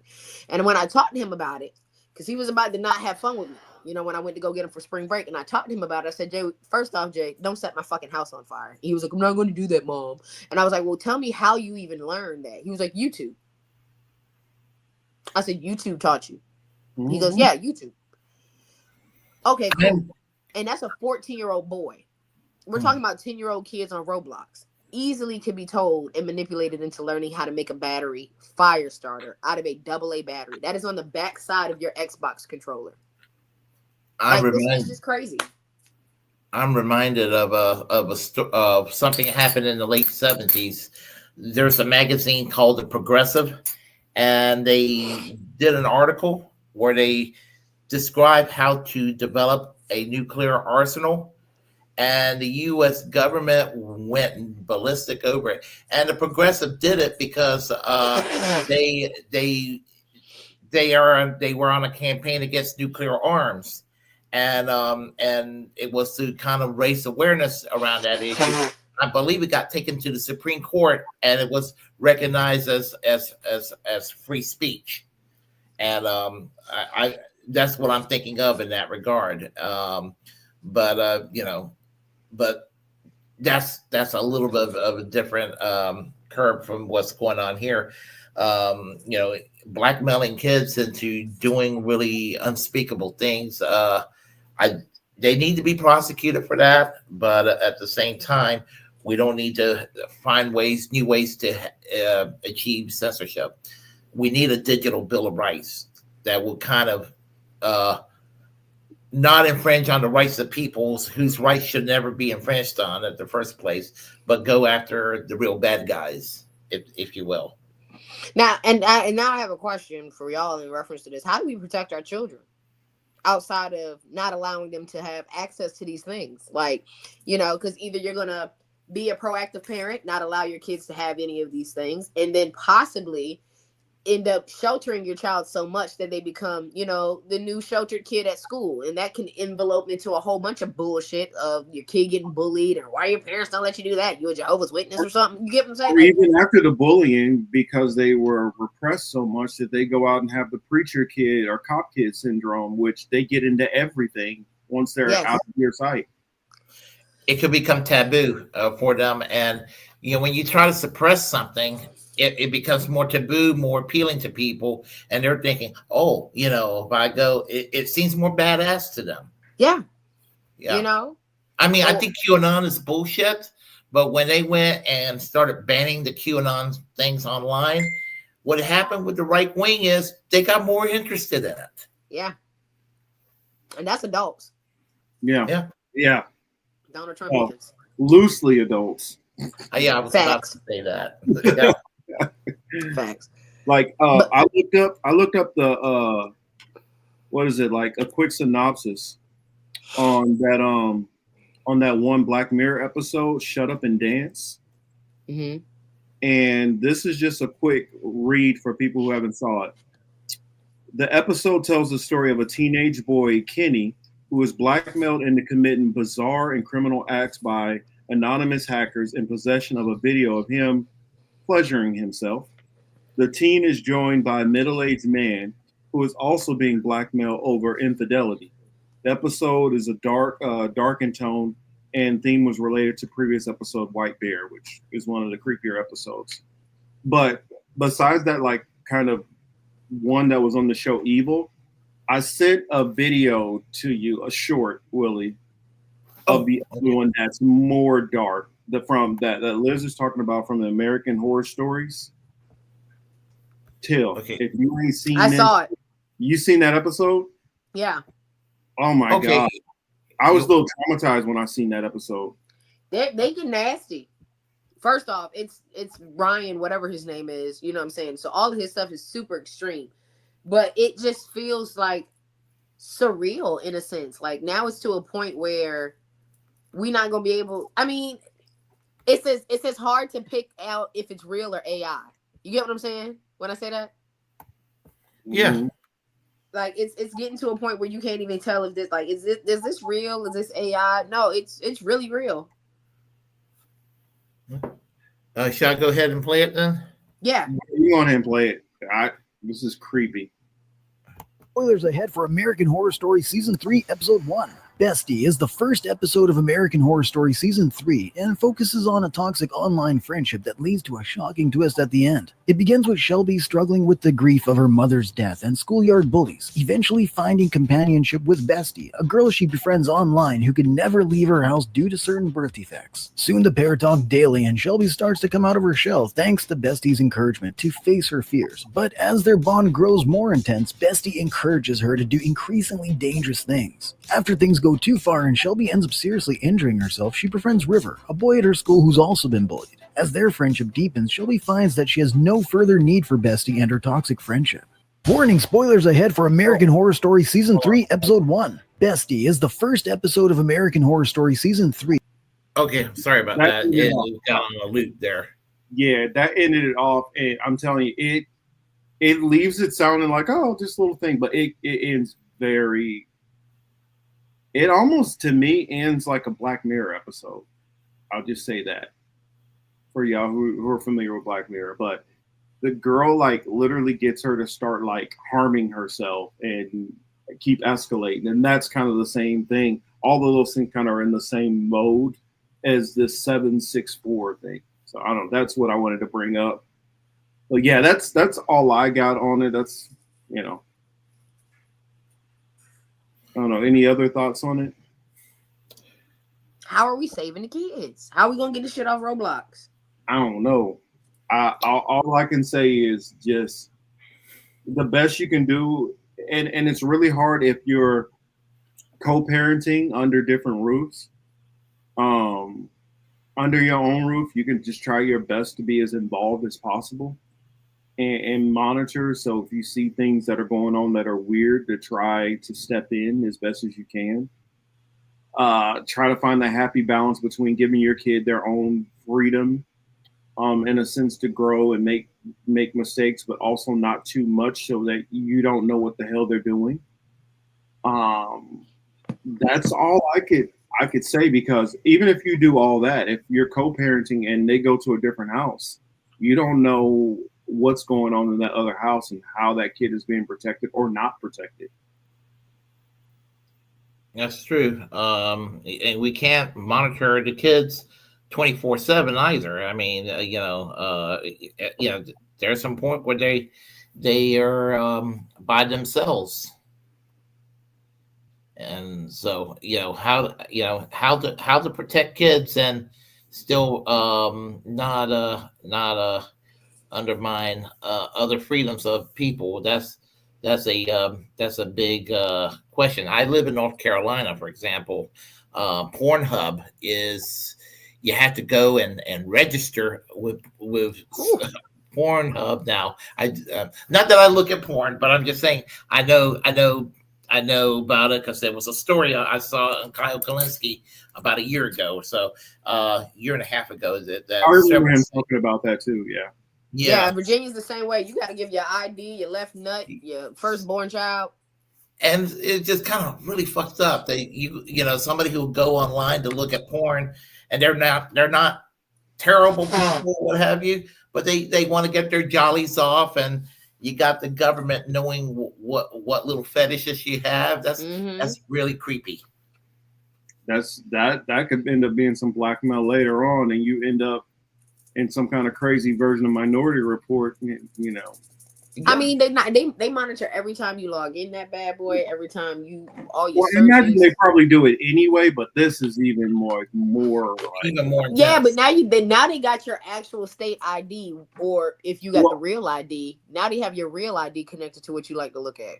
Well, the difference is now they have it and it's able to be admissible in court, because it's not like you're being spied on. You had to give the information. Mm-hmm. And I understand that there are just like a facility in Utah that has all that information stored. And I mean, we're talking about phone conversations, text messages, emails, your browser history on the internet. It's almost like your very thoughts are being monitored by the state. Minority Report, and person of interest. Yeah, definitely person of interest. In a sense, 1984 and what's the Fahrenheit 451? Oh yeah, the original old school and the newer version. Yes. So I say I'd like the meme that says make 1984 fiction again. Definitely. Yeah. Woo. Well, that's a red hat I will wear. The make 1984 fiction again. That's that red hat. That's okay. The one that says MAGA on it, I like to burn it. Oh, lastly, before we hop off of this, have y'all seen that clip of those two kids that were in a standoff with the police? The 7 and 9-year-old that had a loaded gun, and they aimed it at the police. Like the whole police squad came. Oh Lord, let me find that real quick. No, when did this happen? This past week or 2 weeks ago. There we go. 7 and 9-year-old with gun standoff. What? Which state? A day ago. I'll say that a day ago. Yeah. New Mexico. New Mexico. Oh. No, I don't know about it.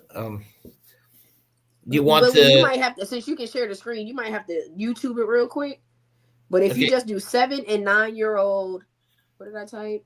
Okay. 7 and 9-year-old with gun. Okay, let me do that real quick. They got some minute clips. We don't need to see the whole, standoff. Let's see.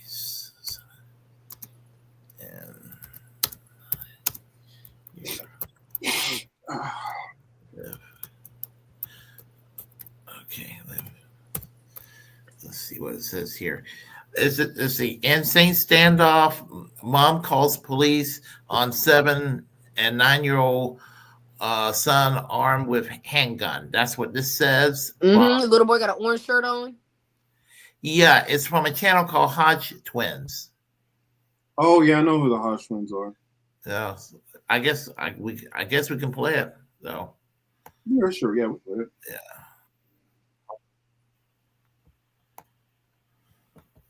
They rubber bullet these kids. Wow. Give me a. Oops. Oh my! How do I do that? Oh, let's see. There we go. I tell myself I need to have a producer for my show sometimes. Oh yeah, I understand that. Yeah. Here we go. I believe yes. Well, hold on a second. Oh. I thought I had it up. Hold on. Thought I had it up.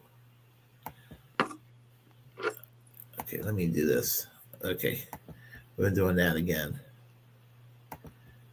Okay.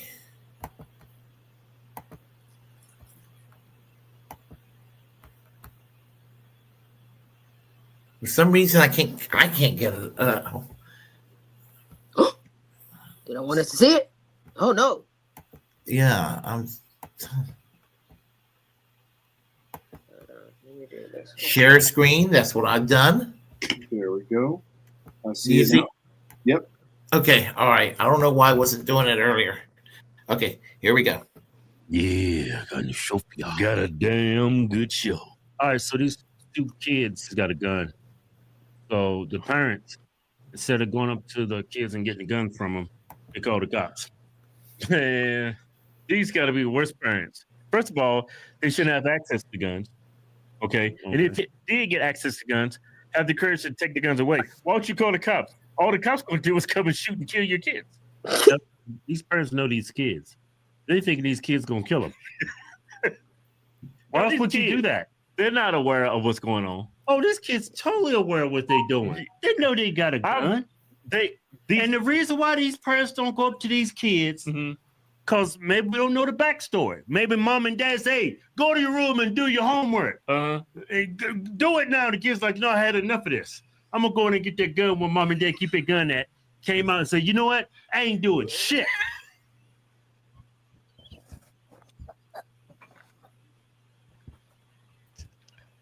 How you know that? That's crazy. How you know that didn't happen? yeah. So you saying the kid went to the room doing the Who gun? knows? Now it make me do more. I mean, if I was dumb enough to leave my kids, I think they're like 7, 8 years old. Yeah. If that's my kids, Yeah. personally, I would go, hey, Josh, Dana, what y'all doing? Put that gun down. Put that gun down. Where's The your cops gonna money? come. The cops gonna come. They get here. They're gonna kill you. I mean, that's what I would do. That's what they gonna come kill me. Yeah, you better put that gun down. They're gonna kill you. They're gonna blow your brains out. Y'all black too? Oh, they ain't gonna ask you questions. They're gonna blow your brains out. Man, shut up, man. No, that's what I would do as a parent. I wouldn't involve the That's cops. like, But these white parents know these white kids, and these kids are crazy. That's worst case scenario. I'm thinking the parents are bad. They left the guns out. There was easy access, and they're playing with it because they think it's a toy. You think these kids are that sinister? Yeah. All right, let's play the video. The parents called. He's wearing Minecraft in pajamas. Look, what the cops gonna do? They're gonna light them up. They're gonna get this. Wait a minute, we got white kids here. All right, let's call in and negotiate. Man, come on, man. They already got the guns drawn. These are kids. Kevin, it's a gun. It doesn't matter. I ain't shooting no kid, man. Oh, okay. You ain't shooting no kid. The kid starts shooting at you. You gonna stop it. What are you doing? You're gonna kill me. Boom. That kid can kill you just like a rolling dope. No, man, I ain't busting no cap in no kid, man. Hey, pause it. Why don't they sit in the bomb squad? You know that little robot that goes up to you? Hey, put that gun down. Put that gun down. Yeah. You know, a robot or something. Yeah. You know what I would do? Well, I'll throw some flashbangs at them. I'll throw about 5, 6 flashbangs at them over there in the corner. I bet she come right out there grumpy. But he might pull the trigger. Man, crazy. That's probably what we become cops. It's crazy. It is going to be a Hamden Look at this kid. black over white. That is nuts. He gonna shoot his kid's foot off. Hey, girls, can you guys drop that? Man, look how big this kid is compared to his body. That kid's name is Carlos. Hey, Carlos, can you drop that? Did you hear him? Hey, Carlos, can you drop that? Go back about 10 seconds. Look at Black over white. Watch. Come on, guys. And he's refusing Hey, to drop girls, it. can you guys drop that? Come talk to me. Just go ahead and drop that. Put it down, babe. Go ahead and put it down for me, okay? You're not in trouble. You got to drop that and come talk to us, all right? If there's a That is magazine nuts. inside the It'll magazine blow well, his hand off. but they're playing with the gun back and forth. You The know one in what? the blue is trying Pause to take it. it from the one in These kids saw those cops pull up, and they got their guns drawn. They probably scared to death. That's why they hiding. Think about it. You see a bunch of cops show up with their guns drawn, looking for somebody with a gun. When a bunch of cops show up and I'm holding the gun, what am I doing? I'm dropping the gun. I'm coming out with my hands up. Yeah, but they're scared. The young kids, they don't know how to. Come on, handle this situation. That's why they hiding right now. They white. They know better. Put it down, baby. Act like these Put it black down, kids. babe. You're okay. Put it down. and now the kid in the blue and green has a I firearm. need you to put it down, baby. See, they're trying to hide from the cops. Let's not do that, boy. Hey, buddy, let's not do that. Thank you. Hey, buddy, how's it going? You put the gun down for me? These little black kids. Hey, mama, put the gun down. I'll blow your head off.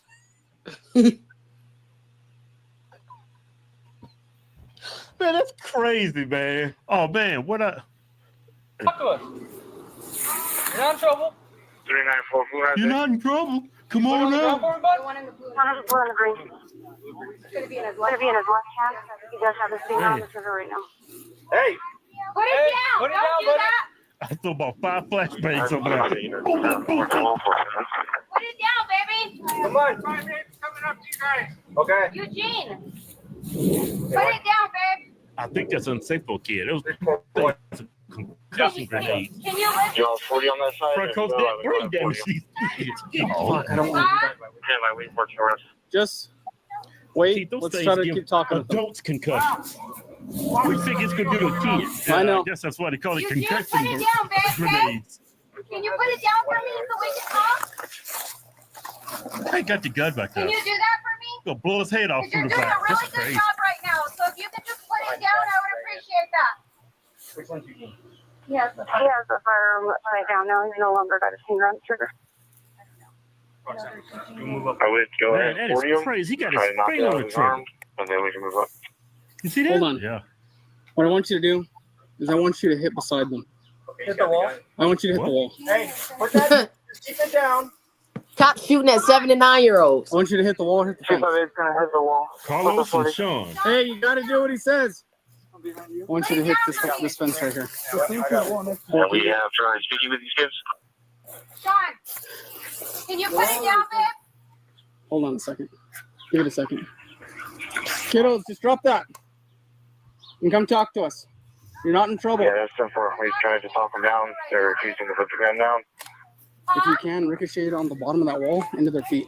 Not Maybe with the he'll listen. cannon. If he puts the cannon down, will you put it down? If you put the cannon down. Try not to hit him. Gun down and we'll show you the Ricochet cannon. off the wall? Yeah. He's not gonna shoot you, babe. Put it down. This kid's Okay, scared they're gonna he's get gonna shot. put it down now. He's facing The it down. Now survival you put the instincts. gun down. Okay? Come on, Sean. Let's listen, okay, babe? We don't want to hurt you, honey. Can you put it on the floor? It's still gonna be right by you, but if you put it down on the floor, then he could keep his cannon down. But put it on the floor. Just wait. Stand by. The sooner you put that down, the sooner we can take you home. We can go see your mom. Sean, this isn't a game no more. We're not playing a game right now. Take you to This see is your serious. mom. I think you might be over somebody else's house or something. Maybe it's I not need you to mama. put that Yeah. down. We want to help you, Sean. You tell me what you need after you put it down, and I'll make sure that we get you some whatever you need, okay? Okay, so maybe they just took the gun from home. So walking around pointing it at people. Is he flipping off his little brother? We're just gonna wait for a second. Can you do Just hold that on. for me? Yeah, they're probably not at home, Kevin. Well, your Say mom this will gave me take your your- hands Is that backwards a toy then. gun or real? Oh, yeah, go back. Did you hear what I Alright, said? then Eugene. She said your mom told me. Go back. Well, your mom gave like me 10 your seconds. hands backwards then. Your mom All gave right, me a then name. Eugene. Can you put His it name's down for me? Eugene. Now Sean has it. Sean, can you just toss it to the side, babe? Let's make this easy. Look at that boy stance. He ready to blast him. Man, somebody taught that kid how to hold I that. want try to do it. See, somebody taught that kid how to hold that gun. We don't want to hurt you, okay? That kid is scared. That kid is scared for sure. Terrified. Yeah. I really don't want to kid right now. We don't want to hurt you. He We said want to 40 help a you, kid. okay? Yeah, we got guns. 38. Put Oh, it they down, shot something at baby. him. Oh. Yeah, just right here. You see that? 40, 40, 40. Look, he got his hands up. He's like this. Drop it! Drop it! Drop it, Look, he Sean! tried to give him the guns. You take it. I don't want Load it. another one. Drop it now! You're gonna get hit! Just drop the gun. Drop it! You dropped the gun! He said I ain't do anything. You know, you have black people acting like this, and they be grown adults. They act the exact same way. Yeah, so this is probably not even at their parents' house. I don't have the gun. I don't have the gun.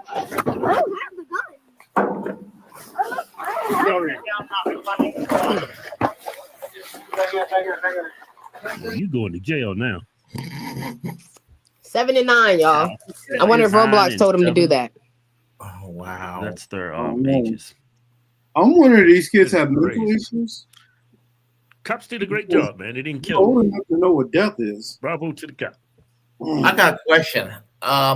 The Hodge twins are conservative, right? Oh yeah. Oh yeah. Yeah, oh, hell yeah. I would go surfing on YouTube. I've seen them commenting a time or two before, but I was trying to find something else. Okay. What was brought up here by Chris I'm surprised the Hodge twins could make a joke from a black perspective. I approve of them bringing that point up because this is exactly what the cops would do. They would have gone crazy and insane had it been some black kids instead, But there's they're trying to use psychology on a white kid and everything. So I mean, it's terrible that racial profiling exists seemingly endlessly all the time in every quarter of life. Yeah. I can't say what I would have done if I'm law enforcement in that situation. What do you guys do? Well, regardless, you can't have that kid walking around with a gun under any circumstances like that. The kid's in danger to everybody, but also to himself. Yeah. I mean, Till, what do you do? Man, listen, I don't know, because shooting kids with rubber bullets, that's crazy work. But what do you do? I've seen black kids get unalived for less. True. I've seen black kids get unalived for toy guns. That kid aimed it at the police. Yeah. And if it's gonna be fair all the way around, on a fair aspect, I'm not saying this is ethically right, but on a fairness aspect, kid should have got his shit blown immediately. That video should have went from 6 minutes to 3. I agree with you. I mean, realistically, I know what you're getting at. You get what I'm saying? On a fairness aspect, thank you. Yeah. Timmy Rice, he was young, had a toy gun. I get what you're saying, but if I'm the cop, because these cops over here were assholes and racist and handle that differently, I'm not like you said, I'm trying to do everything I can but cap a kid. And in that situation, they probably would have got gassed or maced. I would have bear maced the hell out them kids. They probably would have got pepper sprayed. That would have been the first thing I would have done. And then we bum rushed them. Or like I said, flashbangs is another one. I mean, possible flashbang. I mean, it's going to be short-term pain, but because flashbangs, okay, your hearing's about to be jacked up, and you might get sent into a wall, little kid. Little kid. But little kid. Because the only thing you're left with is, you're going to try to get close enough to tase them and hope that they don't point the gun at you? Please. I would not. That would have been my last resort. I'm talking about I would have maced them. I would have flashed them. I would have rubber bullet them. And then I might have tased them. Mm-hmm. You know what I'm saying? In that order. My question is, how the hell they got access to the gun? Well, parents' irresponsibility more than likely. Yeah. I don't have any kids and I don't have a gun. But if I had kids or if I had a gun, one or the other or both, the gun would be stored away in a place where that shouldn't be able to happen. I'm glad you even said that. You have the situation like I had jobs where I had to carry a gun. If I'm messing with a woman who has kids and she just happened to bring the kid by the house, I never had a safe or anything. Yeah, a good point. So what happens if it's a situation where they're being brought by somebody's house who's not expecting a kid to be walking around and just acquire this? I mean, there's a gazillion scenarios that it could have been. Could have been somebody who left that gun at the house and the parent don't even know the gun's there. Yeah. But now this is brought to my attention. If I were to buy a firearm, now that scenario in the video and other scenarios that we're not even imagining, it's always best to lock up your firearm. This is the most logical conclusion, though. Yeah, thank you, Adingo ate my baby, because that was obviously probably took it out my own purse. That's a Sky. That was a Sky 9mm. I know for a fact. I had one. I had it in teal. I had it in white. That was a Sky 9mm. It has no safety. It's built like a Glock, and it's cheap as hell, and it's shitty. That definitely came out the mom's purse. That definitely came out the mom's nightstand. I put money on it. I could tell by the way that, and not to mention it's small. So those kids holding it, yeah. It was meant for a lady's hand. It's meant for a lady's hand. Exactly. Yeah. Something that both of y'all said in reference to locking this gun up and, you know, how did they get this gun, etc. A couple years ago, just down the street from my house in the 757, Willie, a kid shot his kindergarten teacher in the face. 6-year-old. In the classroom. School, shot his teacher in the face over like recess or something minuscule. No reason for this teacher to get shot in the face. What happened? Kid took the gun out the closet, took it to school, shot the teacher. Mother is now being charged for the crime. Negligence, exactly. Same shit better happen in this one. Negligence. That's all I got to say. And they better comb through that lady house too, because they found fucking half a blunt in that woman's house, and they done added that onto. They done tacked that onto the shit too, because you know it's federally illegal to have weed and a gun in the same vicinity. He might lose her kids. You mean this took place in Virginia? You said, right? Right in Newport News. Okay, because I know the marijuana is legal in Virginia now. But it's still federally illegal to have a gun and marijuana in the same vicinity. Oh. Loophole, baby. Wow. You know that Commonwealth don't play with you. If they can stack it, they will. Wow. If they ever legalize it in North Carolina, I better not have a firearm. Nah, you got to pick your poison. Colorado's the same way. You got to pick your poison. You can't have a med card and have a concealed weapons permit. Yeah. Given the choice, if it ever becomes legal in North Carolina, I'd rather have the pot. I feel it. And honestly, allegedly, more of my friends have made that same decision as well, as they would just not have their CC.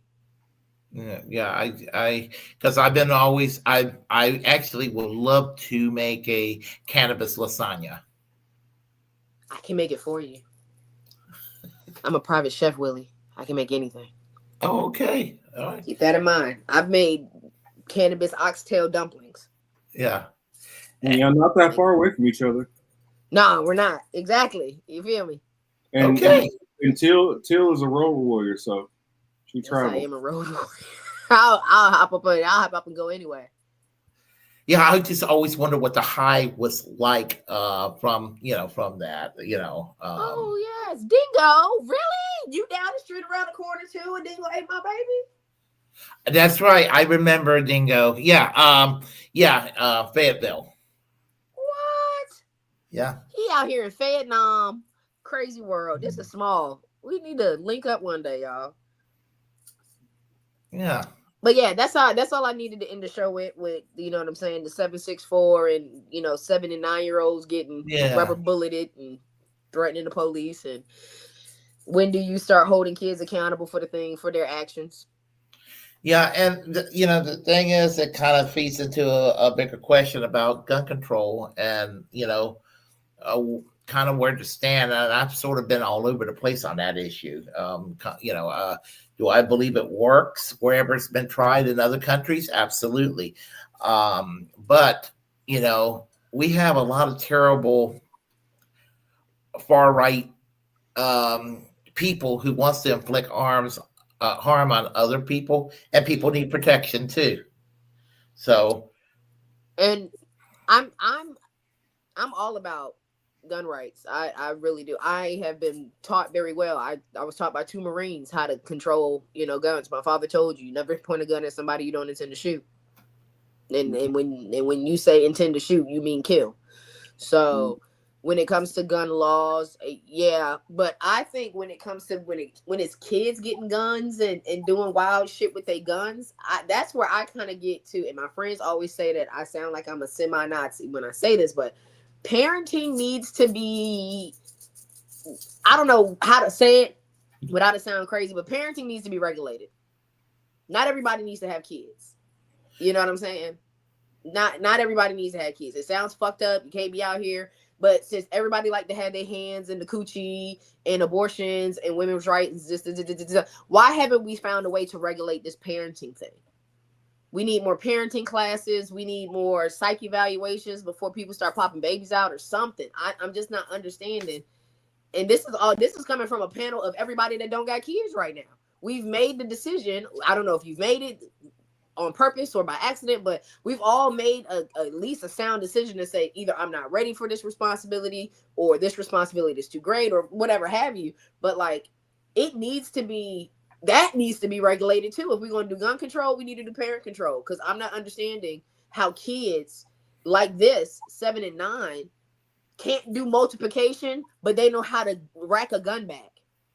Yeah, I don't know if there's any. So far as I know, there's no little Willy Braggs running around. So, as far as I know. Yay, that's all right. But you understand what I'm saying though, right? Because like, how are you telling me you can't tie your shoe, but you know how to put a clip in a gun? Mm-hmm. We're having a disconnect somewhere in the parenting realm. Oh, I definitely agree with that, but that's a conversation we probably need to save for another day. Yeah. Yeah, we almost at 5 hours. So this is our second 5-hour show. I just want to throw out there. We've been. I absolutely enjoyed the show. I thank you both for having me on. Oh, definitely. Yes, anytime, Willy. It was definitely a delight, and we'll definitely have you back, and you're definitely welcome back, of course. I was wondering. My invitation to the Willy Bragg show, same thing. Just let me know, and we will set something up. Anything you want to plug before you get out of here until anything you got? AM Wake Up. Catch me on Monday morning. Tomorrow, Blunt Force Wisdom will be on and popping tomorrow evening. I think that's everything. Follow me on all of my social medias. Twitch is Boo Boo Kitty Fucks. This is Instagram. Peace, love, and chicken grease. Okay. I would say follow me on all my accounts, YouTube, Twitter, Facebook, Twitch, and what's the new one? Blue Sky. You follow me on all those accounts, and thank you once again for having me on the show. I appreciate it. Loved every second of it. It was a long time coming. I mean, we talked about it for a while, and I try to be a man on word the best I can. And I was telling Liz, I said, anytime there's other content creators, especially if we travel in the same circles, we have a lot of our different viewers who watch our channel, watch my channel, watch your channel, and then I watch your channel when I can. You watch my channel, and so I was like, it only makes sense that eventually we team up. And I'm one of those people where I like a social environment, so I like to get as many of us all working together as much as possible. And I'm pretty sure people who watch our shows enjoy, getting a chance to see, the shows collab together. And so it's something that's always fun to me. So I like to do it as much as possible. Speaking of that, Game.Film, who is a subscriber to the show, I am working on an interview with him sometime next week. I'm not sure. He's supposed to be on my show too. We're working on that as well. Well, let's see. What's the date today? Because it's 11th. Okay, so that'll be. I'll probably try to work out a early Sunday show maybe with him. I'll see, or maybe evening, because I will be seeing what is it? Going to go see Sinners again in 70 millimeter IMAX, which for those, if you have the ability to do it that way, there's only 10 of them in the US, believe it or not, 10 70 millimeter, and 3 of them that I know are in California.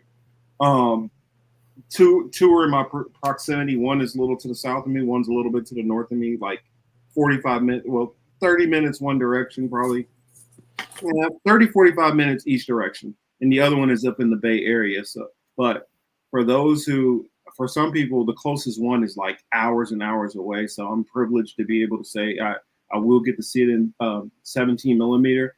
And if I see anything that Well, you already guys know that I'm going to be raving about it, and that's something that I'm definitely going to talk to Game.Film about. He's seen it recently, so we're going to talk about that. A whole bunch of other movies and stuff. Oh, that's something I'm plugging. I don't know when it's going to be done, but years back, probably a couple of years ago, I did a breakdown, like almost minute for minute of The Matrix, but I did it during a live stream, and the signal wasn't that great. Right now, I'm working on my notes now to go through and redo an updated version of that. And I'll probably break it into parts. So look for my breakdown of The Matrix coming probably in the next, I say give myself a couple of weeks. Yeah. I'm just, like you said about all these content makers, walking around in the same circles, helping each other out. I think that's a beautiful thing. And the thing about it is, if many of us did what a decade ago, what we're doing here today, when the algorithms weren't so strict against us and we weren't so shadow banned, a lot of us would be having probably about 20,000, 30,000 subscribers by now. Mm-hmm. It was a whole lot more fair. I'm just grammatically bad what I just said. It was a fairer system back then. Then they just started cracking down, and it's really frustrating. Mm-hmm. Yeah, the way they beat us with the algorithm up. Yeah, and there are tricks to it. There are little tricks. It's just sometimes you're able to bypass the algorithm, and you get a little bit of a sub boost, and that's welcome whenever it happens. Mm-hmm. Yeah, hopefully, we can hit that 1,000 mark. I don't even care if we actually get any money from the show. I don't know, something.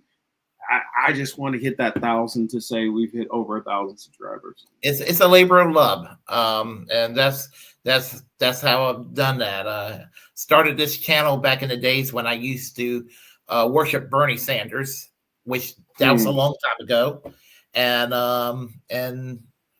I made it I just turned it into a commentator channel, and I enjoy it. Yeah, honestly, if I would have, when I first started out doing this, if I would have just started out with my own channel back then, I probably would be much higher. But I mean, I probably have another 300 videos on my original channel.